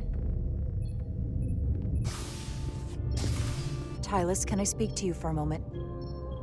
Of course. Is something wrong? There's something happening. I may need your help.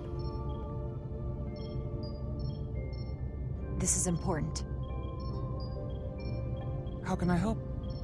When you were in engineering with Dr. Duvall, did you notice anything out of the ordinary? Or anyone? Not particularly. Why? I found this, hidden in a compartment down there. That's Taconian technology. Does that mean there's a scion on board? But Dr. Duvall bioscanned everyone. Someone evaded detection and planted that device. Which would mean they've been with us this whole time. Watching, listening.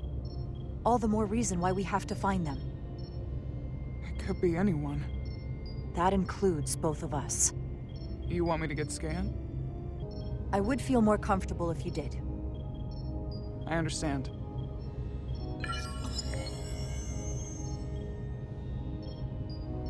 Clear. Now it's your turn. Sure.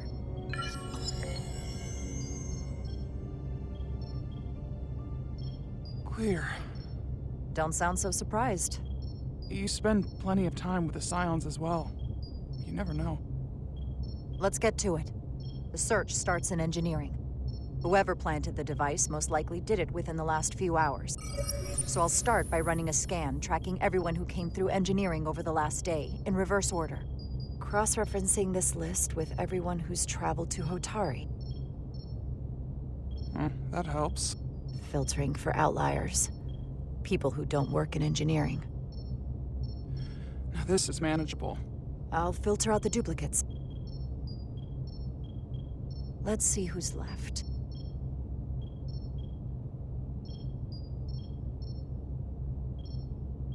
No. This can't be right. What? Of the people that went to Hotari and visited engineering, it could only have been Captain Solano. According to this, he was here while you went down to Delphi Ardu 4. He fits the profile for the kind of people the Takan want to bioform. People with authority that can lead to them gaining more control. Like Galvin? The Queen? The captain of a Federation starship. What happened when Dr. Duvall bioscanned Captain Solano? That's just it.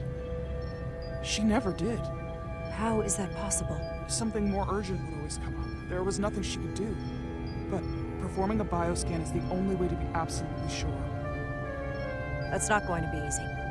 First thing I need to do is get this device to Portal. Be careful. And good luck. I'll need it. I found the device.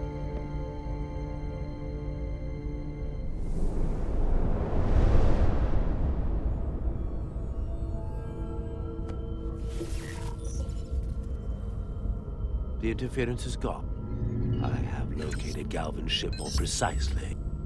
He's in the Usonia system. So then it worked. This whole region was one of the most sacred for the ancient Takan.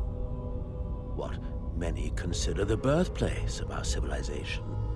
See these comets and planetoids in the outer orbits? Based on their current trajectory, That's Galvan's destination. And legend tells us it's the location of what was once our largest arsenal. We have to somehow intercept him. How long till he arrives? Oh, he's much too far ahead of us. We'll never arrive before he does.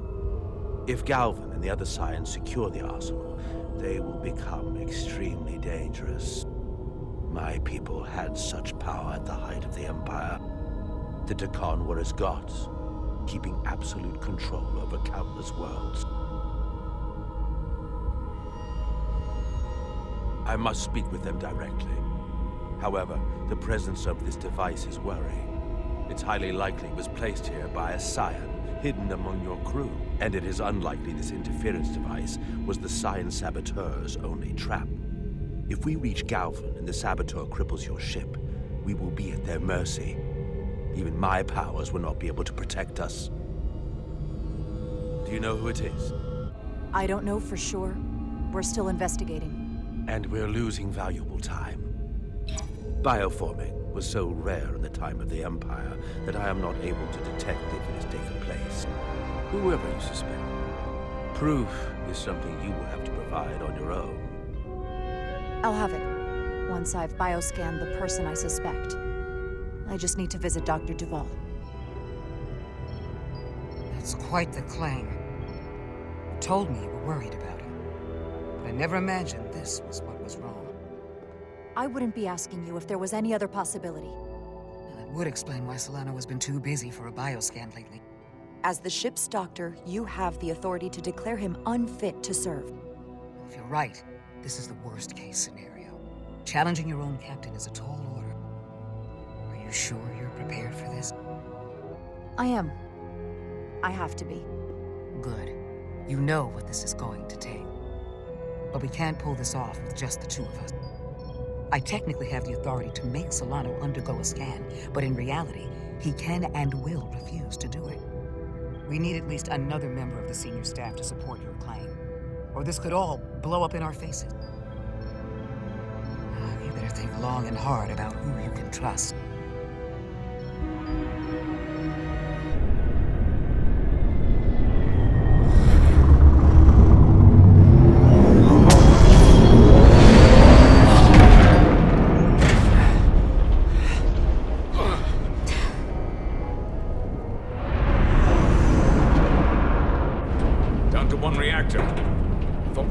Dead. At least stuck at impulse power. The Decon enhancements must be able to brute force limited bursts of warp output. Yeah, but they won't get to wherever they were headed at this rate. They're just limping along now. So where does that put us? Maybe I can answer that. They've changed course. Drastically. Looks like they're headed here. The Usonia system. They might stop there. Can we use the Zeldi's comms to signal your fleet? Comm systems are locked. Grab hold!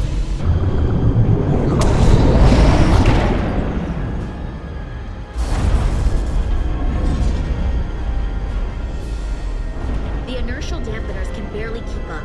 If they keep forcing this ship to make these short warp jumps, they're going to tear it apart. Zeldi is still made by Lydian hands, despite all this Decon corruption. We'll hold. We just gotta stay safe until Starfleet can find us.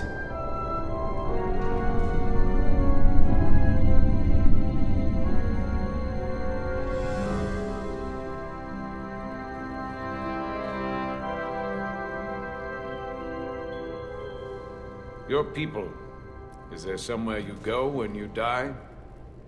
Life after death? No. On my homeworld, some people think they can cheat death in a way by joining with the Trill symbiont. But that's not a life to me. What about you? I believe there's an afterlife. You do? Yeah. Then you should understand this. My people have a special journey. When Lydians die, we rejoin our comrades, family, and ancestors.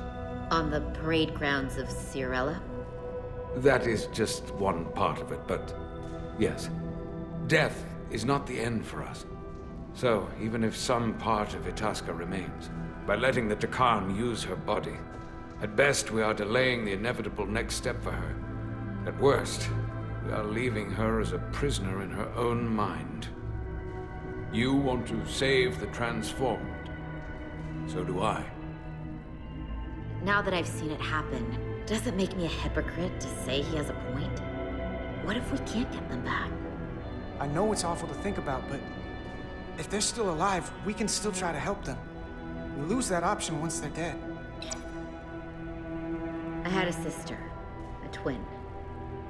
It's very rare among the Trott. You never told me that. She was one of the youngest hosts to ever join with a symbiont. A sentient creature that lives in our body. It's considered a great honor. The symbiont can bring centuries of knowledge and wisdom to the host. But sometimes, the symbiont personality suppresses the host entirely. My sister was the closest person in the world to me. I knew she would be different after joining. But she drew more and more distant. The room we shared growing up was foreign to the both of us. And eventually she, or whoever she'd become, cut me out entirely. You should try to see her again. When all this is over. Maybe things have changed for her after you've been away for years. I couldn't go back. Not now. You remind me of Itasca. I do? Bonds are not made by what runs through your veins, but the blood you spilled together. Itasca was my family in that way. I want you to know there is nothing I won't sacrifice to win this fight. But if we're lucky enough to survive, I'd be honored if you'd count me as one of your tribe. I don't need to wait that long. We've bled together. No one else will know what we've been through. That makes us a tribe. Right here. I'll take that. They not cease this madness.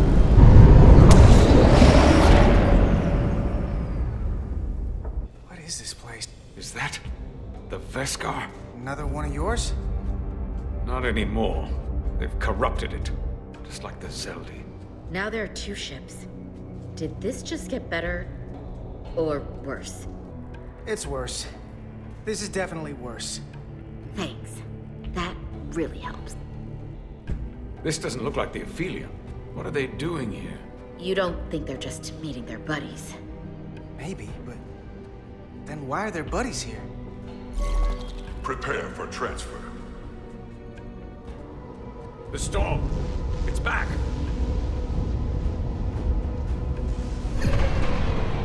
What happened? Hold on. Scanning. Tetrametric radiation is dropping. The Zeldi's dropped to minimal power levels. It's running off just the one warp core now. That means... They've sent the Cartabula to that other ship.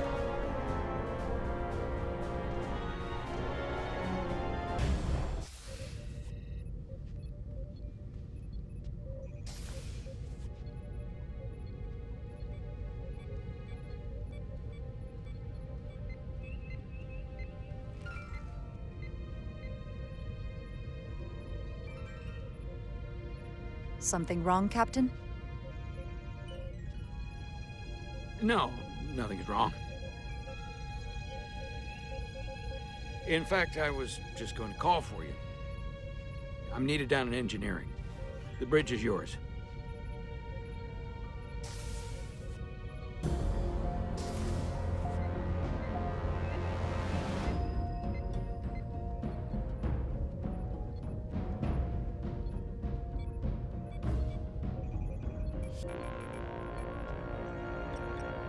Commander Westbrook, a word, please.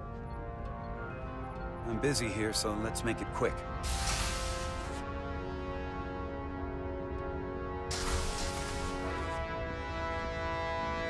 What's this about? The captain may have been compromised. I have reason to believe he's been bioformed, and is now actively working against us. Come on.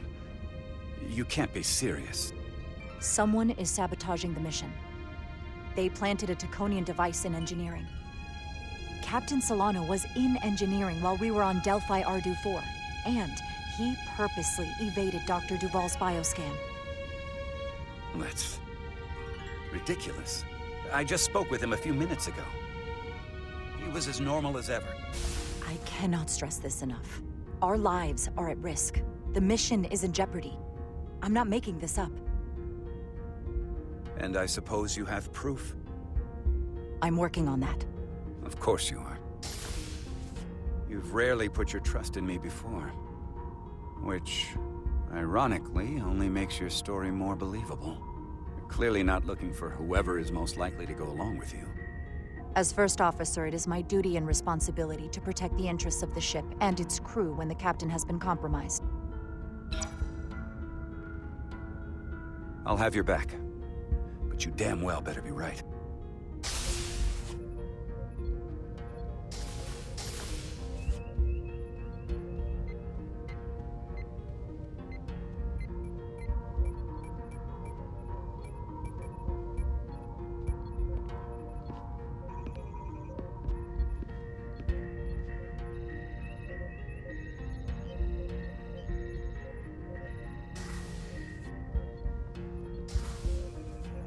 Now or never.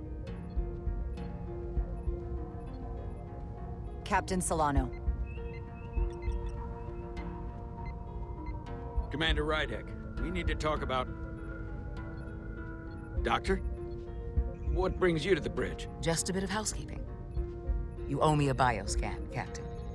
I don't have time for that right now.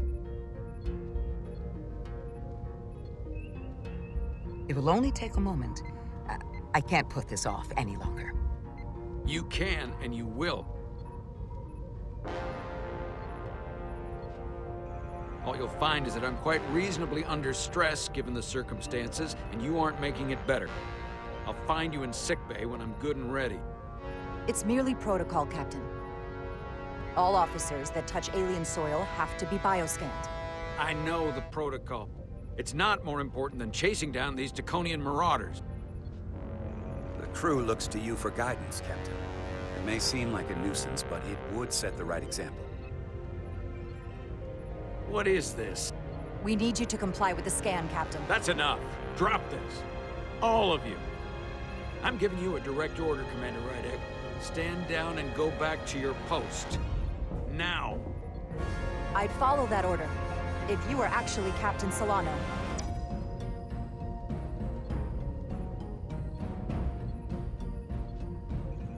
Well then, there's only one thing left to do. Security to the bridge.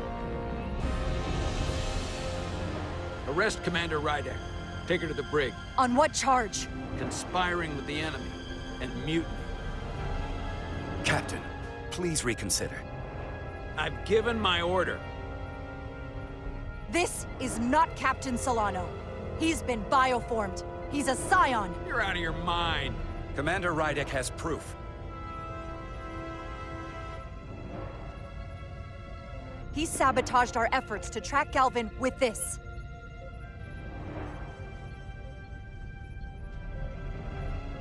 He planted it in engineering while we were down on Delphi Ardu 4. Lies! Perpetrated by the only Takan in our midst, Portal 6-3. He's actively trying to divide us from within. Captain Solano has refused to be bioscanned because he knows it will reveal he's a scion. Take her to the brig, or I'll do it myself. Oh!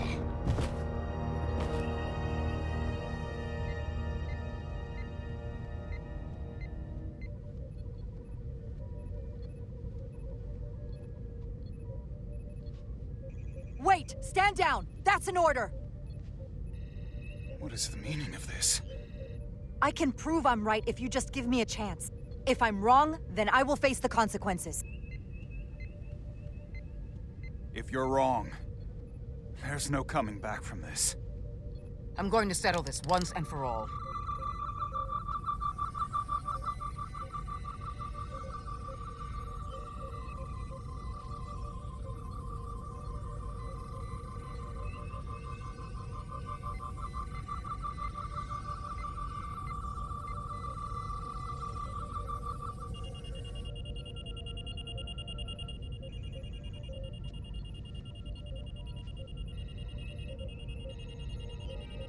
Commander Rydek was right. Captain Solano has been compromised. He's been bioformed into a Takan.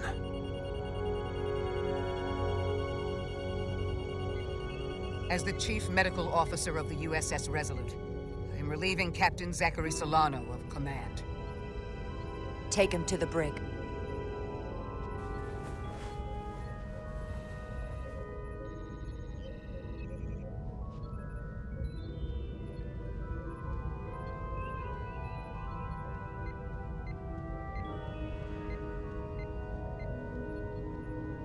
I don't know what to say. I'm stunned. We all are. Well, there's no going back now. You are, rightfully, the captain of the Resolute. Unfortunately, we lost one of the best captains in Starfleet. You know how much I admire Captain Solano. I can't even imagine how much I'll miss him. But what's done is done.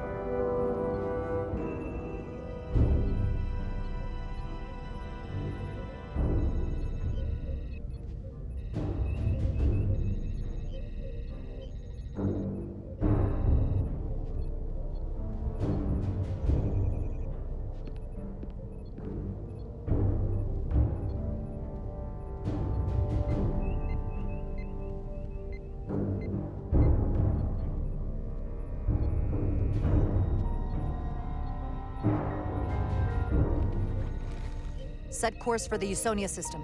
Maximum warp. It's time to face Galvin. Yes, Commander. Sorry. Captain. Make way.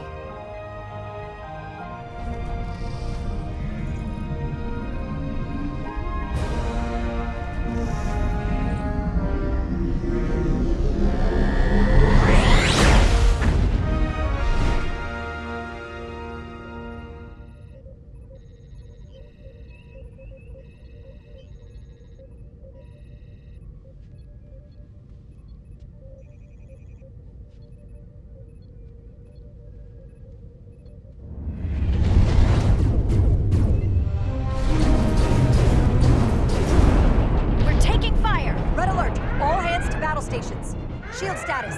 Set to maximum, but with the algorithms compromised, they may not do much. Captain, that other Ilidian ship is here. The Zeldi?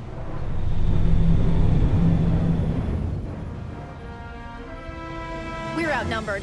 Captain, your orders. Invasive maneuvers. Aye, Captain.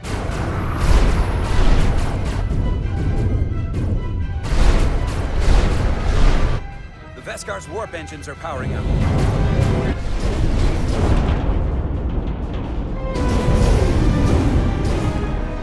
Our warp engines are offline. That must have been their goal.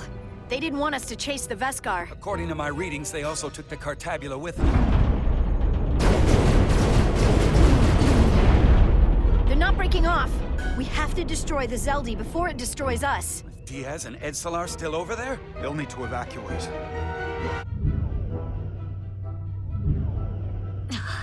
Come on. I almost have it. They gotta know we're here. Hurry! Got it! Diaz to Resolute! We read you, Diaz. This is Ermot. It's good to hear your voice. Is Edsilar... is she with you? Everyone wants to know. She's right here. She can tell you herself. I'm not dead yet.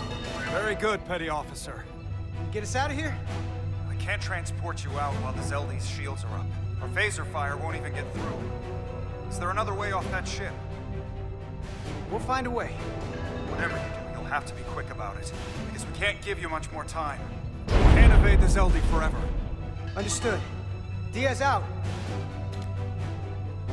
We're gonna have to get out of here the old-fashioned way.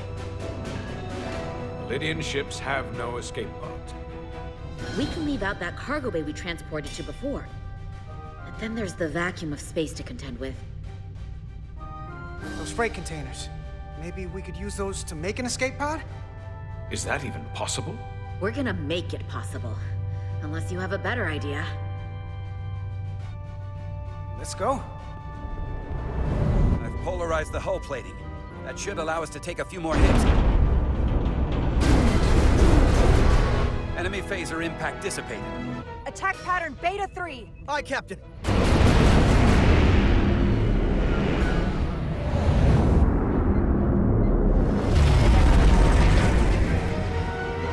Zeldy, in range. Fire! Zeldy's shields down to 82%.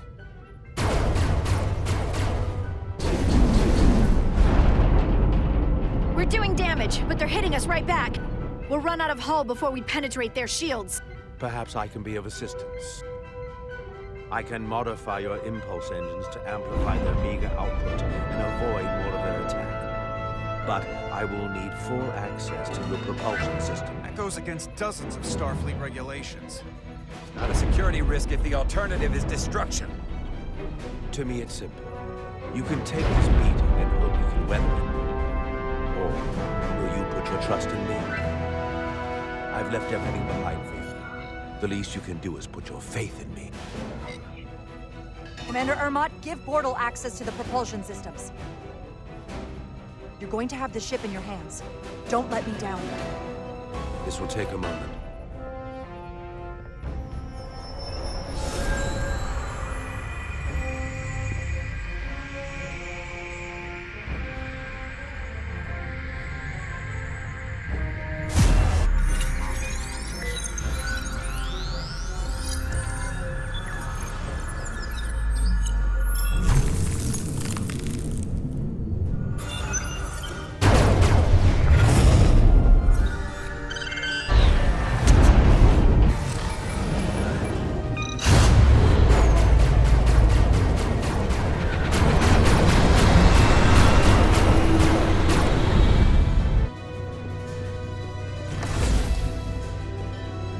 Ship has let up its fire. That gives us some time. All right. One of these freight containers should do the trick. Be quick. That's great, but it's not airtight yet. No problem. We'll just seal it up. This container is extremely heavy. Even with the containment field open, it won't leave the bay quickly. I'll find something to accelerate our exit.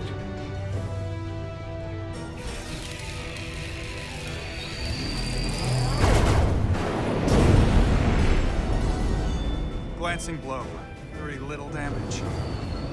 I cannot keep this up for long. Their phaser banks are recharging. Now's our window. We have to strike back. I agree. Their next barrage could be our last. Better make this count. Target their weapon systems. Take the teeth out of their bite. That could make them run. Just like the Veskar, we'd lose Diaz and Edsilar again. Target their propulsion systems. I don't want them going anywhere. Targeting their engines.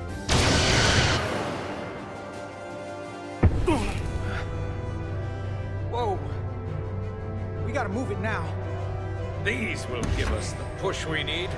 Those are explosives. We'll ride the blast right out of here. We're all set. I'll set the containment field to deactivate, and then run back. We can detonate by remote. We'll need to seal the doors from inside the container once we do. Before all the air sucks out of the cargo bay.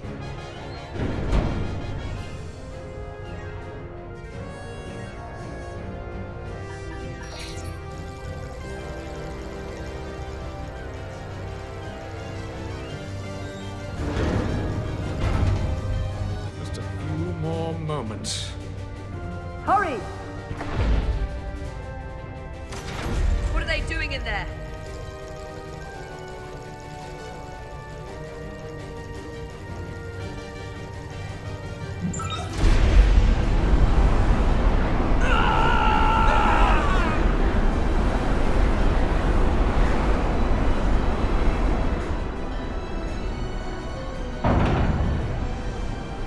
Please, help me! No.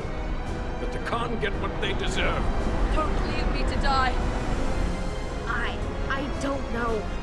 Look at her, she's not a threat! It's now or never! This ship can't fly! Sidron set it to self-destruct! Please, Arminta! It's not her. No. I know it's not.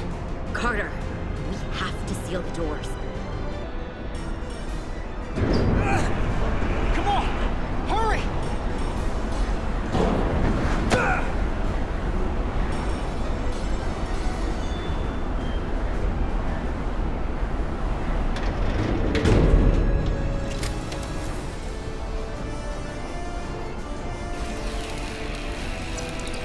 Edsilar to Resolute. I have the away team. Go ahead. We're about to exit. We see the cargo bay containment field is deactivated. Get that tractor beam ready. And you should know, the Zeldy is set to self-destruct. If we do enough damage to the Zeldy first, it'll prevent the self-destruct sequence from completing. We can't wait any longer.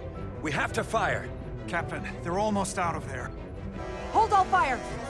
Get out of there, Petty Officer. Do it now! You heard her. Done! Ready? Detonate!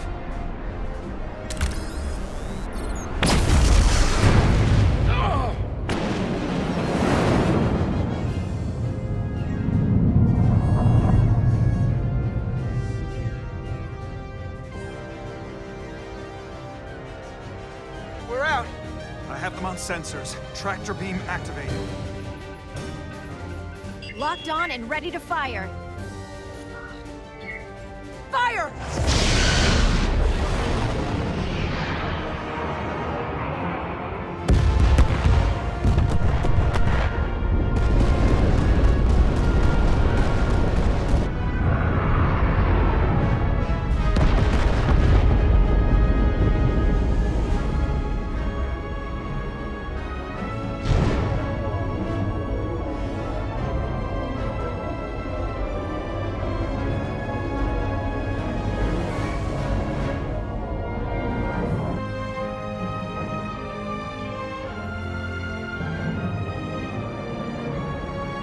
Tractor beam's locked on.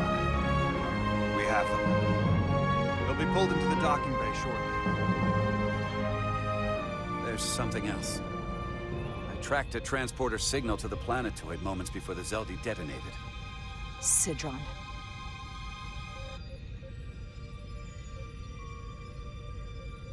There's a Takan structure there.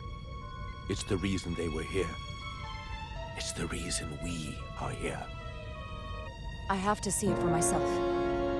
We'll go there together. I had assumed as much. Is this the Takan arsenal Galvin was after? Legend says this region once held the sacred mysteries of the Takan Empire. Our greatest treasure. Our most fearsome technology. I want a full security detail. Westbrook, Bajosian, you're with me. Mr. Ermont, you have the con. Wait. You're not the first officer anymore. The captain is supposed to stay with the ship. That's the protocol. But it's also a captain's prerogative to break that protocol. I suppose it is. We'll deal with the first officer vacancy when we return. Until then, Mr. Ermont? Yes, Captain.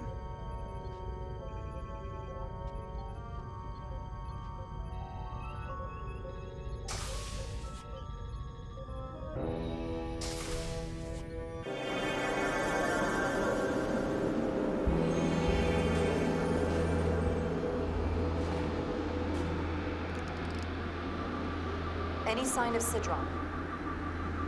Not that I can see.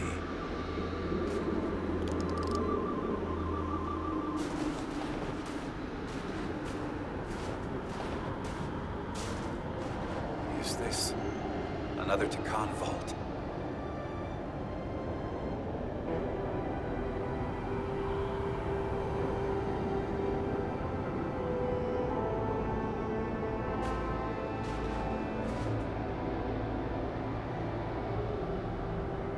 I don't see a way in. Vault in the mines was already open. Portal, can you open it? It is a Taconian vault. I thought you'd never ask.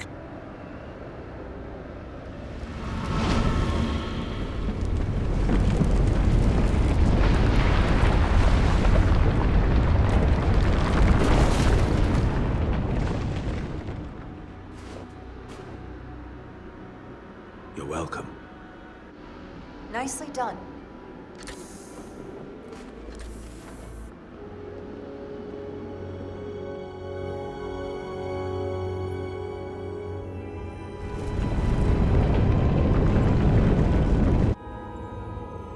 Spread out. Let's see what we could find. And stay on high alert. We don't know where the Takan that beamed down here could be.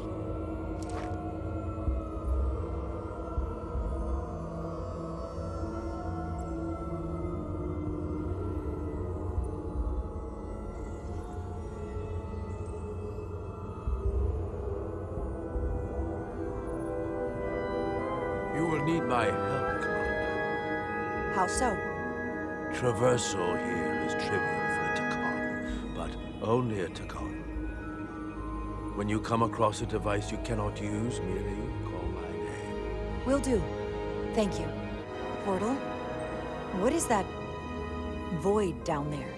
Space, folded upon itself. A fairly simple concept. For a Takon, perhaps? I advise against falling in. Do you know what this place was used for? It feels familiar, but I'm not certain.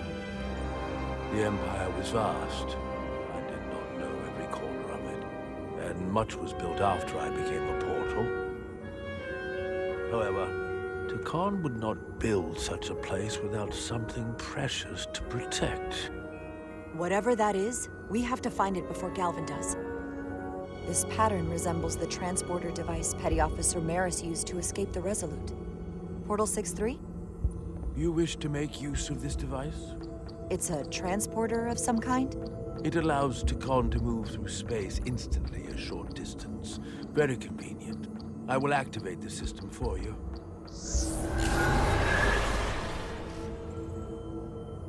Where does it go? I'm not sure. The markings here must be from after my time. Well, only one way to find out.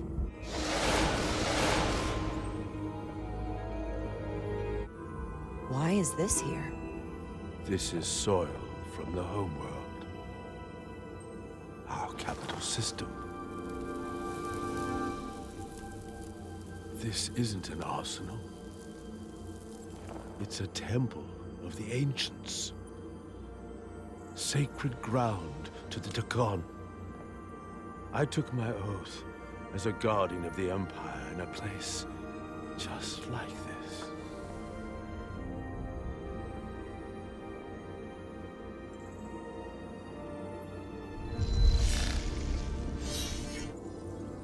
Sorry. This is the first I've seen of anything new from the Takon Empire in a very long time. I'm sure you're familiar with the feeling. That sense of loss. I'm so sorry to put you through this. I know it must be difficult. Don't apologize. I'm glad I came. This means a great deal to me. Can you use this to find out more about what Galvin is after?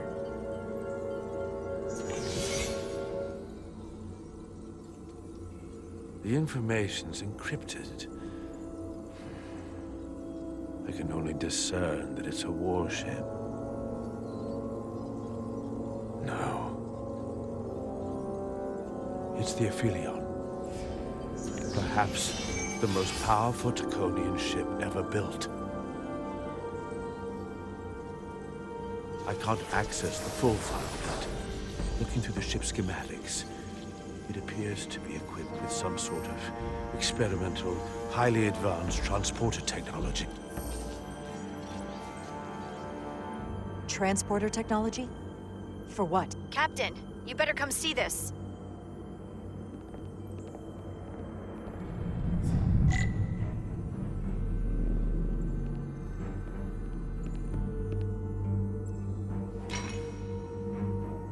There are more up ahead. From the looks of it, I'd say someone left in a hurry. Probably right around the time we showed up.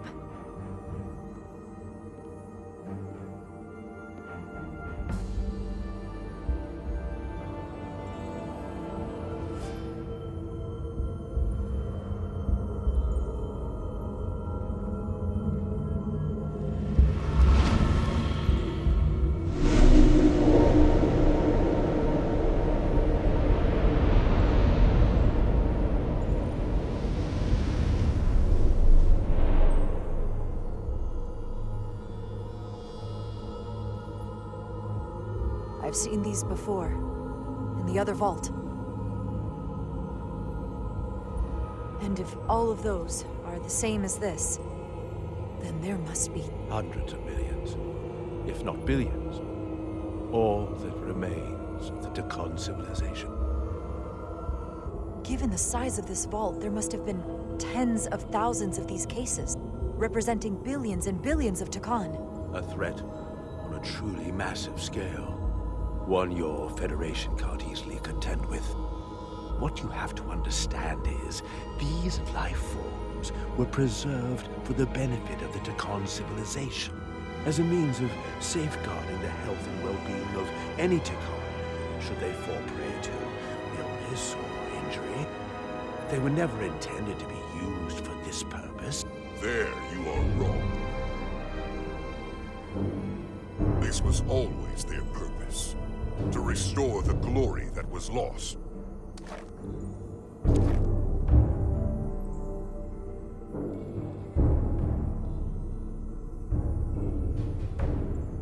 Congratulations on your first victory in battle, Captain Rydek. You killed a great many of my compatriots, some that I've known for millennia. Are you proud of how much death you've caused? I was protecting my crew. It's regrettable to take any life. But when someone threatens galactic civilization, force is the correct response. And I suppose it worked. For now. Thankfully, I don't have to convince you of anything. We'll all be on the same side soon enough. You can't just bioform whoever you want. Not without a fight. Ah, but that's just it. There won't be a fight. In fact, most won't even know what's happened. One minute you're standing there as you. The next, you're standing here as one of us. He's talking about mass transformation. That's what the Aphelion was built for. The transporter. It'll reconstitute your DNA and bioform you into a Takan in the blink of an eye. This is what they'll use as ammunition. In a manner of speaking, yes. Your time has passed. The Takan Empire is gone. Only to be reborn better and stronger than it ever was. The Aphelion is on its way here as we speak. Now it's only a matter of time. You can't delay that which is inevitable. Which makes your next decision fairly simple, brother. You are, after all, a portal. I am. Your sole purpose is to serve as a guardian of the Takan Empire. But you stand here surrounded not by your fellow Takan, but by members of the Federation. By people who deny our fundamental right to exist. There is only one true Takan here, and that's Portal. You're a scion, a disgrace to the memory of the Takan, brought back through unnatural means. I only tolerate your presence so long as you continue to amuse me. Which side are you on?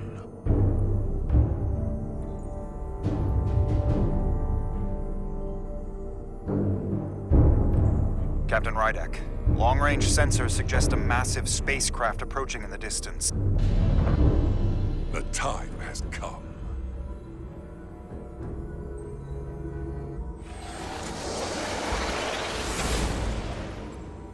Estimated time to contact, 6 minutes and counting. We can't stay here. We have to get back to the ship. And we have to preserve these souls. We must take them back to your ship. Those crystals are ammunition to be used against us. We have to destroy them. Bombard the site from orbit. I'll decide, once we're safely aboard the Resolute. For to transport.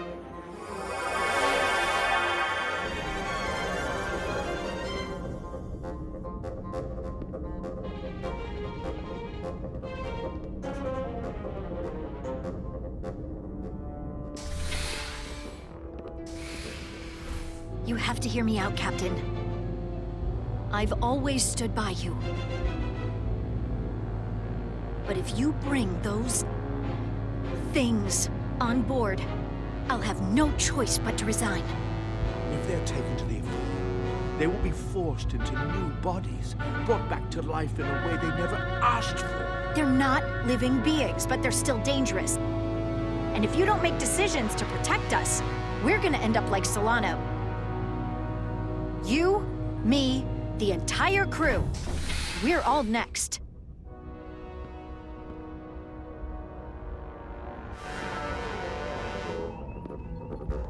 Two minutes and counting. It's headed straight toward the vault.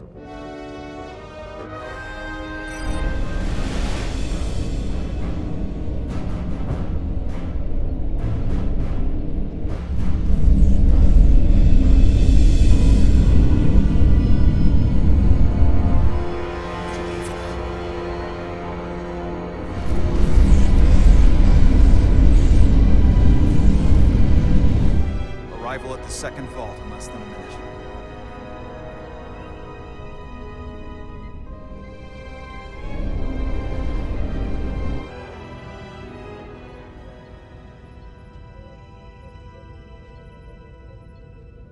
Transport the storage crystals aboard the Resolute. Did I hear that right? That's an order.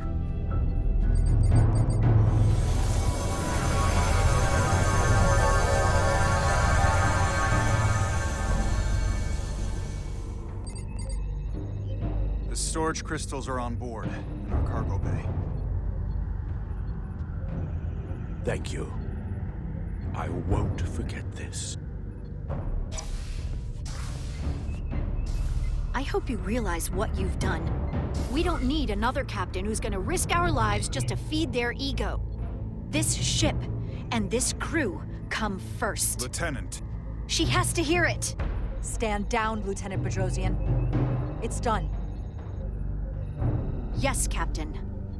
And to think, I used to look up to you. The Aphelion is targeting us. They hit us with that bioforming ray, and it's over. Maximum warp. Get us out of here. Where, Captain? Anywhere but here. Now!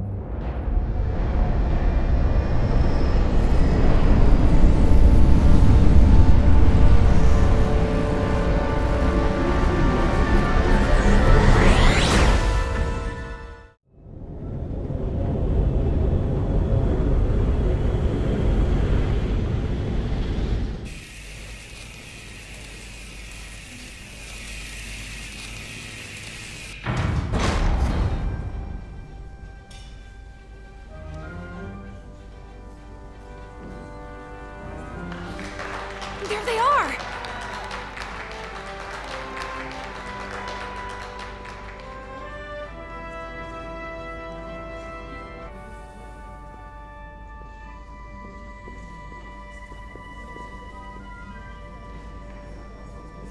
Thank you. I'm not sure one of my kind would have done for you what you did for me. I didn't do it for you. I did it because it was the right thing to do. I don't understand it, but I'm glad you did.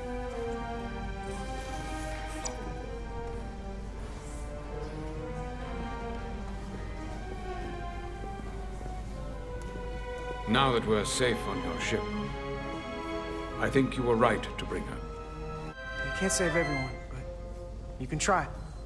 Didn't want to regret this one. And you've spared me some regret as well. Maybe there is hope.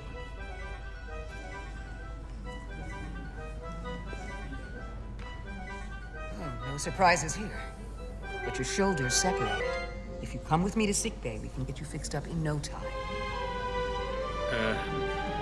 Thank you. I'll find you afterwards. You two, check in at your stations. This thing isn't over yet.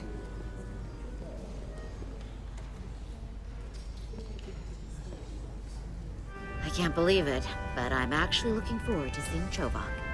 Oh, come on, he's got to give us some credit for all we've done. We'll see. Then again, if he doesn't, that's just Chovak being Chovak.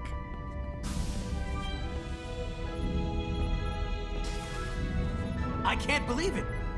You evaded the Takan, ejected their warp cores, and lived to talk about it! That about sums it up. They're gonna be teaching this at the Academy for years to come. Well, what we did, you can't just teach that. Maybe not, but I'm sure they'll try. I heard about Belle. Is Miranda? As far as we know, she's still out there.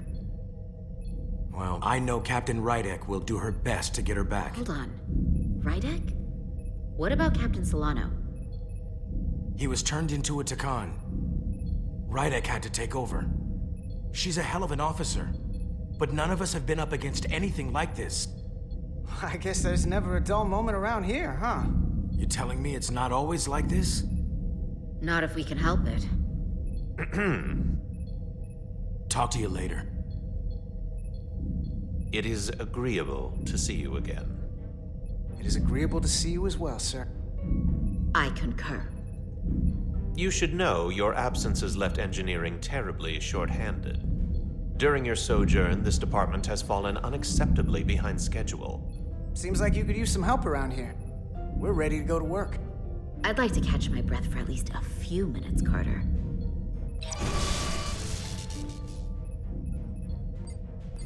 Normally, I would assign you to one of the many pressing repair tasks. But, given your experience on board the Zeldi, I have suggested you join the senior staff briefing as we determine our next course of action.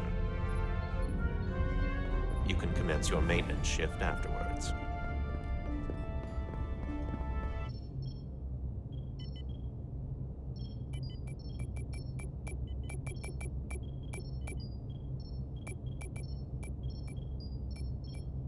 I tended to an Ilidian earlier.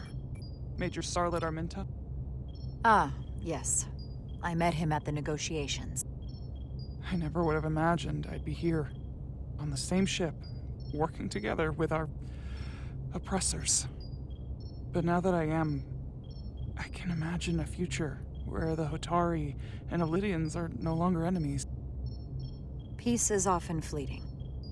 If there's a chance, you should take it. Peace with our former enemies may be hard for some to accept, but it's what my people need. That's coming along nicely. Thank you, Tylus. I'll take it from here.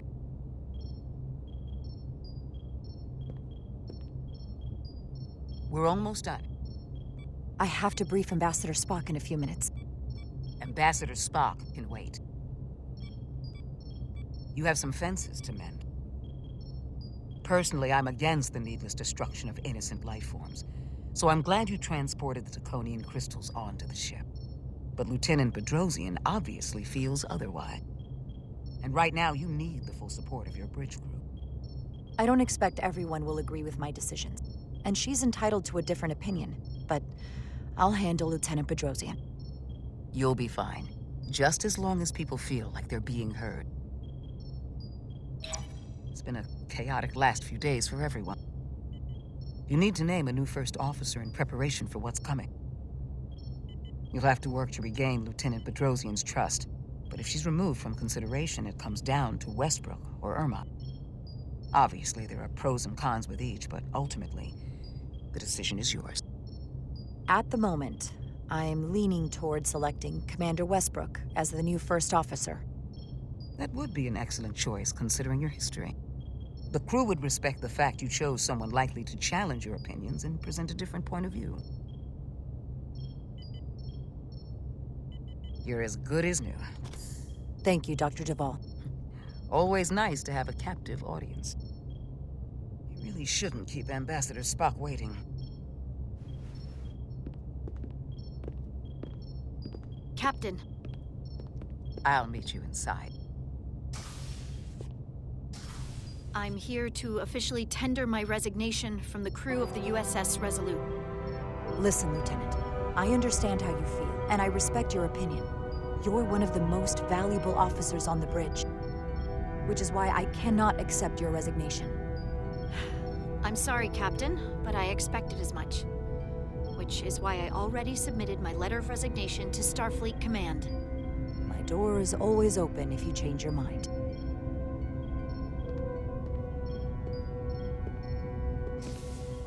We'll have Ambassador Spock via subspace shortly. Thank you, Mr. Armand. I'll notify Lieutenant Bedrosian we're about to begin. That won't be necessary. Petty Officers Diaz and Edsilar have first-hand experience with our adversaries. I thought it advantageous for them to join this briefing. I understand this is unusual. Excellent idea, Mr. Chovak. They deserve to be here. In all seriousness, what Diaz and Edsilar accomplished aboard the Zeldi is nothing short of remarkable. They're both to be commended, not only for surviving against incredible odds, but for helping our efforts against these scions. You know, Carter deserves most of the credit. Well, I could say the same thing about Edsilar here. She deserves as much of the credit as I do. It's like a mutual admiration society. Ambassador Spock is ready for you. Put him through. Captain Rydek, your recent change in station certainly warrants mention, and I trust you to faithfully execute your expanded duties. Right now, we must keep our attention on the clear and present danger that lies ahead, the Takan and their warship. The closest populations are the Hotari and Elydian systems, and they are likely the first targets for mass bioforming. After that, lies Federation space. I have advised Starfleet Command to send an impromptu battle group to intercept and assist you, but that will take time. You are our first line of defense. I'm glad to hear the battle group is en route, Ambassador. With what we're up against, we're gonna need all the help we can get. And you will have it. Remember, our strength is drawn from our ability to work together towards a common goal. Have we made any progress in finding a way to defend ourselves from the Aphilion's bioforming weapon? Currently, our shields will not protect us, but I am compiling all of the information the away team gathered on the Zeldi and cross-referencing it against our own as well as Portal 6-3's methods. The away team is sitting right here. They survived without getting bioformed, so we know it's possible. So, what's the secret? How do we defend ourselves? Well, there are no secrets. It's a serious threat, and we're vulnerable. The whole ship is. We saw someone getting bioformed. Once it starts, there's nothing you can do. We can't stop it, but we might be able to slow it down. It's too soon to say for sure, but we've had some promising indications that Duridium can delay the bioforming process. Duridium? It's not a cure. It's not going to bring anyone back we've already lost. But Duridium is a cell stabilizer, so it has the potential to slow down the onset of physical and mental changes, if not entirely prevent them. I'll forego the rest of my treatments, if it means the crew will be safe. Captain, you'd die. That's an honorable intention, but it's not that simple. It requires a much larger dose to be effective. We don't have enough Duridium on board to protect the whole crew. We barely have enough to protect everyone in this room. Sounds like it won't do us much good then. The use case I'd suggest is that it could buy a little time for an officer or a small group to complete a task or mission. But it has to be taken at the moment of exposure to the bioforming mechanism. Prepare a delivery method for this remedy. That raises the question, what is the mission? Assuming the Aphelion uses shields of some kind, I don't expect it will be easy to bypass their defenses. We may not be able to block the Aphelions' attack either. But if they do strike, we know their weapon uses transporter technology. We might be able to backtrack their signal path. Like we did to evacuate Captain Rydek from Tau. Exactly. We could send an away team onto the Aphelion. I think Portal could still help us. If he can't get a first-hand look at the Aphelion, he might be able to identify a weakness. After sparing the remnants of his civilization, I should hope he'd help us. He will. We'll need to prepare a boarding party, if it comes to that. Petty Officers Edsilar and Diaz are the logical choices to lead any away mission to the Aphelion. They have already crippled one enemy ship. If anyone can do so again, it is them. This isn't like the engineering mission that took you to the Zeldi. Do you really have some special insights that a tactical team wouldn't? Sabotage is kind of becoming our specialty. We'll find a way to get the job done. Well, he certainly has the swagger for it. If this is the necessary course of action, I support it.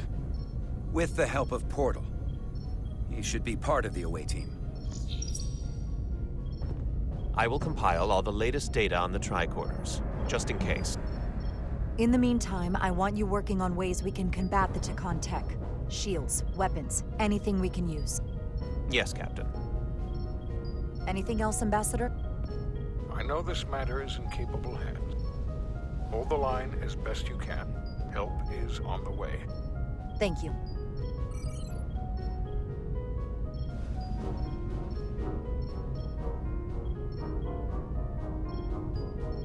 I have faith in all of you to meet this moment with the urgency it required. I expect all of us to give it everything we've got.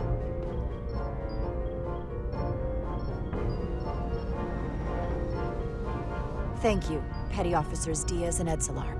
You're dismissed. While we have a quorum of senior staff, there is a procedural element we need to take care of. The Resolute command codes must be transferred to Captain Rydek for control of the ship.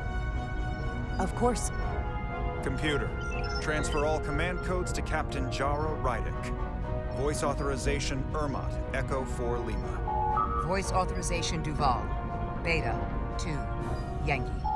Voice authorization Westbrook, Alpha 7 Tango. Awaiting your authorization, Captain. Voice authorization Rydek, Alpha 5, X-ray. Captain's codes transfer. The updated command structure is incomplete. Please designate a new first officer. Who is the new first officer? Please designate a new first officer. It is an honor and a pleasure to name Commander Westbrook as my new first officer. Thank you, Captain. You made the right choice. Congratulations, Commander. It's long overdue. I know we've had our differences, but I can't tell you how much I appreciate this. Computer, Commander Westbrook is the new first officer of the USS Resolute. Awaiting voice authorization. Voice authorization Westbrook, Alpha 7 Tango. Authorization is now complete. Now, if you'll excuse me, there's work to be done. Nicely done. I think that went well. Captain, could I have a word with you? Give me a minute. Look, I respect your decision, Captain. Commander Westbrook has seniority, and I can understand why you might have felt pressure to promote him. But what I can't understand is why you would choose someone so clearly unsuited for the position. I know you're disappointed, but I trust his experience, and I need to rely on him now more than ever. But that's just it. We can't afford to make any mistakes. And that's my concern with Commander Westbrook. Maybe I've had it wrong this whole time. But I thought we've had an excellent working relationship almost from the moment you first arrived. Yes, I was insulted when you didn't trust me with the information about Captain Solano being compromised, but I've always supported you, which is certainly more than you can say about Westbrook. Listen, I value your opinion more than just about anyone's. I rely on it. And if we're going to beat Galvin, I'll need your help now more than ever. So please, don't be discouraged. I'll be fine. Just give me some time.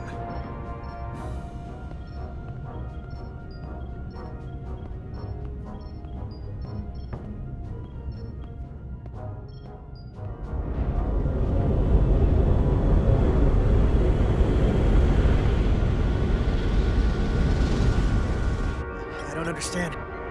Giving everything she's got, but it doesn't make a difference. Something is actively slowing us down. Keep trying. What's the situation in engineering? I can't raise them. Internal comms are down. It's the ionic interference. It's spiking again. If we reinitialize the central communications trunk, it should compensate. If I may, Captain. Communications are critical to ship operations, and I should go take care of this. Go.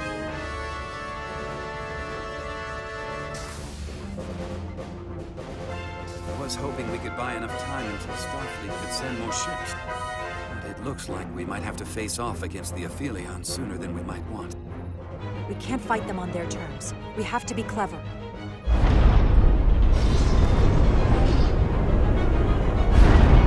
We're being pulled out of warp! Ugh. Aphelion is closing on us, and fast.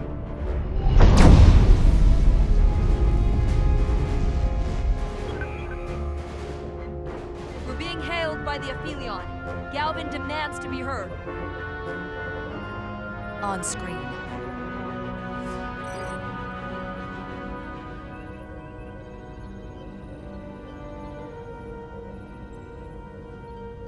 You thought you could run? That I would let you escape so easily after taking what's mine? How pathetic and predictable. At least you can take solace knowing you'll be a far braver Takan than you were as a cowardly Koblia. You can talk all you want, but I'll never be Takan. Never will be here sooner than you think. We both know I hold your fate in the palm of my hand. That I could crush you in an instant if I so desired.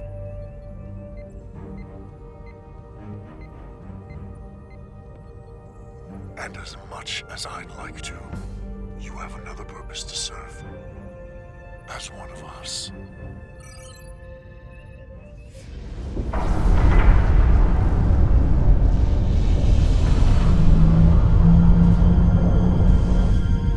Red alert!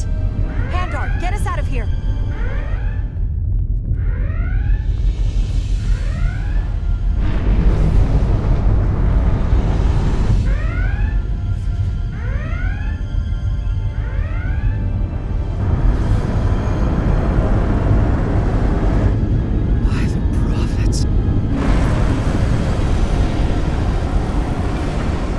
Evasive maneuvers!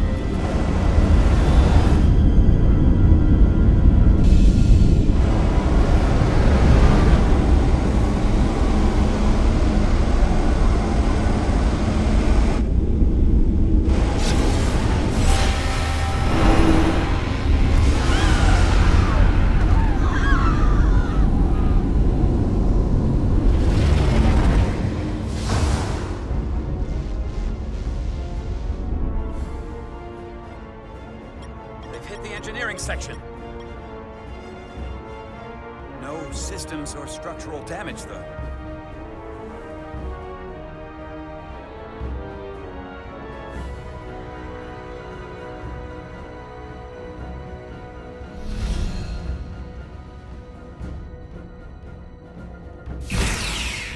They were targeting the crew, not the ship. Captain, we have to respond. Fire photon torpedoes! Target the source of the beam!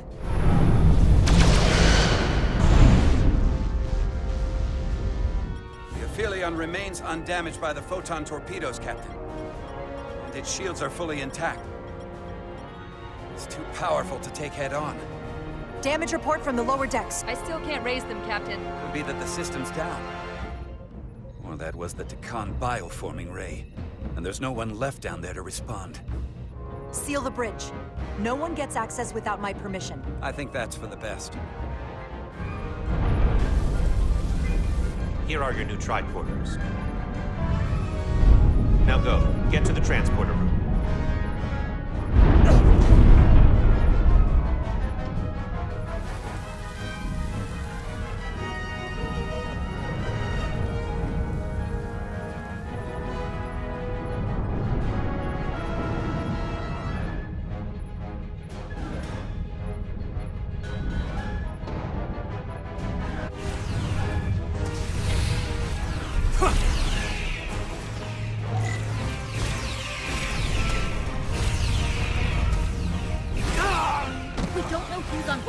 Carter. Transporter room 1.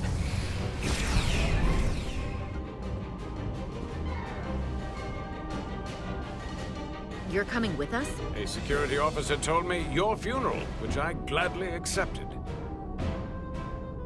These are concentrated iridium doses. You need to take the dose as soon as you're exposed for it to be effective. Now, take it right before if you can get the Takan to wait while you do it.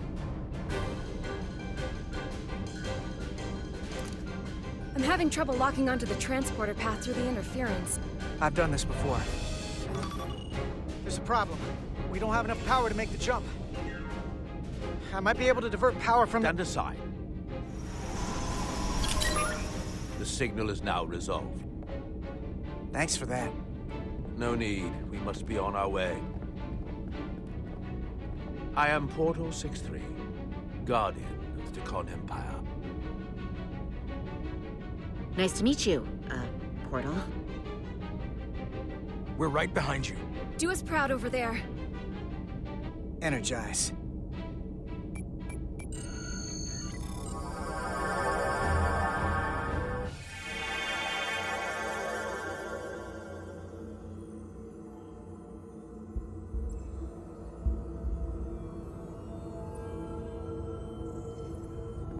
This is crazy, right? Oh yeah. After this, let's do something really boring. We could replace the paneling in the Jeffries tube. Hell, I'd even degauss a plasma manifold. If we see Miranda in here, I'm not gonna hesitate. She's taken too many lives. You can't undo that. This is pretty wild, Diaz. You better know what you're doing. We're all counting on you. The glory of it. This ship is a marvel. Even to me. It's almost a shame we have to scuttle it. It is beautiful. I'll give you that. Resolute, come in! We're losing cohesion. I'm gonna try to use my tricorders to pattern enhance.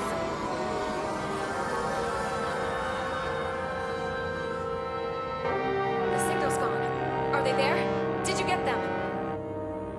Oh my god. We have to get to the Cartabula and disable it. Hopefully before the battle group shows up. Get served up for the Aphelions' next meal.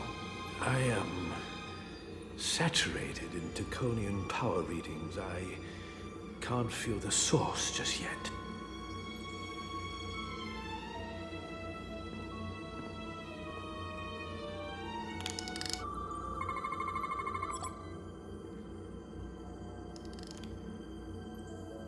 This way.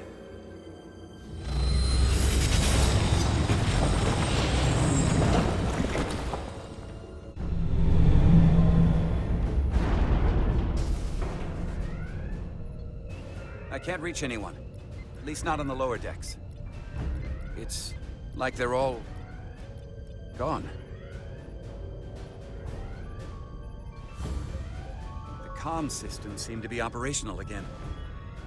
That bioforming ray may have transformed dozens of crew members on the lower decks. This ship could be swarming with resurrected Takan. It's only a matter of time before they come to their senses and take action. Which means we have a narrow window of time to cut them off before...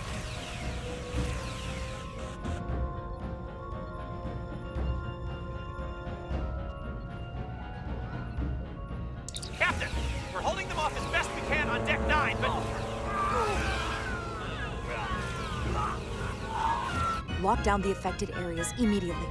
Close the bulkheads and erect the containment fields. No one is allowed in or out without my authorization. There could be crew members who aren't affected who could get locked inside. That's a risk we'll have to take. Initiating a lockdown now.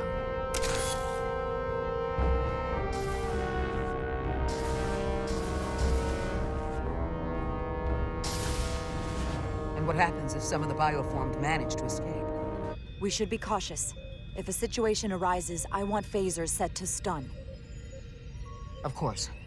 I'll let the crew know to proceed with caution. Have we heard anything from Commander Ermot? No. And he's been gone for quite some time. The comm system he went to investigate. It's near the affected area. Commander Ermot. Commander Ermot, can you hear me?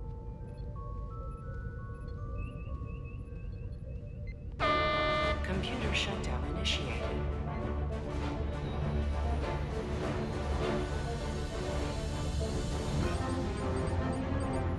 According to this, it was initiated by Commander Ermot. What? central computer core will shut down in 10 minutes. We'll lose all critical ship functions. It can only be overridden by the captain at the core itself. With me.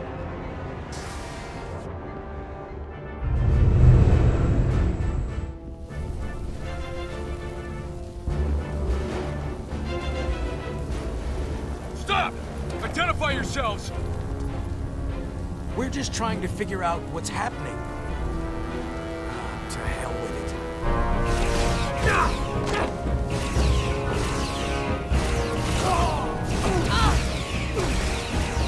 You have to get to the computer core! Go!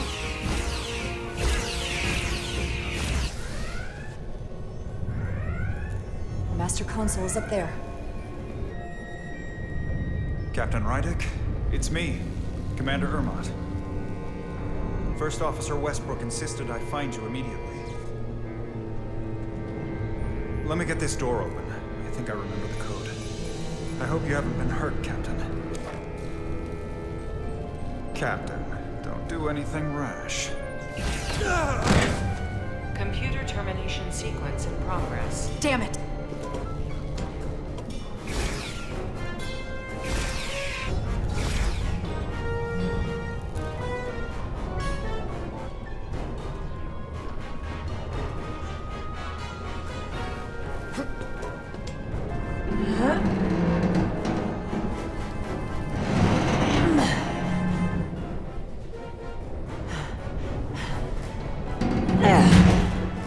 Be reasonable, Captain. There's a time to fight and a time to admit defeat. Computer termination sequence in progress. Cancel computer shutdown!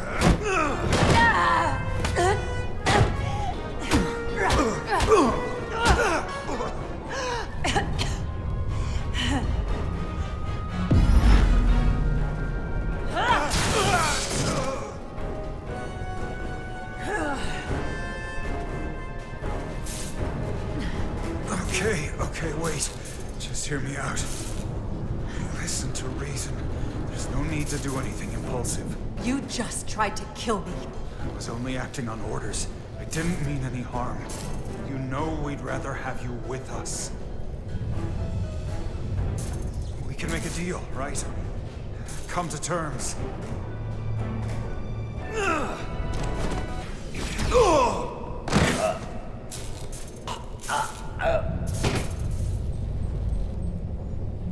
Awaiting Captain's authorization. Cancel computer shutdown. Voice authorization, Rydek. Alpha 5. X-ray. Termination sequence cancelled.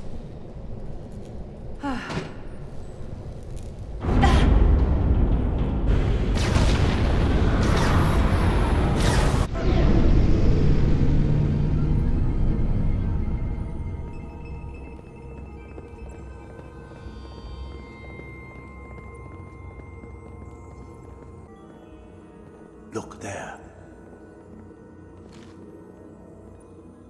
I cannot move as freely inside this ship. Those emitters are why.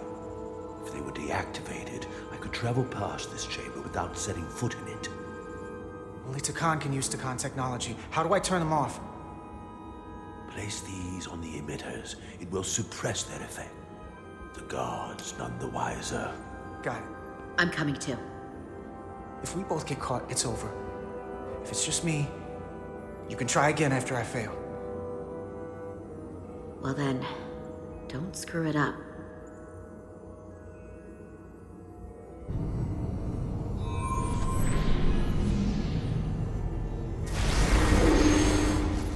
Two to go.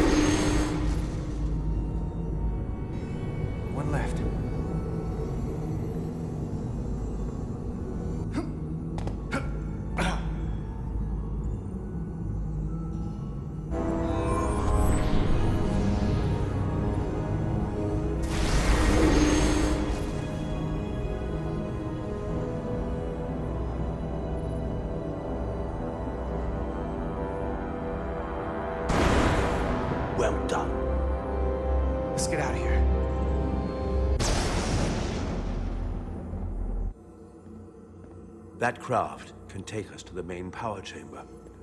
No way we can make that jump. When I was younger, maybe. This might control that craft. Portal, a little help? I should be able to bring it to us.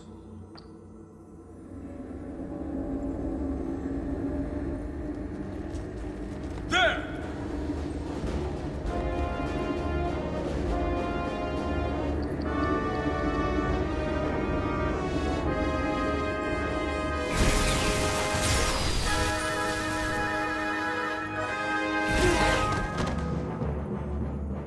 What the hell?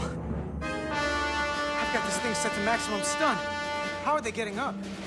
Something's different about the Takan here. Stunning isn't an option. Get in!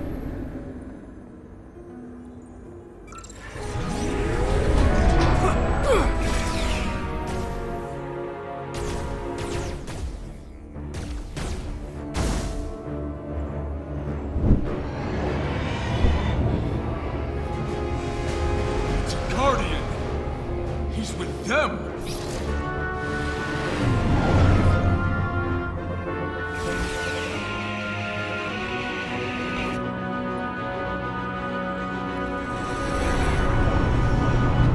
We have to sink that other ship! Shoot the pilot!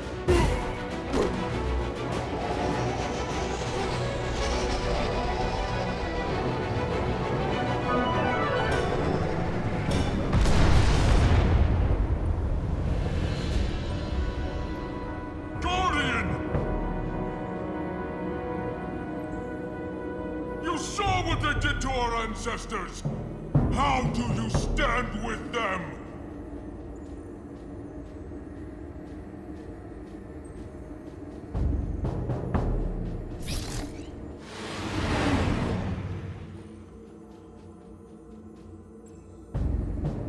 We've left them behind.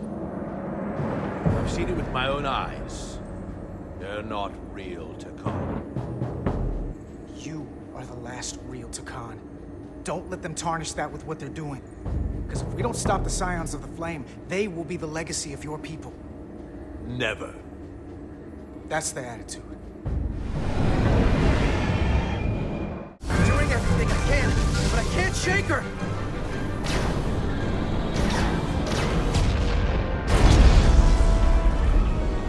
I figured without me, you didn't stand a chance. I'm here for the ship and the crew, not for you. Your timing's perfect. We need your help now more than ever. Clearly. The only reason they haven't destroyed us is because we have bioformed Takan on the ship. That's why they're targeting our engines. If we lose the engines, we can't avoid the bioforming ray.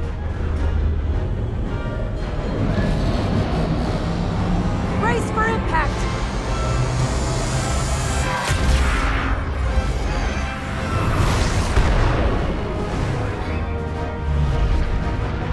They're here!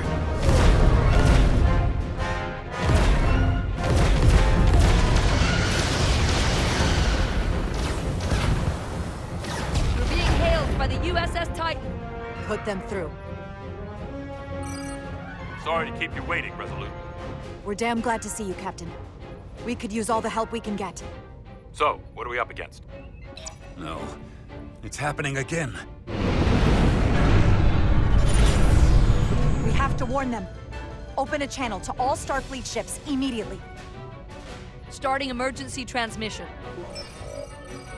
This is Captain Jara Rydek of the USS Resolute. The ship we're fighting is armed with a bioforming ray that can transform your entire crew instantaneously. And they've stolen our shield algorithms, so there's nothing we can do to stop them. Avoid being hit at all costs. I wish we'd known that before we got here.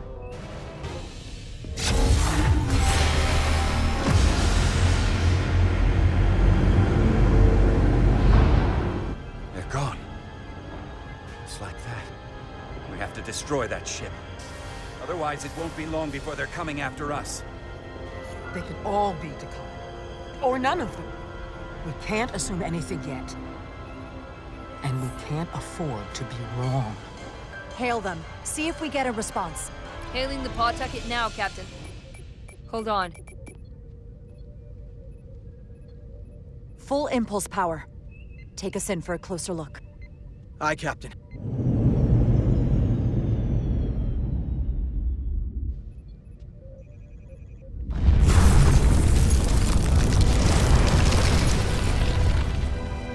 That's not a Starfleet ship. The Takan have it. Shields at full power!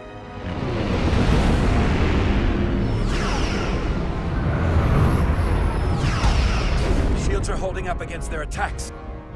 But they won't for very long. Fire photon torpedoes! Firing.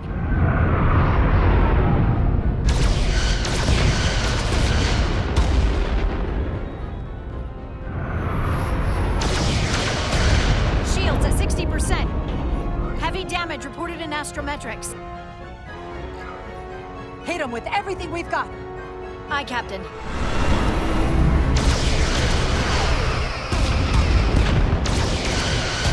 Taking heavy fire. Shields now at 40%. Stay with it. Keep firing.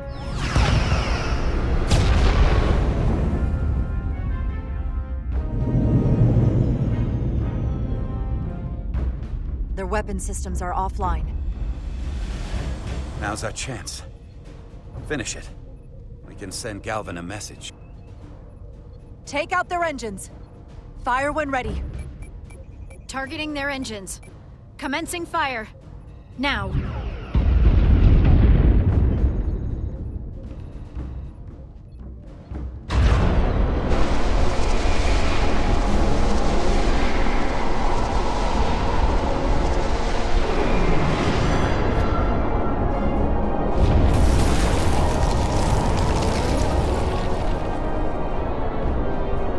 Captain Rydek, the Aphelion is too much for any one of us to take on alone. But collectively, we might just have a shot. On our way. Full impulse power. Aye, Captain.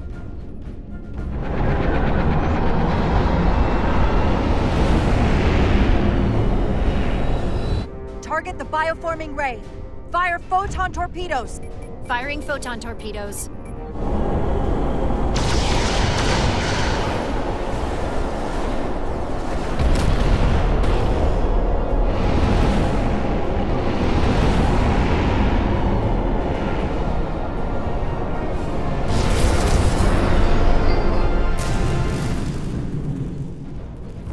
I've lost helm control. Trying to re-establish. Power levels are dropping all over the ship, but our engines are still running strong. This is what happened to the Enterprise. They're draining our energy. We're caught in it too. I hope the away team is having more success than we are.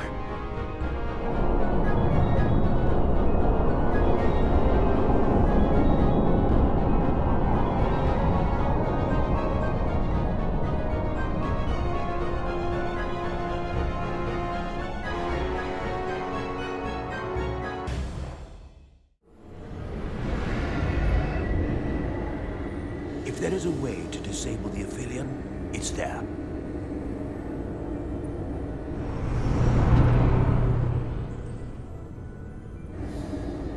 We strike at the heart.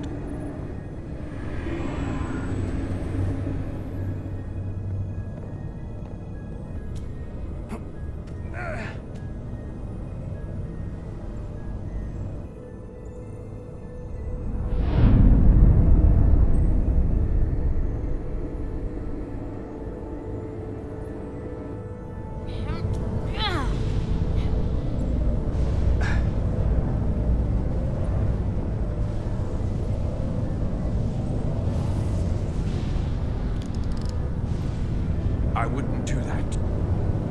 We have to turn off this energy field to enter. I must do it. It requires the hands of a Takan. Is it working?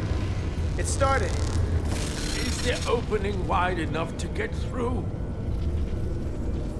Well, is it wide enough?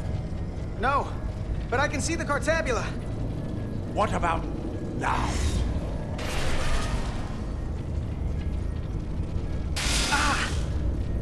I still can't get in. Stand back. I'll try again.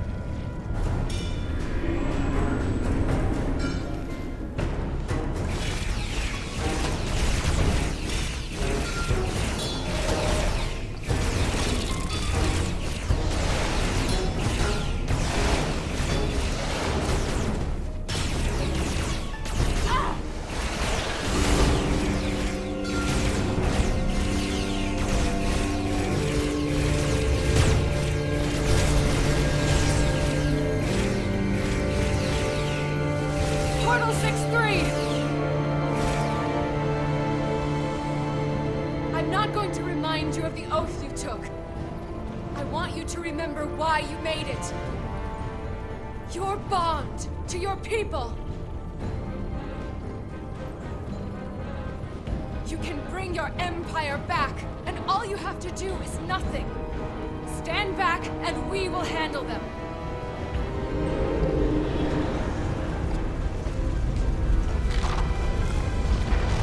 So much time doing nothing.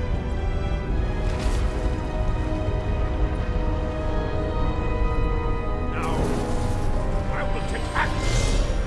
I will exterminate these heretics. Give him hell, Goro. I was made for this.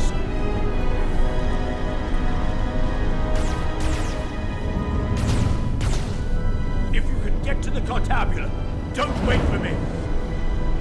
We'll hold the line.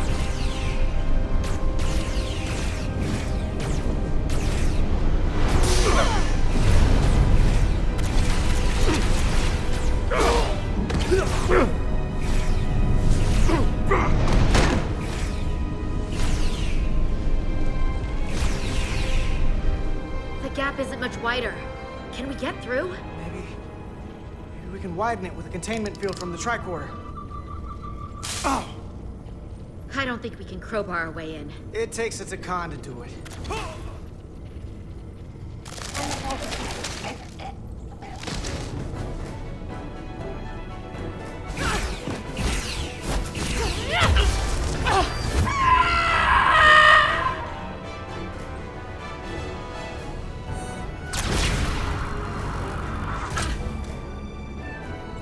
That's far enough.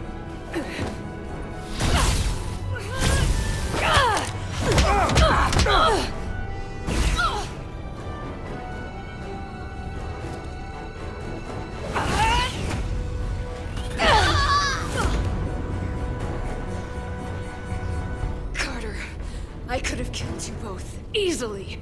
But the part of me that is still Miranda won't let me.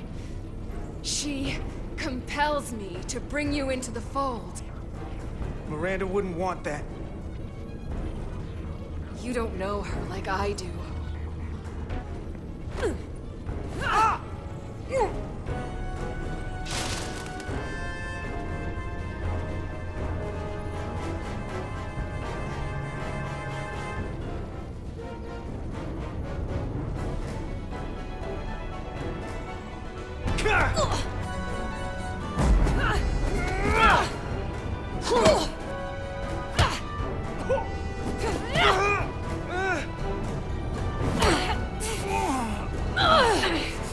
Soon, you'll understand.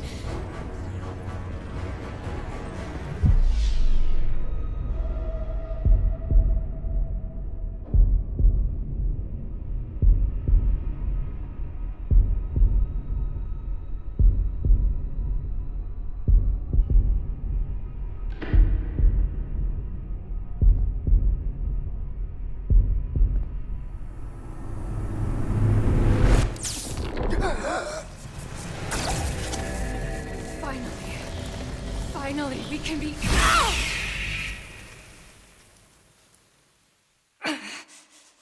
rejoin the flame.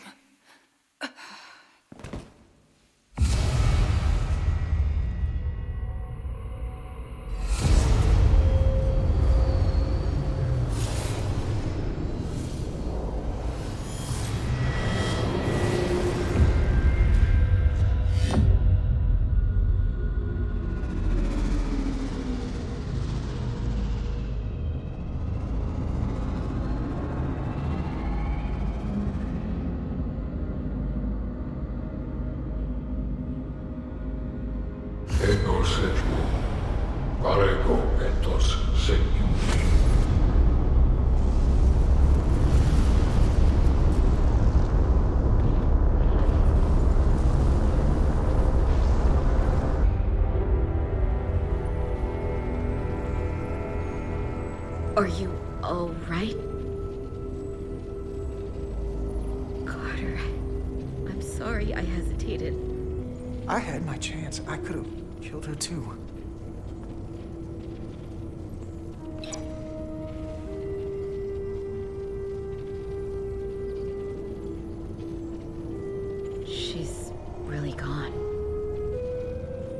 had to end this way. She was suffering. And now it's over.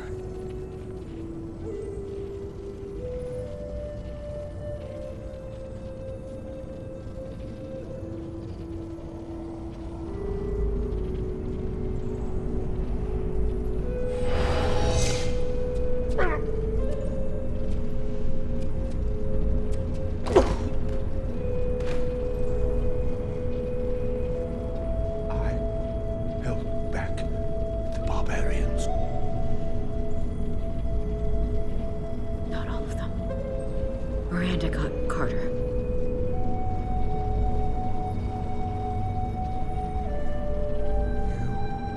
You have Draconian blood now. You must go and finish this, my brother.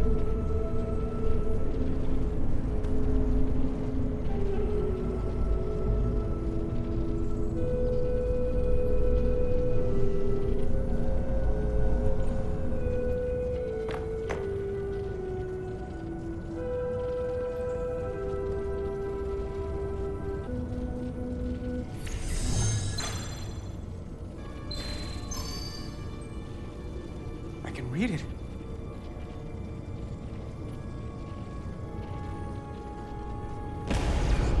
What is this? Who are you? You're talking to the guy that's in charge. Pipe down while I work. Carter, you're kind of scaring me. It's okay. I'm still in control.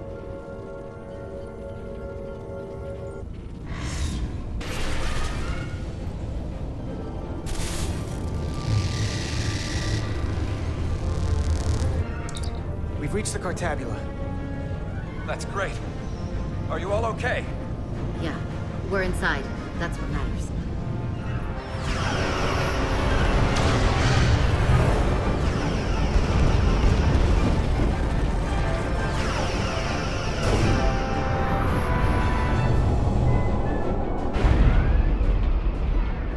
2 of ours are keeping the bioform ships at bay, but they can't hold them off forever.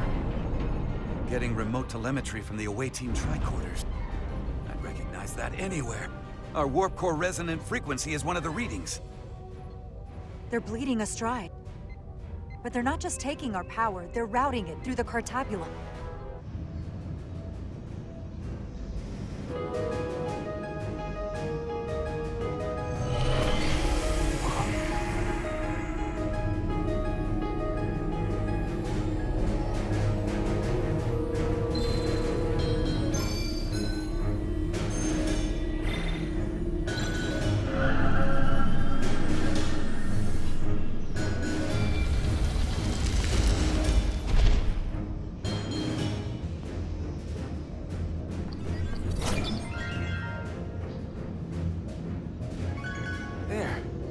That's the Resolute's warp core resonant frequency. And these others? That frequency matches the Titan's warp core resonance. And these two are the Kimball and the Lowell. They're both Steamrunner class. Same engine platform. They're just tuned a little differently. I must be getting information from the bioforming. This warning. It means that it's struggling with the power stacked up at close frequencies. The Cartabula can't handle the dissonance? Maybe. This is Westbrook. Are you reading these Starfleet engine signatures? We are. And you need to see this. The Steamrunner class frequencies are causing problems for the Aphilion's energy source. Sending visuals now. They're vulnerable. We have to use this. You can break a wine glass if you play the right note loud enough. Sir? The Takan are so arrogant. They're letting us right in the front door with this energy drain. We can tune our warp core output to those frequencies. Get all our ships to do the same. Push it to maximum levels and we might be able to crack the wine glass, the Cartabula, and take their ship offline. There is merit to the theory. If this is going to succeed, we'll need all Starfleet ships to pitch in. We aren't alone anymore. We need to leverage that. I will create a high-energy static warp shell. We'll need the away team to guide us to the right frequency. We read you, Resolute. You're putting a lot of faith in us, Captain. That's a hell of a plan. We don't want to let you down. I've got faith in you, and the rest of this crew. Now let's give them hell! Yes, Captain.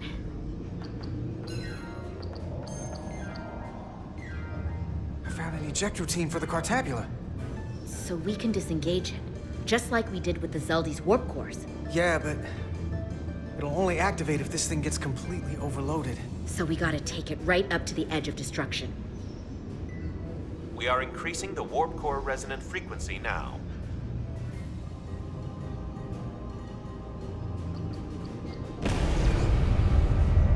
You can't do this. You'll destroy everything I've waited for. If that thing wants to take over, it's going to have to go through the both of us. And I'm not going to let that happen. You hear me? I'm gonna fight it right along with you, Carter. You can help me get the job done. That's the fight that matters most. But it's not the only one. Is something wrong? No, we're fine. Do you see our output frequency changing? Keep it up, Resolute. It's starting to work. The bigger they are, the harder they'll fall.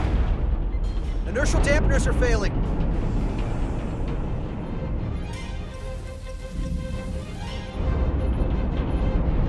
Warp output at 85%. They're taking the bait.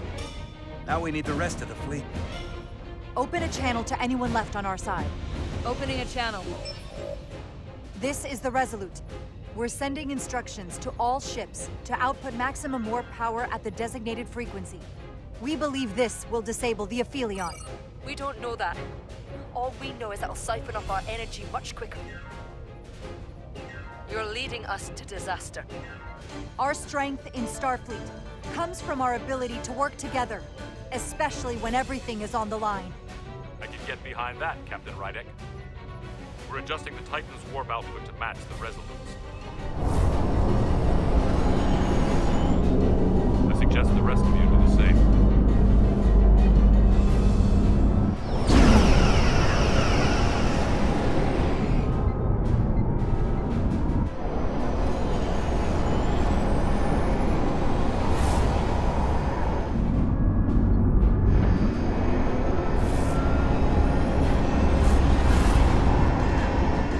That's it. They're falling in line. This is the Takahashi. Adjusting our engines now.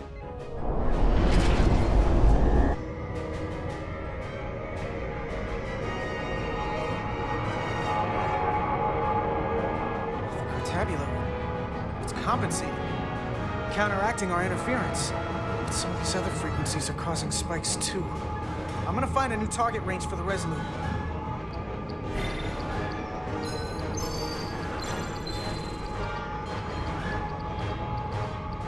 Here. This one's hitting the hardest. If they all converge here, it'll provide the maximum disruption to the Cartabula. Got it. We want to overload this thing, push it to the brink, but not past it. You sure about this frequency? If we go too far, we won't just be destroying the Cartabula. We're going to take a lot more with us. We don't want to be responsible for that. I'm sure. I bet my life on it. It's all our lives. Sending data to the Resolute.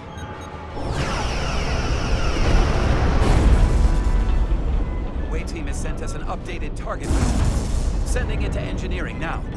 We are now running our core at 105% of recommended capacity. If we try to meet that frequency, we will generate a harmonic imbalance of our own and risk a warp core breach. I must warn you, these are precisely the engine conditions that Captain Solano's experiment brought about.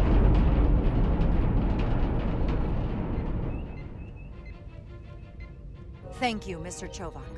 But I'm not Solano, and this is no experiment. I need you to match the frequency and increase the output. Very well, Captain.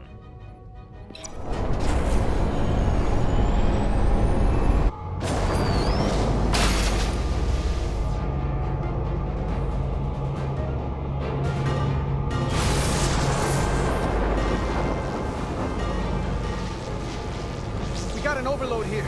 It's at the breaking point.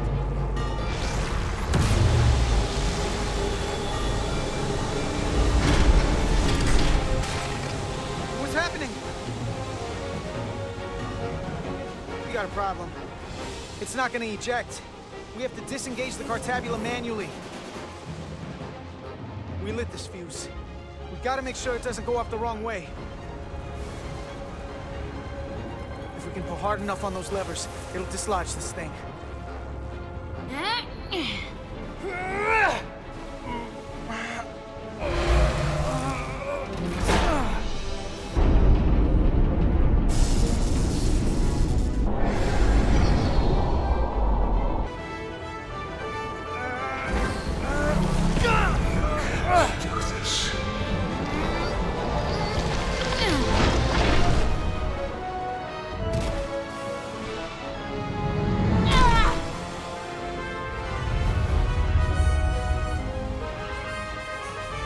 It will destroy everything.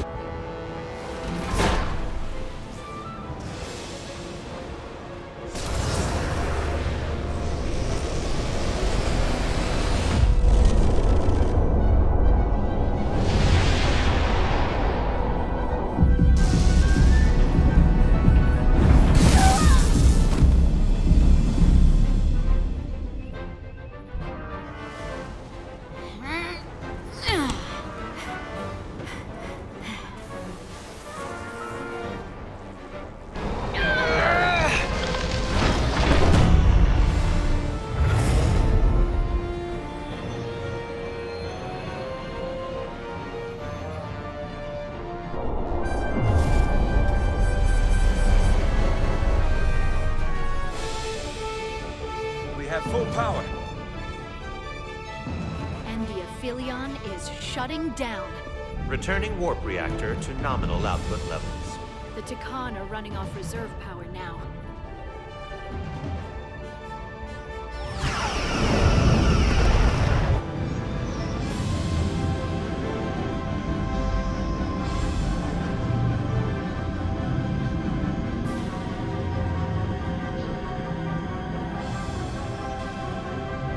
I saw what you did. The sacrifice you made. Radiation levels are spiking. It's coming from the Cartabula. He must have damaged it. It's cracked, but we're still here. We didn't rip a hole in space itself. So, not the worst that could have happened. That's great, but it's still a problem. 3 to beam back to the Resolute. We can't lock on. Our transporters won't cut through the interference. We can't stay here.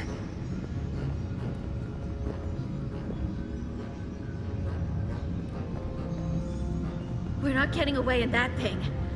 There. Maybe I can use this to get us out of here. I don't know if it can get us back to the Resolute, but we have to get away from here.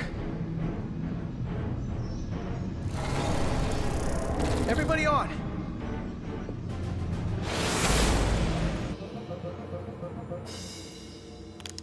Radiation's lower here, but still too high for us to stay on the ship. This is good, but we can do better. And soon, I hope. We gotta get all the way to the Resolute.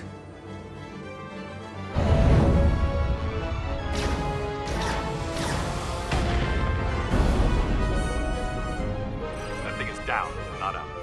We'll handle the stolen Federation ship, but you need to get a crippling shot on the Aphelion. A direct hit to its bridge will bring it down. I can take us real close, Captain. Skim the hull of that thing where it can't get a clear shot at us. Or I can weave us through the battle. take us through the battle. Get us a clear shot on that bridge. Aye, Captain.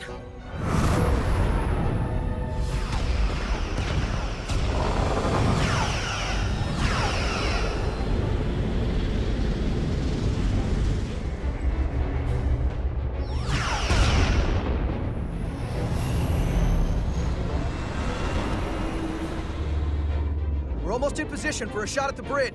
Photon torpedoes armed and ready.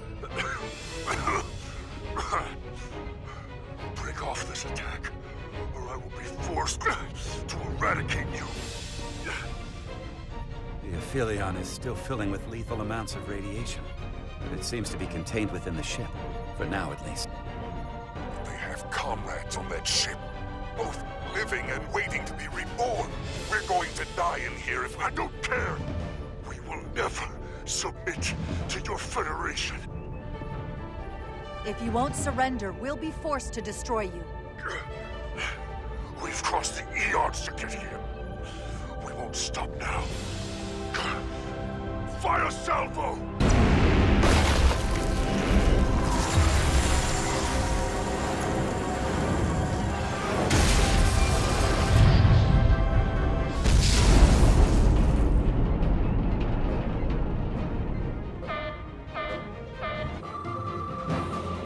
Now the radiation is rising here, too. Targeting the Resolute? I can't let you do that. Get on.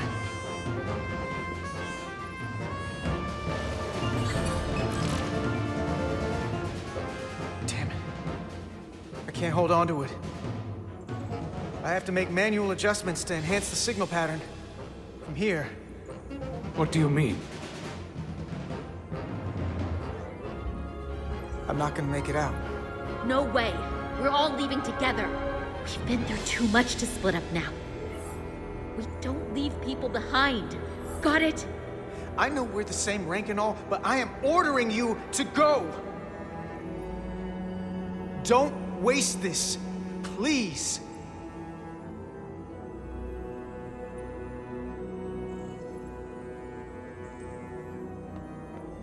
If you send them, we'll be stuck here.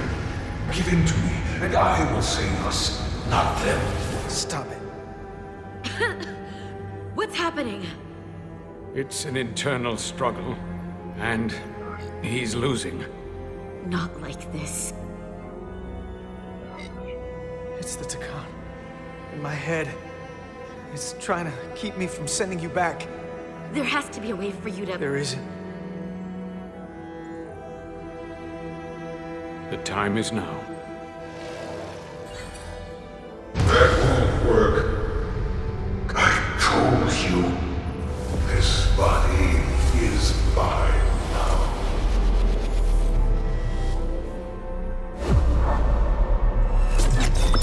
No! Look out for each other.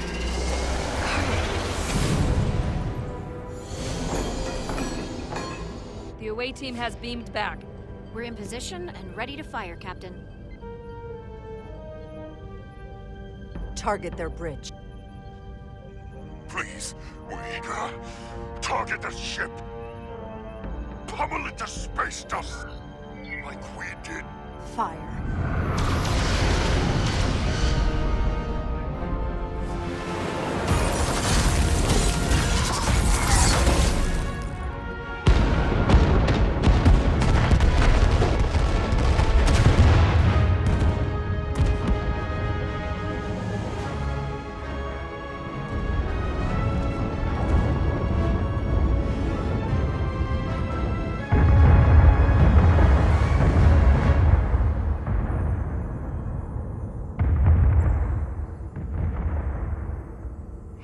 Carter? Nili. I thought you'd want to know we made it. And that you'll always be my family. Even if I don't get to see you again. I couldn't have done this without you, Nili. We made a hell of a team. Didn't we? The best.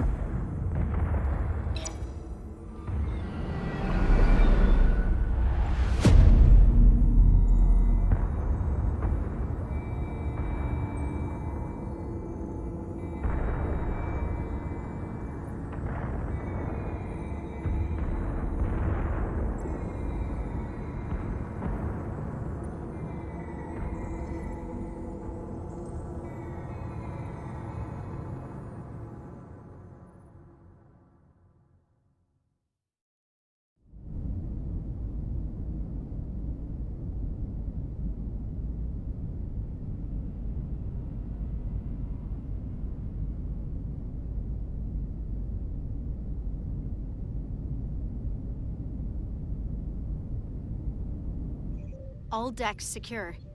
We have the bioformed on board, fully contained. The Starfleet ships under Takan control have signaled their surrender. Good work, Captain Rydek. Next time I need some backup, I'll know who to call. Thanks, Captain Riker. I owe you one. Yes, you do. But who's keeping count? Captain, we're being hailed. It's the Aphelion. On screen. We need your help. Please beam us aboard your ship. I know what they've done, Captain. But we can't let them die. They're our enemies today, but who knows what they could become.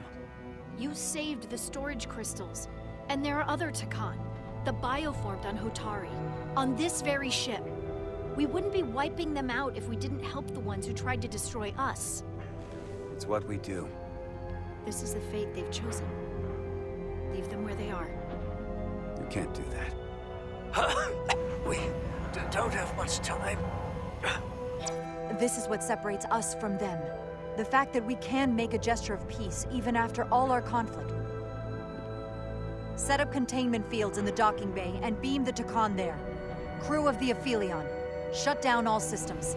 Lower your defenses, and prepare to be transported. Thank you.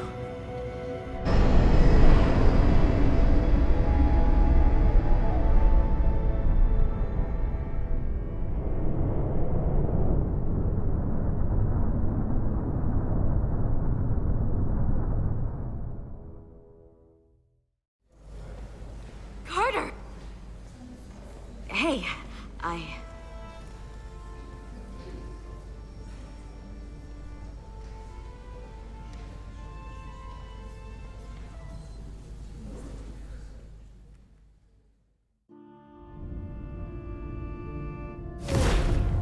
My first order of business will be to help reestablish the Hotari government and resume peace talks, genuine talks, with the Elydians. And after that? Who knows? I know I don't want to be queen. There's so much good I could do with just a fraction of your medical technology if I could bring it to my people. But I also want to see what else is out there. Maybe there's even a place for me in Starfleet. When you're ready, Starfleet will be waiting for you. I'll even put in a good word at the Academy. Thank you. Perhaps I can serve on one of your ships someday. I wouldn't have it any other way. But there are pressing matters we must attend to before any of that. I can't thank you enough for all you've done. I'll see you again.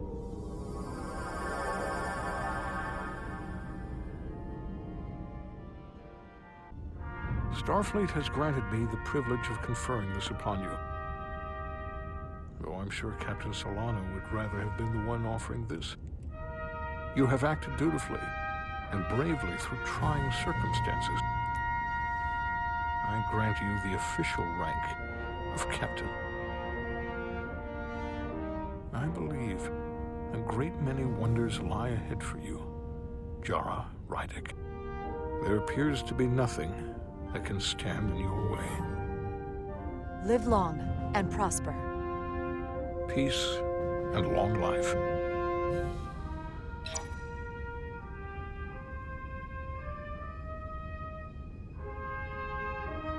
Victory. Peace. These things never come without a cost.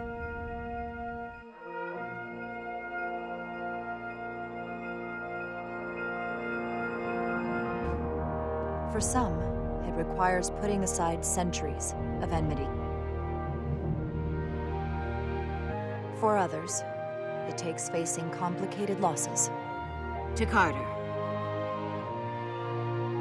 How do you say goodbye to someone who isn't really gone? I thought I knew how to leave the past behind, but I've learned a thing or two. And for too many, they had to pay the ultimate price. In time, history may forget their sacrifices, but those of us who were there never will. Now, all hands honor the dead.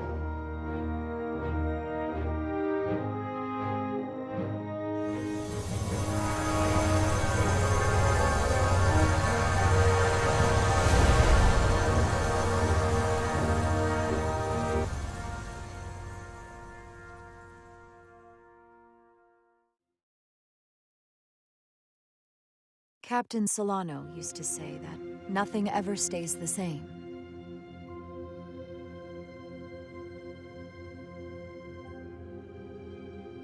Entropy. It's the nature of the universe. As such, the crew of a starship can never stay the same.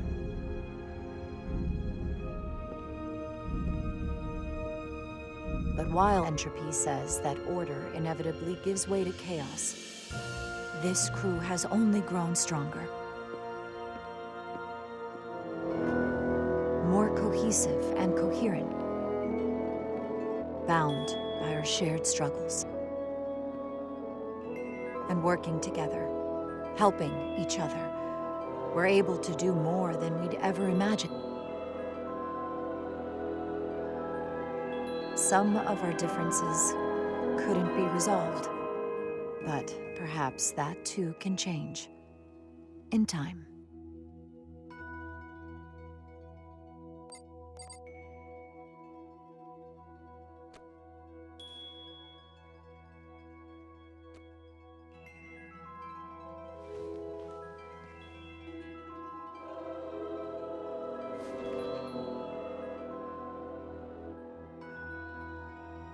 Make way.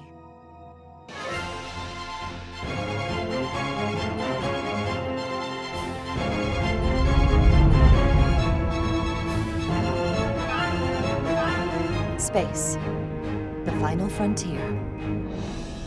As we take our next steps into the unknown, the greatest insights that lie ahead are what we learn about each other.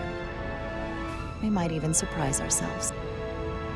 And no matter what threats we may come upon, or mysteries we face, we will not be shaken. We are stronger together. We are steadfast in our purpose. We are Resolute.